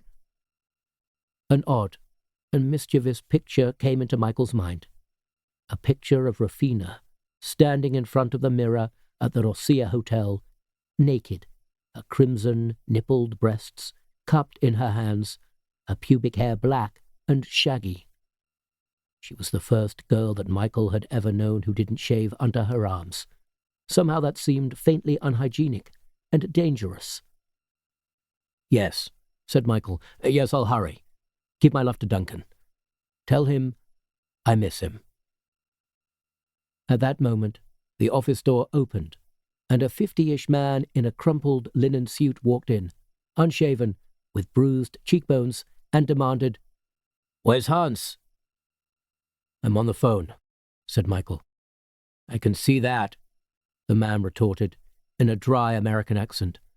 Darling, I'll have to go, Michael told Margaret. Please believe me, I'm going to do everything I can to get home as soon as possible, Wednesday at the latest. He put down the phone. The American stepped into the middle of the room and looked around him, with his hands on his hips and his middle-aged spread bulging over his waistband. The way things are going, I don't think any of us are going to get home, either now or ever. You're looking for Hans? Said Michael, edgily. The American nodded and then held out his hand. Charles Krogh. Michael shook his hand and said, Michael Townshend. You know this crowd? Charles asked. Lamprey. Well, yes, they rescued me from Russia. Charles said, That figures. They do things like that. They're very, what do you call it? Iconoclastic. He hesitated for a moment, and then he said, Breakers of icons. The world has always badly needed people like that. Then he frowned at Michael and added, Why did the Russians want anybody like you? 26. John said, This is it. The Klarland and Christensen computer. On the screen in front of him, the green words hovered, Klarland and Christensen IBM 2000 ready, with a flashing cursor. John had contacted the computer through the telephone modem connected to his own IBM keyboard. Although he was still faced with the task of penetrating the database relating to Nicholas Reed, he punched in personnel file, Nicholas Reed, but the computer flicked back with security error, ready. Charles came into the office, closely followed by Michael. He shook hands with Hans and nodded towards John. Is this your computer expert? How's he getting on? Well, he has just started, explained Hans. The data we are looking for will be well concealed by passwords and codes. John sat back. The flashing green letters on the computer screen were reflected in his glasses. We're lucky, he said. The computer's giving me another try at keying the right password. Some high-security computers only give you one shot, and if you fluff that, even if you mistype, then they close down on you and won't let you in for anything. How can you possibly find out the password? Asked Charles. Logic, said John, and punched in, Run all redundant passwords. There was a moment's pause, and then the computer printed out 3 defunct passwords, no longer secure. Whipple, Pratt, Howe. Well, well, said John, taking off his glasses. Just the kind of code you would have expected from a firm of architects. Charles said, What's this? Whipple, Pratt, Howe? Oh, my dear chap, John beamed, turning around in his chair. Whipple, Pratt, and Howe are all varieties of truss. Truss? Charles demanded. You mean surgical truss? Tired as he was, Michael couldn't stop himself from laughing. John said petulantly, Constructional truss for bridges. All right, Charles acceded. But what purpose is it going to serve, knowing what all the old passwords were? In this case, said John, it might do us rather a lot of good. Rather a lot of good? Charles mimicked, sarcastically in a British accent. Listen, expert, why should this computer have told us what all the old passwords were anyway? Aren't they just erased when they changed them? Not always, said John.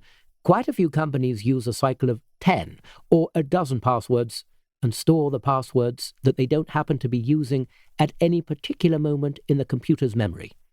All they have to do to change the password is to key change password and the computer automatically selects the next one. This is very low security, but good enough for most ordinary companies who don't have anything very vital to conceal. Michael said quietly, What are you going to do now? John shrugged. As far as I remember it, there are only 5 main 19th century bridge trusses, 5 or perhaps 6.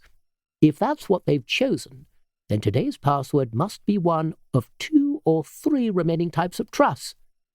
Charles shook his head. This is unbelievable. Bridge trusses? Who the hell knows about bridge trusses? I didn't even know bridges had trusses. Michael said, John, well, he's interested in that kind of thing. You know, engineering, electronics, anything technical. He's quite a genius in his own quiet way. Charles patted his pockets, looking for his cigarettes. He must be, he remarked, not altogether sympathetically. Let's try Bowman, John suggested, and punched it in. The computer flicked up, security error, ready. Looks as if it's giving me one last chance, John remarked. The trouble is they rarely give more than 3. Even the staff at IBM only get 3 whacks at their database. Charles looked at Michael and pulled a face. You practically got killed for this. I hope you realize. Michael glanced at him and saw the stress that was lining the corners of his eyes, tautening his mouth. We practically got killed too, if you don't mind. Charles lit a cigarette, blew smoke. I don't mind, for Christ's sake. Just tell your friend to get his act together and find out what the hell's going on here. John nervelessly punched in Fink, the last type of bridge truss that he could think of. A span of 3 inverted triangles, strengthened with 6 right-angled triangles. There was a moment's pause, and then equally nervelessly, the computer printed out all of Nicholas Reed's personnel file. Age, 31. Salary, 4,800 Danish kroner a month. Address, 27 Ishtigel, and then at the very end of the list, ready. Ready? Asked Michael, leaning over John's shoulder and peering at the screen. Ready for what? Ready for another question, said John. Whoever stored this program stored something else besides. But what do we do? If we don't know what we're looking for, how can we log on to it? John punched in Fink again. The computer replied with security error, ready. Another password, said John, but this time something quite different. He punched in list previous passwords, but the computer responded with security error, ready. What do we do now? Asked Lev, who had been sitting in the background, quietly smoking. Well, said John, there's nothing we can do, short of poking and probing around to see if we can get some inkling of what the next password might be. And how long will that take? Asked Hans, That's presuming that we can do it at all. John made a face. Hours, maybe days, maybe weeks, maybe never. Just a minute, put in Charles. The last message I got from Peter Seeker, he mentioned something about the old code. The old code? Asked Michael. What's the old code? We had code names when we were both working for the CIA together. They were based on old baseball nicknames. I was Sea Lion, after Charlie Hall, the pitcher, and Peter was Charlie Hustle, after Pete Rose, who played for the Reds. Hans laid a hand on John's shoulder. Do you think this is worth a try? Well, we could do worse. It depends on what sort of a hurry you're in. If it's wrong, the computer could block us out completely and refuse to let us back in. It would be safer to try another way around. You say days or weeks? We don't have time, Hans replied. Tonight the Russians are camped, but tomorrow they will be on the move again. Come on, let's try it. It's as good a chance as any other. John punched in, Charlie Hustle, run. The display screen immediately went blank. Hans threw up his hands in despair. Now we've lost it, he said. No, wait a minute, said John. Give it a moment. They watched the screen for 30 or 40 seconds. Then suddenly the words, Found Charlie Hustle appeared with the word loading flashing underneath them. That's it, said Charles triumphantly. The old code, the old nickname, damn it. I haven't seen that name in years. Abruptly, the screen began to fill with information. They stared in silent fascination as the extent of Peter Seeker's knowledge about the Copenhagen Agreement was steadily revealed to them. A rearrangement of political geography was first suggested when Gromyko visited Washington in 1984 to talk to Reagan. In succeeding months, the Joint Chiefs of Staff and the Soviet Stavka were given the task of working out how this could be done without at any time exposing either side to unacceptable military risk. Eventually, with the cooperation of the United Kingdom, an agreement was drawn up whereby the Soviet Union would take over Scandinavia and the whole of Europe, excluding Spain, but including Italy. The Soviets were particularly anxious to have Rome within their sphere of influence because of increasing Roman Catholic dissidents within their own borders, and because of the opposition of the Pope to the puppet regime in Poland. In return for Western Europe, the Soviet Union would withdraw all financial and political support from communist groups in South and Central America and the Caribbean, as well as any communist cells within the United States and Canada. The Kremlin would also see supplies of arms and military finance to Middle Eastern and African nations, in particular Libya and Angola. The terms of the agreement, even when summarized by Peter Seeker, ran into thousands and thousands of words. Charles was staggered by the complexity and the detail of it. It included fresh negotiations on fishing rights, fresh limits on international and territorial waters, exchange rates and banking agreements, trade and tariff arrangements, and precise definitions of civil rights within the area which would be described as Soviet Europe. How did he get hold of all this stuff? Asked Michael in amazement. He was a good agent, said Charles, lighting a cigarette. The room was beginning to grow dense with smoke now, and John had to take out his handkerchief and dab at his eyes. At the very end of the summary, however, there was a terse paragraph which startled all of them. A line was left blank, and then the cursor rushed out the words, There has been a further secret negotiation between the United States delegates and the Soviet delegates only. The Soviet delegates were deeply concerned about the United Kingdom becoming a kind of Cuba in reverse and a continuing threat to their security.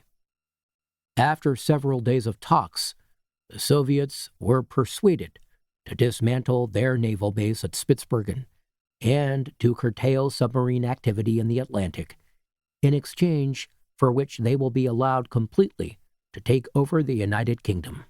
This is to be done without informing the British government, although I understand that communist, subversive elements within Britain will be given advance warning so that they can disrupt the movements of troops and generally sabotage Britain's defensive systems. The United States, of course, will withdraw all cruise missile warheads and at the 11th hour evacuate all USAF bases. In the event of... And there the printout ended. They stood silent for a long time, staring at the screen. John said, "But he must have been interrupted.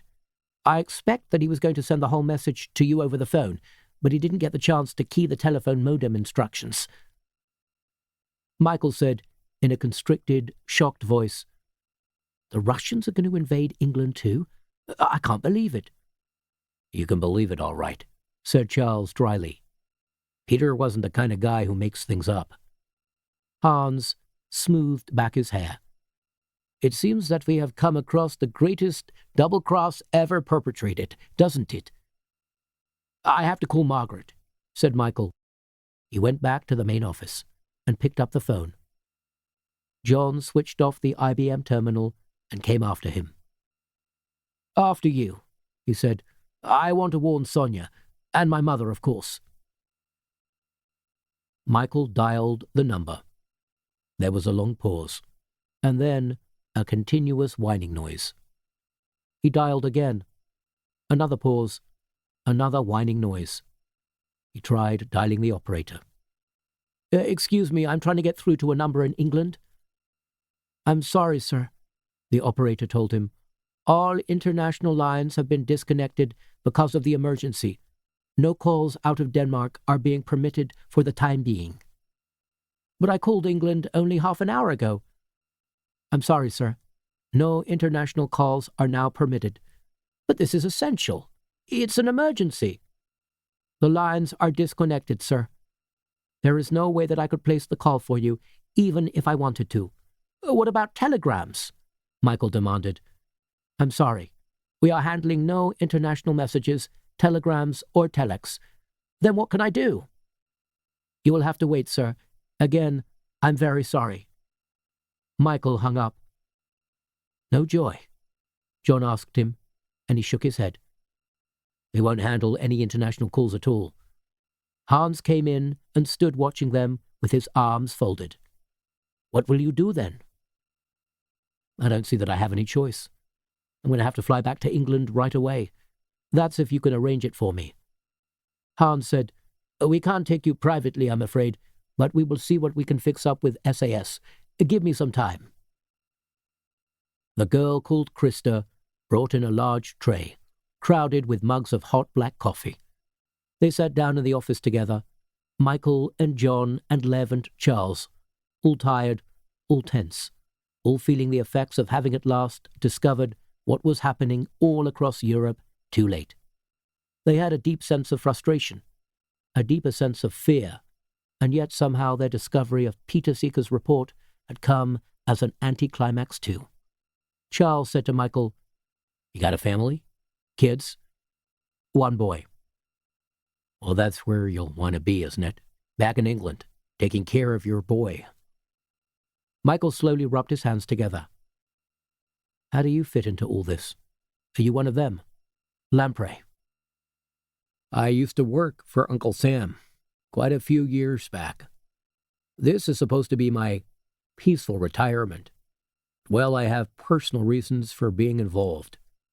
Those Russians iced some friends of mine. Peter Seeker was one. A Danish guy named Jeppe Rifbjerg was another. Roger. He was a dancer of sorts. Then there was somebody very close to me." He took a deep drag at his cigarette and blew out a thin, long stream of smoke. "The end of the world, you know. That's only a definition." In the other room they could hear Hans talking on the phone. Then there was a quick knock at the office door, and the girl called Krista came back in. "Inga is here," she told Lev. "Inga Schultz?" said Lev, getting up from his chair. "Well, at last I shall have the pleasure. I have spoken to her on the telephone before, but never met her in person. Is she alone? No, she has the Russian with her. The Russian? You mean Nikolai? No, the Russian Marshal, Golovanov. Lev whistled. She brought Golovanov here to Copenhagen? She's here now? This is astonishing. Show her in. Hans, come off that phone. Inga Schultz is here with Marshal Golovanov. Inga came in first. She was wearing a black beret, dark-tinted reactor light glasses, and a black-belted summer raincoat. Charles stood up and watched her in fascination as she stalked across the office, tugging off her black kid gloves. She left behind a waft of Balmain. Behind her, dressed in a grey raincoat that fitted him across the shoulders, but which was 4 or 5 inches too long for him, came Marshal Golovanov, looking disgruntled and tired. He was closely followed by a young man with both his front incisors missing, a sagging corduroy jacket, and an Uzi machine gun. Hans came out of the inner office. He laid his hand on Michael's shoulder and said, "No success with a flight for you just at the moment, my friend. You may have to be patient. All international flights at Kastrup Airport are grounded. Every airline. My friends at SAS say that they have been ordered to stay where they are by both the Americans and the Soviet Union, for the safety of their passengers." "What about a boat?" asked Michael. "Is there any chance of getting a boat? Damn it, I'll drive all the way if I have to." Golovanov asked Inga in Swedish what Michael was talking about. Inga told him, and he replied emphatically. "All boats attempting to leave the European coast are going to be turned back by the Baltic fleet. They will not be fired upon, just turned back. Of course, they will be sunk if they refuse to do so, and as for driving, well, that would be impossible. The roads are completely blocked with military traffic as well as refugees." Hans crossed the office and kissed Inga on both cheeks. "How are you, my dear? You did well to bring this fish in." "More of a bear than a fish," said Inga, with that Arctic smile of hers. "An angry bear, too. He says I betrayed him. He says I used his body and then stole what was inside his mind." "Well, well," said Hans, walking around Golovanov with his hands on his hips and grinning at him. "A real-life hero of the Soviet Union. Zdravstvuyte, Marshal." Inga smiled. "He's being rude about your Russian, I'm afraid. He says he needs an interpreter." Charles came over and looked Golovanov up and down. "Tell him I'm an American," he asked Inga. "Tell him I've heard a lot about him. Tell him I used to work for the CIA. As far as the CIA is concerned, he's quite a character. A Bolshoi, sir." "Who is this?" Inga asked Hans. "I must introduce you," said Hans. "This is Mr. Charles Krogh. He has somehow become entangled in this affair. He has helped us immeasurably tonight." Inga inclined her head, keeping her pale eyes fixed on Charles. "How do you do, Mr. Krogh? I regret that American slang does not translate literally into Russian. Marshal Golovanov is not flattered by your attempt to describe him as a big cheese." Hans said, "Sit down. We'll have some coffee." He turned to the boy with the machine gun and said, "Nero, stay outside for a while. Let Thomas get some rest. Krista will bring you some coffee and maybe a sandwich if you're hungry." Inga unbelted her raincoat and slipped it off. Underneath, she was wearing the same tight leather jeans as before, and a thin grey cotton sweater, under which her large breasts moved in a way which made it obvious that she was wearing no bra. Charles found her quite disturbing. Her face, her body, and the young, calculating coldness which he recognized from some of the finest agents he had ever worked with. It was a special flaw in their humanity, a black hole where their emotions should be, an utter lack of sentiment. He crushed out his cigarette and made a point of sitting beside her on the white leather sofa as close as possible. Hans said to Inga, "Translate this for me, will you? Tell the Marshal that we have discovered tonight all the details of the agreement reached between the United States, Britain, and the Soviet Union. We know everything. Tell him we also know that the United States and the Soviet Union have agreed between them to sacrifice Britain, too." Inga glanced at him and said quickly, "Is this true?" Hans nodded back towards the inner office. "It was all on the computer. Nicholas Reed found out everything. Unfortunately, he was surprised by the Russians before he could put the information through." Inga hesitated and then told Golovanov what Hans had said. Golovanov nodded soberly and then shrugged. "You are, of course, far too late. In fact, you have made matters worse. It was obviously because you kidnapped me that they started Operation Bellini 1 week early." "What are you going to do with him?" Charles asked Hans. "The Russians may be advancing slowly, but even so, they're going to be marching up Vesterbrogel by lunchtime tomorrow. It strikes me that it's going to be pretty embarrassing to be caught with an abducted Soviet marshal on our hands." "We will kill him," said Hans, matter-of-factly. Charles looked at Golovanov, and Golovanov looked back at Charles. In Golovanov's slitted Slavic eyes, Charles perceived something that he hadn't seen for years. It was the curious, hair-raising deadness of a man whose spirit has somehow been broken, a man whose pride has deserted him and left him fearful of every single hour that passes. "Who interrogated him?"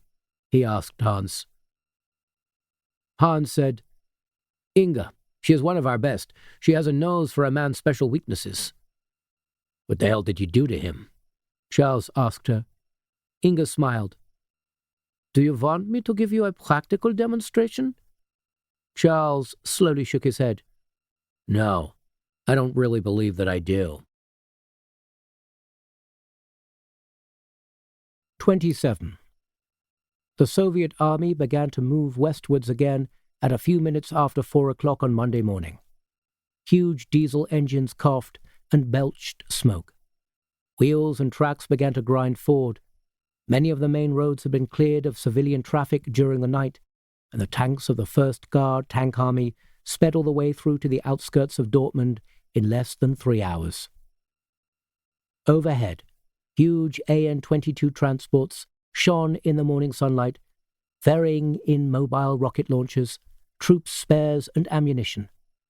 Occasionally, a small formation of MiG-21 air superiority fighters would thunder overhead, turning and climbing before they reached the gradually rolling back carpet of Western airspace. There were hardly any British or American fighters left in Germany now, and Operation Bellini was gathering momentum without any hostile incidents between the Eastern and the Western forces.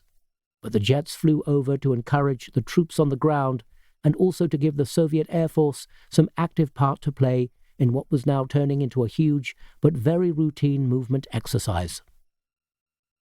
Ahead of the advancing army, the fear continued. The roads through France were so crowded with German refugees that the President of France had been forced to order all border posts to be closed and guarded. The Channel ports were overflowing with masses and masses of terrified, bewildered people of every Western European nationality, hungry, confused, and betrayed. But no ferries or hovercraft were running to England, and any small private boats which attempted to sail across the Channel were turned back by Soviet destroyers. By 9 o'clock, after talks between the Danish government and the Kremlin, the Soviet army sent 1 tank division and 1 motor infantry division across the Danish border at Flensburg and landed a division of infantry from the troopship Kursk at Pakhuskaj in Copenhagen's Frihavn. Soviet troops were also being put ashore at Skeppsbrunn in Stockholm, and 2 troopships were anchored in Oslo-Funhavn, waiting for final arrangements for landing from the Norwegian government. In the office of the Frederiksberg Paper Company, on Torvaldsendsvej, they heard the church bells beginning to ring all over Copenhagen. Most doleful of all were the bells of Vor Fru Kirke, the cathedral echoed by the Helionskerken, the Church of the Holy Ghost. There was no traffic in the streets, even though it was a Monday morning in summer, and there were scarcely any pedestrians. A temporary curfew had been ordered over Radio Denmark to allow the Soviet troops to land as quickly as possible, without interference. Charles was standing by the window of one of the offices, staring out over the green copper rooftops of the city, listening to the bells and thinking of Agneta. Inga came into the office and stood behind him, watching him. He could sense that she was there. He could smell her perfume, but he didn't turn around, and he didn't say anything either. "Well," she said, approaching him slowly, "they're here." "Yes," he replied. "Is it the end of the world?" she asked him. He shook his head. "It's history repeating itself. History is like a severe case of gas." "You're very philosophical," she said sarcastically. "I've lived in Copenhagen a long time. I've got a whole lot of friends here. Barmen mostly, but still friends. They remember 1940, when Hitler marched in here. April 9, 1940. It was the same old story. The Germans were here to protect the Danes from Allied aggression. The Danes decided it was suicide to fight back. At least King Christian did. You can't blame people for wanting to keep their hides intact. And here it is, happening again." He was quiet for a moment. Then he looked up towards the east. "You see those clouds? I always think of Copenhagen when I see clouds like that. They kind of remind me of ships and islands, the lost ghosts of what Denmark used to be." Inga touched his shoulder as if she were trying to remember something. "You should not be so sentimental. This is not a sentimental world." He made a face. "You don't have to tell me." Without any hesitation, Inga kissed him on the cheek. He raised his hand to his mouth and looked at her, trying to work out why she had done it. "I like you, that's all," she said, answering his unspoken question. "Well, I guess I like you too." "Aren't you going to ask me, what's a sweetheart like you doing in a dump like this?" "Sure, if that's what you want." She smiled. "I was a delinquent. I was in porno movies when I was 13. Lolita movies, they call them. Well, they're banned here now. They're banned almost everywhere except in Holland. And when the Russians take over, of course they'll be banned forever, everywhere. The Russians are very prudish." "Is that a good thing or a bad thing? I'm not so sure that 13-year-old girls ought to be appearing in porno movies. I'm not so sure that 13-year-old girls ought to know that porno movies even exist." "I don't know," said Inga. She touched his shoulder again, stroked it absent-mindedly, then suddenly turned away. "Most of the time when I was doing it, I liked it.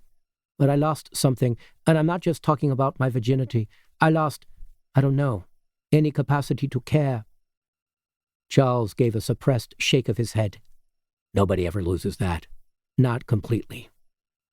Inga looked at him for a very long time with calm, inquiring eyes. Then she said, "Do you want to make love to me?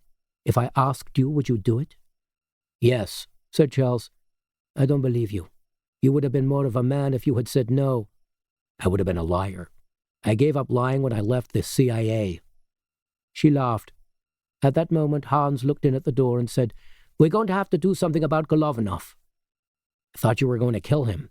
"Well, yes, we are, but we must do it now and then leave as quickly as possible. The Spetsnaz will be here soon." Charles tightened his tie. "Wait a minute," he said. "Let me talk to him." "You want to talk to him?" asked Inga. "All that needs doing is to put a bullet in his head." She pointed a finger against her right temple and imitated a pistol hammer with her thumb. "Do svidaniya, Timofey." Charles knew that Inga was deliberately trying to shock him. He went through to the small side office where they had kept Golovanov imprisoned during the night. Inga followed him. Golovanov was sitting dully in a chair, as if he were a cancer patient waiting for news of his latest X-ray. He looked up when Charles walked in and sniffed.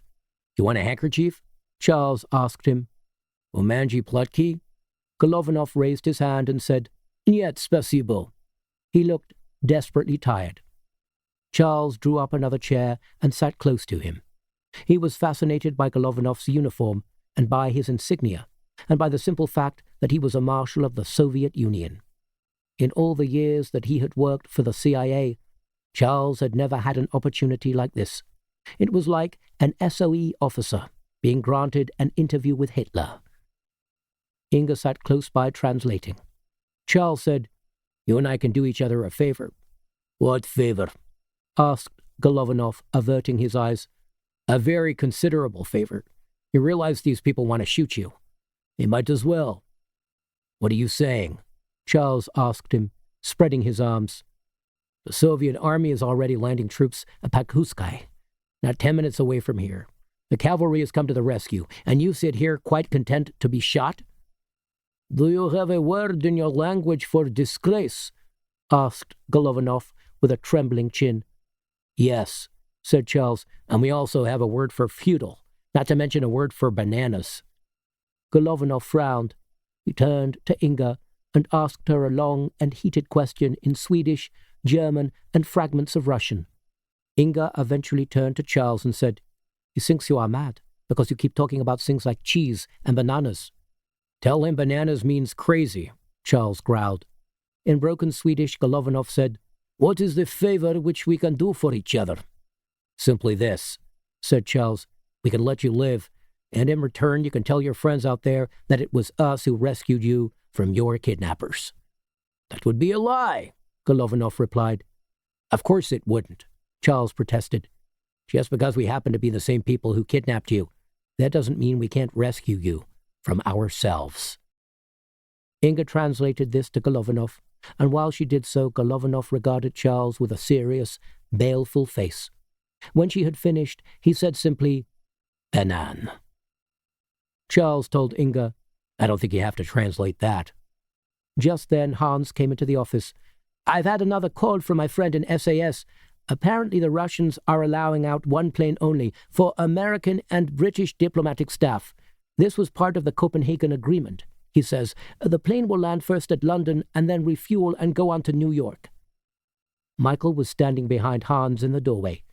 "Did he say what chances there were of getting us onto it?" "Very little, I'm afraid," Hans told him. "The Russians have already secured Kastrup Airport, and nobody is being allowed anywhere near."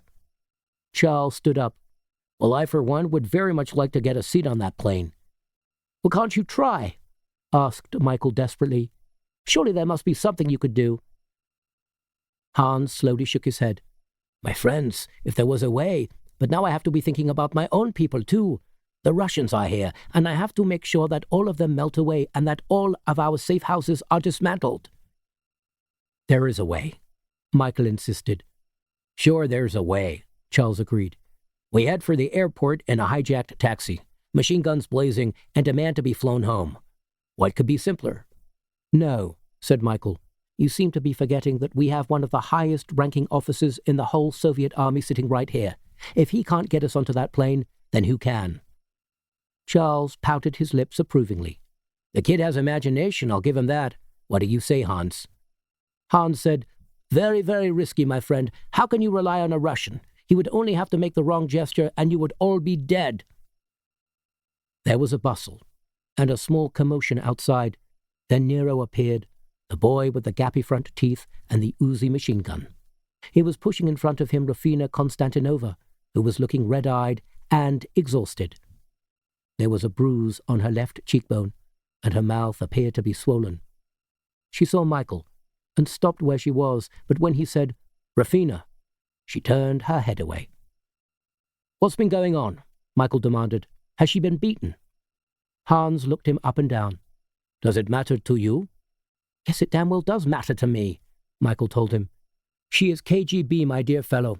She was trying to enslave you for the rest of your life, take you away from your family. Now, with her active assistance, her own people have taken over most of West Germany and Scandinavia, and by the end of the week there won't be any Europe left. Your wife and children will be prisoners of the most oppressive political system that the world has ever known, and you are concerned because we bruised her face a little?" Michael said, "It doesn't matter what she or her people have done. That doesn't give us the right to behave just as badly." Charles lit a cigarette, and without taking it out of his mouth, said, "Bullshit." Michael turned on him hotly, but Charles waved his hand at him to cool down. "Listen, pal," Charles told him, "all the time that you've been making your toys in Cloud Cuckoo Land, there's been a war going on. A real war with real guns and real people torturing each other, and dying and you name it. Now I know all about you English people and your sense of fair play and what's cricket and what isn't. But if you want to survive in this war, you have to be slightly vicious. You don't have to be a psychopath or anything. As long as you're sharp and quick and you're quite prepared to hit the other guy when the other guy hits you. And let me tell you something. The most vicious intelligence agents of all that I ever knew were British. They had a flair for it. A combination of sneakiness and sadism. I guess they learned it at Eton. So don't let's be too sympathetic here, okay? Michael flushed with anger and embarrassment. But Hans said, "This is no time for such posturing, my friends. Believe me, Mr. Townshend, Mr. Krogh is not the tough nut he is trying to pretend to be. But this doesn't matter. Your most important consideration is whether you wish to try to get to the airport with Marshal Golovanov or whether you wish to try to escape with the rest of us." Charles turned to Inga. "Tell the Marshal we're going to drive him to the airport. Tell him that as soon as we get onto that diplomatic flight, we'll let him go." "But what then?" asked Inga. "Once we have released him, he could immediately order the plane to be grounded and have us arrested." Charles smiled and shook his head. "Tell him we're taking his compatriot, Miss Konstantinova, here along with us as a hostage. She's coming on the flight. And believe me, if that plane even so much as falters, even if the toilets don't work, she's going to get her head blown off." Golovanov jerked his head towards Rafina. "I am a marshal of the Soviet army. What makes you think that I care whether this girl lives or dies? During the war, I sent hundreds of men to their death. Hundreds, and women too." "Couldn't we take the Marshal himself as hostage?" Michael suggested. "No," said Charles. "With him on board, the Russians wouldn't even let us taxi to the end of the runway. Besides, I doubt if the U.S. diplomatic staff would let us take him on the plane either. The U.S. has done a deal with the Soviets, remember? They won't want to upset the apple cart by helping a bunch of gangsters like us to kidnap a full-fledged hero of the Soviet Union." "Then we have no real guarantees," said Michael. "You want guarantees? Go to the Institute of Good Housekeeping. Miss Konstantinova here will have to do." "I will not help you," Golovanov said through Inga. "It would be better for you if you did," said Charles. "I would rather die first." Charles checked his watch. The glass was so scratched that he could scarcely see the hands. "What time does this plane leave?" he asked Hans. "You have an hour," Hans told him. Charles went across to Nero and unslung the Uzi from his shoulder. He slammed back the cocking handle and then pointed the muzzle directly at Golovanov's nose. Golovanov didn't even flinch, didn't even draw his head back. "Now are you going to take us to the airport or not?" Charles demanded. Golovanov looked up at him intently. "No," he said, "and you may count on that." Charles squeezed the safety catch at the back of the Uzi's pistol grip, releasing it. "Okay," he said, "if that's what you want, I'm going to redecorate this office with your brains." Inga said, "He won't do it, Mr. Krogh. He will accept death rather than do what you tell him to. He is more than stubborn." "And what the hell are we going to do?" Charles asked her. "Leave him to me for a moment," said Inga. "You mean alone?" "Yes," Inga insisted, "just for a while." Charles released the Uzi's safety catch and handed the weapon back to Nero. "Beats me," he said, to nobody in particular. "I thought that I was stubborn." "Perhaps that was why they didn't appoint you to be a marshal in the Soviet army," smiled Hans. They trooped through to the main office, leaving Inga alone with Golovanov. On the other side of the room, John and Lev were talking together. John was trying to explain to Lev how to prepare a simple household accounts program for his home computer.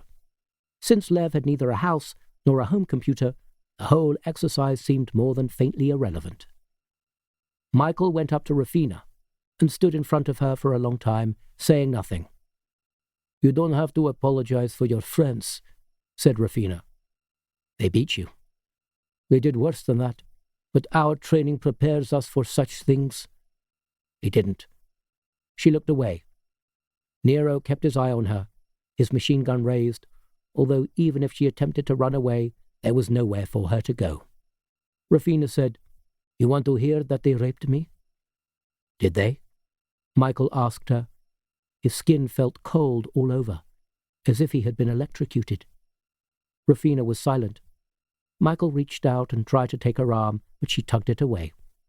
You should go back to your wife and child, she said. You do not know anything about loving a woman like me. Michael didn't know what to say. She was still beautiful in spite of her bruises, a martyred angel, but she was quite beyond his reach.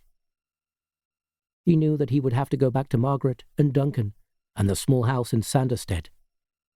May I kiss you? He asked her. She stared at him. Why should you want to do that? I don't know. Because I feel guilty about what they've done to you. Because I still care about you, even if I can't have you. Because, well, I don't know. I do care for you very much. I never met anybody magical before, if that doesn't sound too soppy. Magical?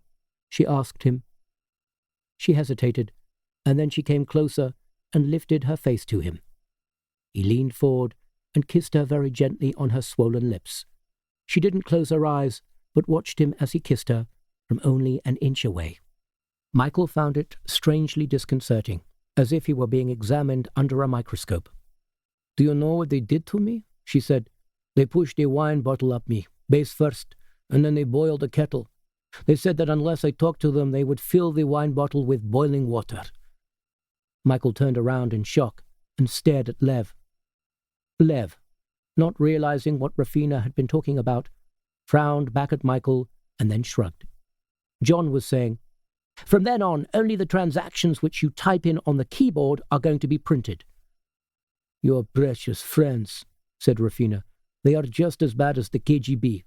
Worse, in a strange sort of way, because they always pretend that they are so honorable and so humanitarian. And you? What do? You ask me for a kiss. She made the word kiss sound like something unimaginably mean and degrading. The door opened and Inga reappeared. Charles said, Well, what happens now? Inga said, What happens now is that we hurry. We have less than an hour to catch that plane. You mean that Golovanov will take us? Golovanov will take us, said Inga, so let us make haste. Well, Charles told her. I don't know what you did to him. Maybe you don't want to tell me, but it sure worked. Yes, it worked, Inga smiled, and no, I don't want to tell you. Hans said, We have a grey Volvo estate parked in J.M. Tilevai, just around the corner. You can use that. I would suggest that you take a right onto H.C. Gastesvai and drive straight to Kastrup that way. The Russians will probably have cordoned off the city centre by now. Hans went through to the next office and returned with the car keys as well as an Uzi machine gun, which he handed to Charles. Try not to use it, he said. I'm only giving it to you to make you feel better. Charles shook his hand. You people have done more than was expected of you. I hope you realize that. Michael and John said goodbye to Lev, who had decided to stay. My fight is always here, among my own people. There must always be those who struggle against the Politburo from within. John went over to Rafina. He took off his spectacles and folded them, and tucked them into the breast pocket of his jacket. We may not get the chance later, he told her. The chance for what? She asked him, quite coldly. Well, said John, simply to say goodbye. She looked at him scornfully. I suppose you want to kiss me too? John shook his head. I simply want to say that I'm sorry. It's just a pity we couldn't have met at another time, you know, under rather better circumstances. He looked and sounded like a sixth-form schoolboy. Rafina closed her eyes, as if she wanted to fall asleep right where she stood, and never wake up. I am too tired for wishes, she said. It was then that Marshal T.K. Golovanov appeared, rubbing his freshly unfettered wrists, short but muscular and stocky, and with a bearing that commanded all of their attention. Который час? He asked. 5 minut 10, said Inga. We should go then, he said. Lev went down to the street first, because he was Russian, to make sure that there were no Soviet infantry around. The rest of them waited in the outer office, Golovanov stiff and correct, Inga standing silently beside him. Charles kept a custodial eye on Rafina, his machine gun angled in the crook of his arm. He'd never had a machine gun before, although he had been trained in their use, and he felt extremely dangerous and rather raffish. Michael and John said nothing, either to the others or to themselves. They had both begun to realize that the longer this game went on, the less qualified they were to play. Hans said while they waited for Lev, "I want to advise you of some things.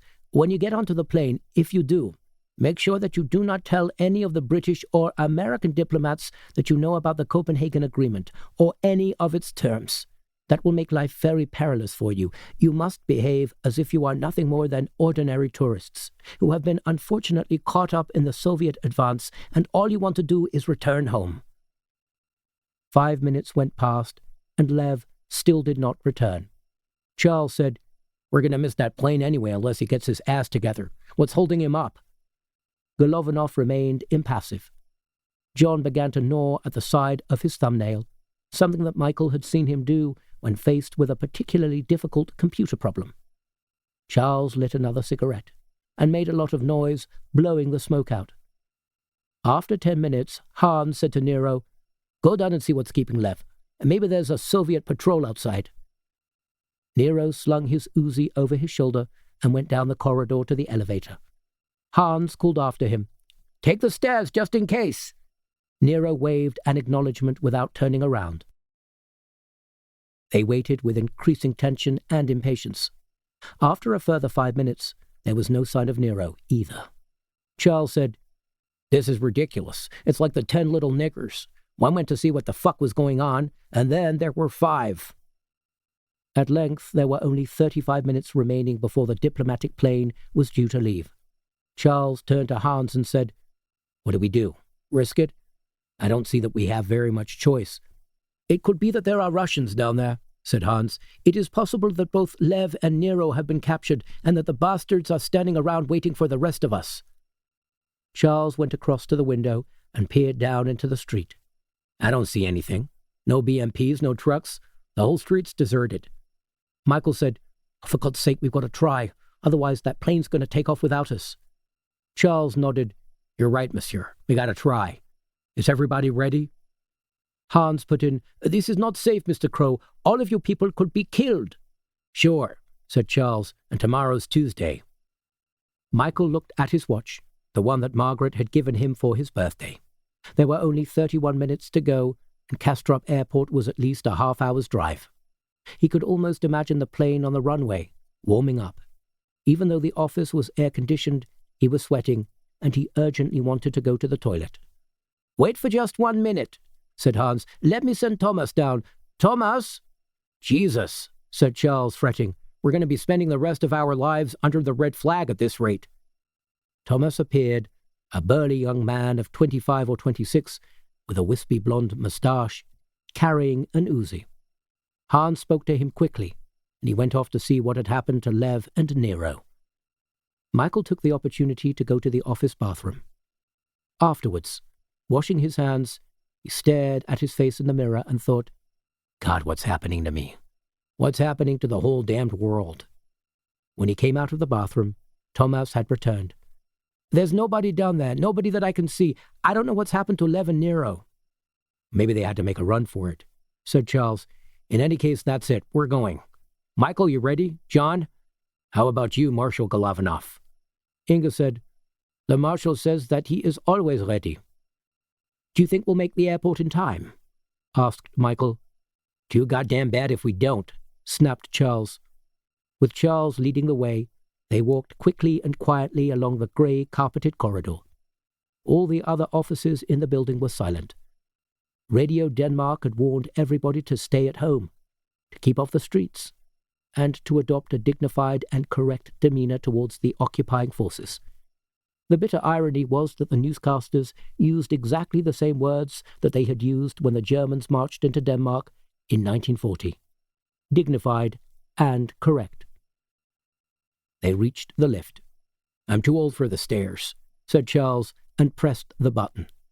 The lift arrived almost immediately, because there was nobody else in the building to hold it up. They stepped inside, and Michael jabbed the button for the lobby. They sank downwards. Charles was fidgety. Golovanov remained as calm as he could, with his hands clasped in front of him, as if he were standing in Lenin's tomb on May Day. The lift reached the lobby. There was a moment's pause. Then the doors opened, and there he was, waiting for them. tall, hideously scarred, his eyes as blank and compulsive as switched-off television screens. Novikov, the most terrible KGB assassin of all time, barring the doorway to freedom. Krovis nosu, old nosebleed. "Shit," said Charles. He pulled back the cocking handle of his machine gun and raised it. But Golovanov caught hold of the machine gun's barrel and said in English, "Wait." Then he spoke to Inga, in that curious hodgepodge of Swedish and German and Russian that they had always talked in their private conversations together.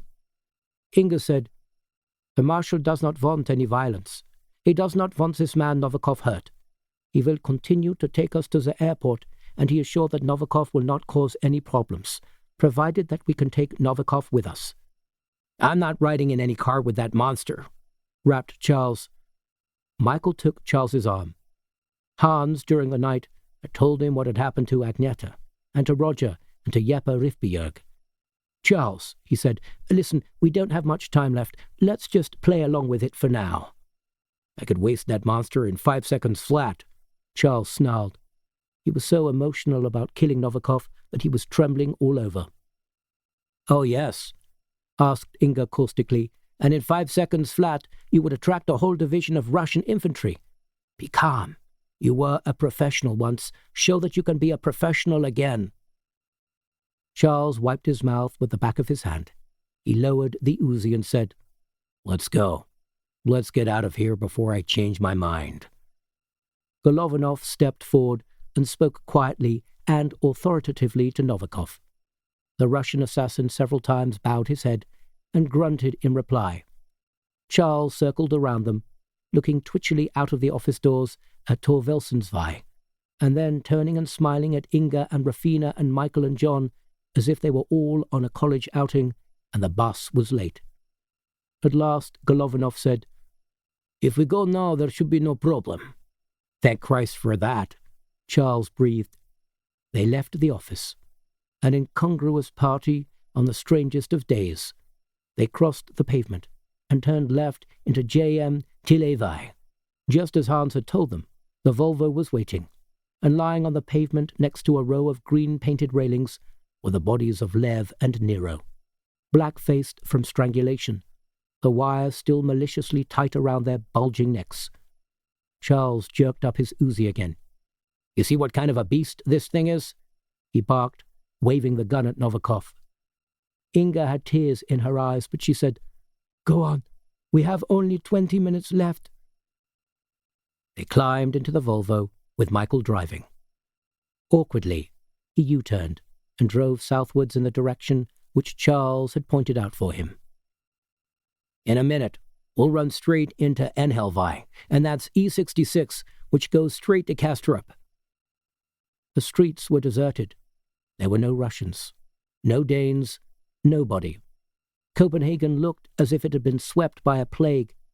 They passed the huge Carlsberg brewery, crossed the main railway line, and then drove over Schelen-Zebro. Glancing northwards up Suhaun, Charles saw 6 or 7 Soviet amphibious assault craft ploughing up the slate-grey water in formation. The sky was the same colour as the buildings, dove-grey and melancholy. Goodbye Copenhagen, he thought. Goodbye Agneta. Novikov sat hunched in the back compartment of the estate car, but he never once took his eyes off Charles. Charles, for his part, never took his eyes off Novikov, nor the muzzle of his Uzi. Golovanov sat with his arms folded, as reserved and quiet as a taxi passenger. Rufina sat by the window, nervously tugging at her hair and glancing around her for any sign of Soviet combat troops. "Step on it, for Christ's sake," Charles nagged Michael. "This isn't a funeral. Not yet, anyway." They reached Kastrup Airport with 6 minutes to spare, and as they sped up the approach road, they encountered their first Soviet troops. 15 or 16 soldiers from an airborne assault battalion, their khaki Mi-26 helicopters still parked within view. 3 of the troops stepped into the roadway as the Volvo came up to the airport perimeter and flagged it down. "The airport is closed," one of them said in Russian. Golovanov heftily wound down his window. "To me, soldier, Nothing is closed. Stand aside immediately." The soldier recognized with horror the uniform of a marshal of the Soviet army and snapped to attention. When his companions saw what he was looking at, they snapped to attention too. "These people are friendly diplomats who are to be flown out on this special diplomatic flight," said Golovanov. I want you to find me an escort straight away and take us out to the airport. I want you to go to the control tower and make sure that the flight is held until all of these people are safely aboard." "At once, sir," the soldiers replied. The perimeter gates were opened for them, and Michael drove the Volvo out across the concrete, following the frantic wavings of one of the airborne troops who had decided to guide them on his motorcycle. "That putz is going to fall off if he isn't careful," Charles remarked, trying to be laconic, but only succeeding in sounding strangled. They rounded the terminal buildings, and there it was, a 747, engines already started, in the livery of Scandinavian Air Systems, blue and white. There were 4 or 5 airport handlers around the steps, as well as 3 Soviet officers and half a dozen Soviet troops. Michael drove the Volvo right up to the plane and parked it. The Soviet officers approached them as they climbed out of the estate car.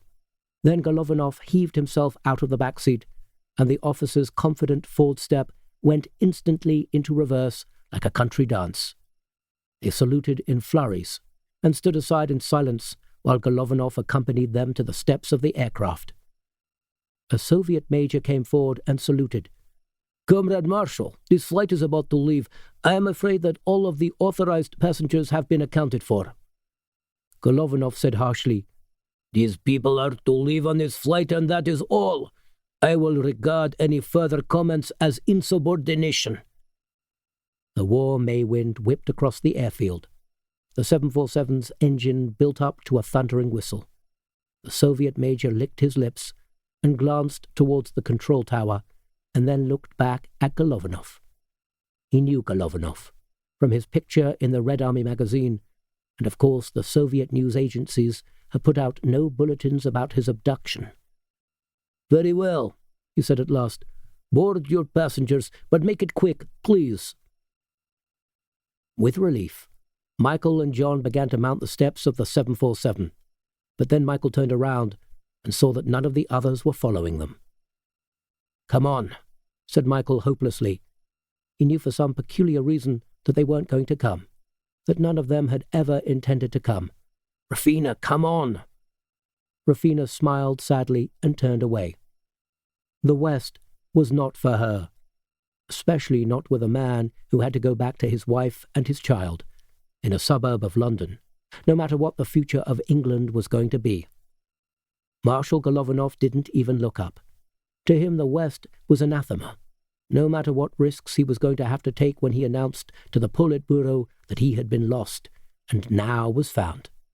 And with an intense shock, Michael realized that Inga wasn't coming either, and that he had developed the maturity to understand why. Inga wasn't coming because Inga had bought their freedom with her own body. Inga hadn't tortured Golovanov into agreeing to escort them to the airport. She had simply promised that she would stay with him, as his concubine, for as long as he wanted her. And why not? He would give her everything she wanted, a dacha in the country, perfumes, furs, and she would be no more a prisoner of her own destiny than she ever had been before. And Charles was lifting a hand, waving, saying, "Just a minute, hold it a minute. I forgot something." Michael watched Charles walk back to the Volvo, open the back door, and root around under the seat. At the same time, Novikov, the man with the terribly burned face, tried to open the rear door of the Volvo, and obviously found that he couldn't. Michael couldn't hear anything, because of the 747's rumbling engines, but he could see that Novikov was beating against the window of the car in a desperate attempt to get out.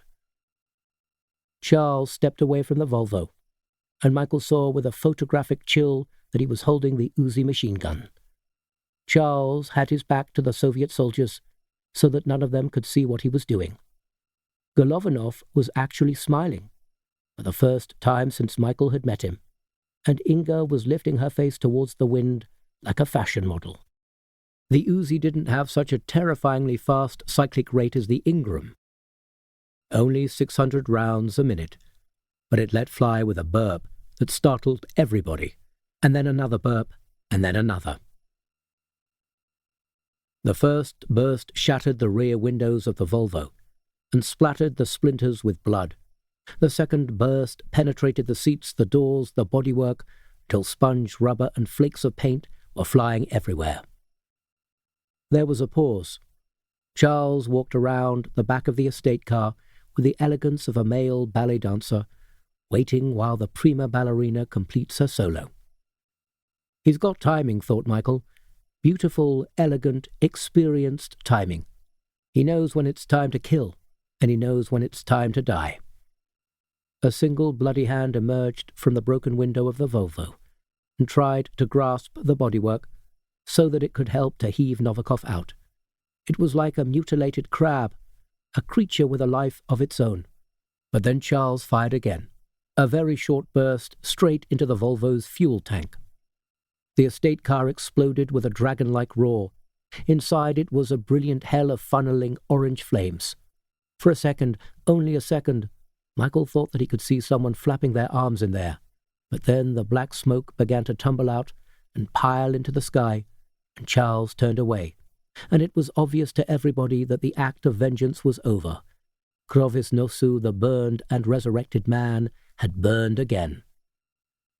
An SAS stewardess appeared white-faced at the open door of the plane and said, "Sir, come, we have to leave now. Please, straight away, we are late already."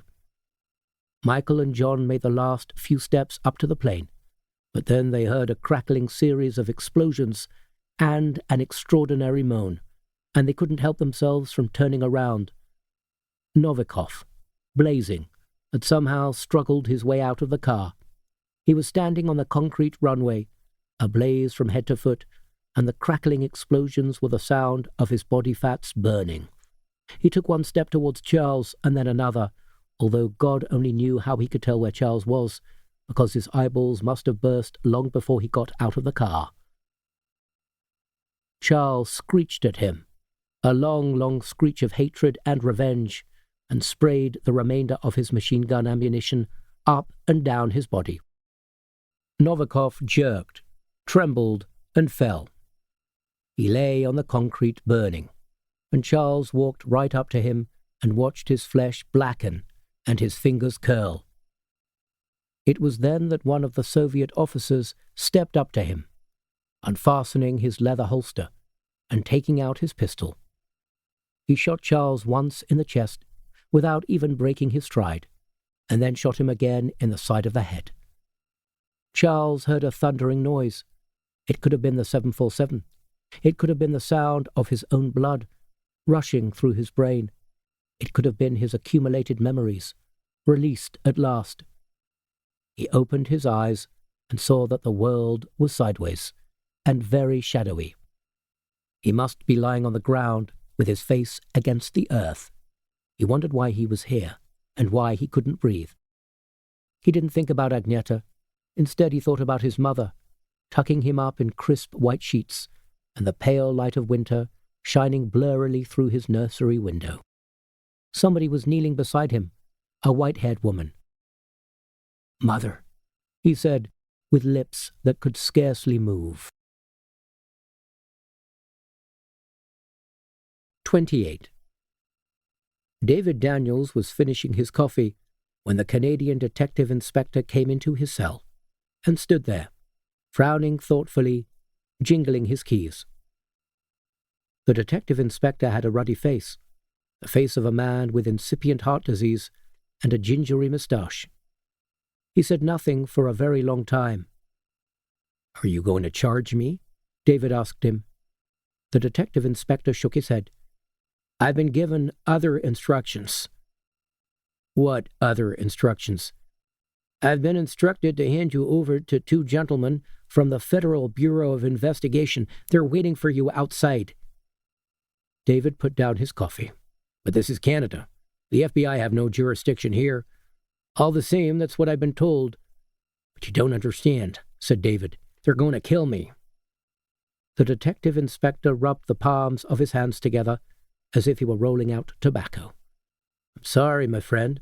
Those are my instructions and I have to obey them." "I want to see a lawyer," David demanded. "You haven't been charged." "But if I haven't been charged, you can't hand me over to the FBI." The detective inspector smiled faintly. "You want to try me?" They brought David his jacket and returned his wallet to him. He stood in the entrance hall of the police station, which smelled strongly of lavender wax, and signed a form to say that all of his possessions had been returned to him. The desk sergeant had made 2 crosses on the form where he should sign. 2 constables escorted him out of the glass swing doors and down the steps into the sunshine. There was a light wind blowing from the west. Across the street, a grey Buick was parked, and 2 men in sports coats and grey slacks were waiting beside it.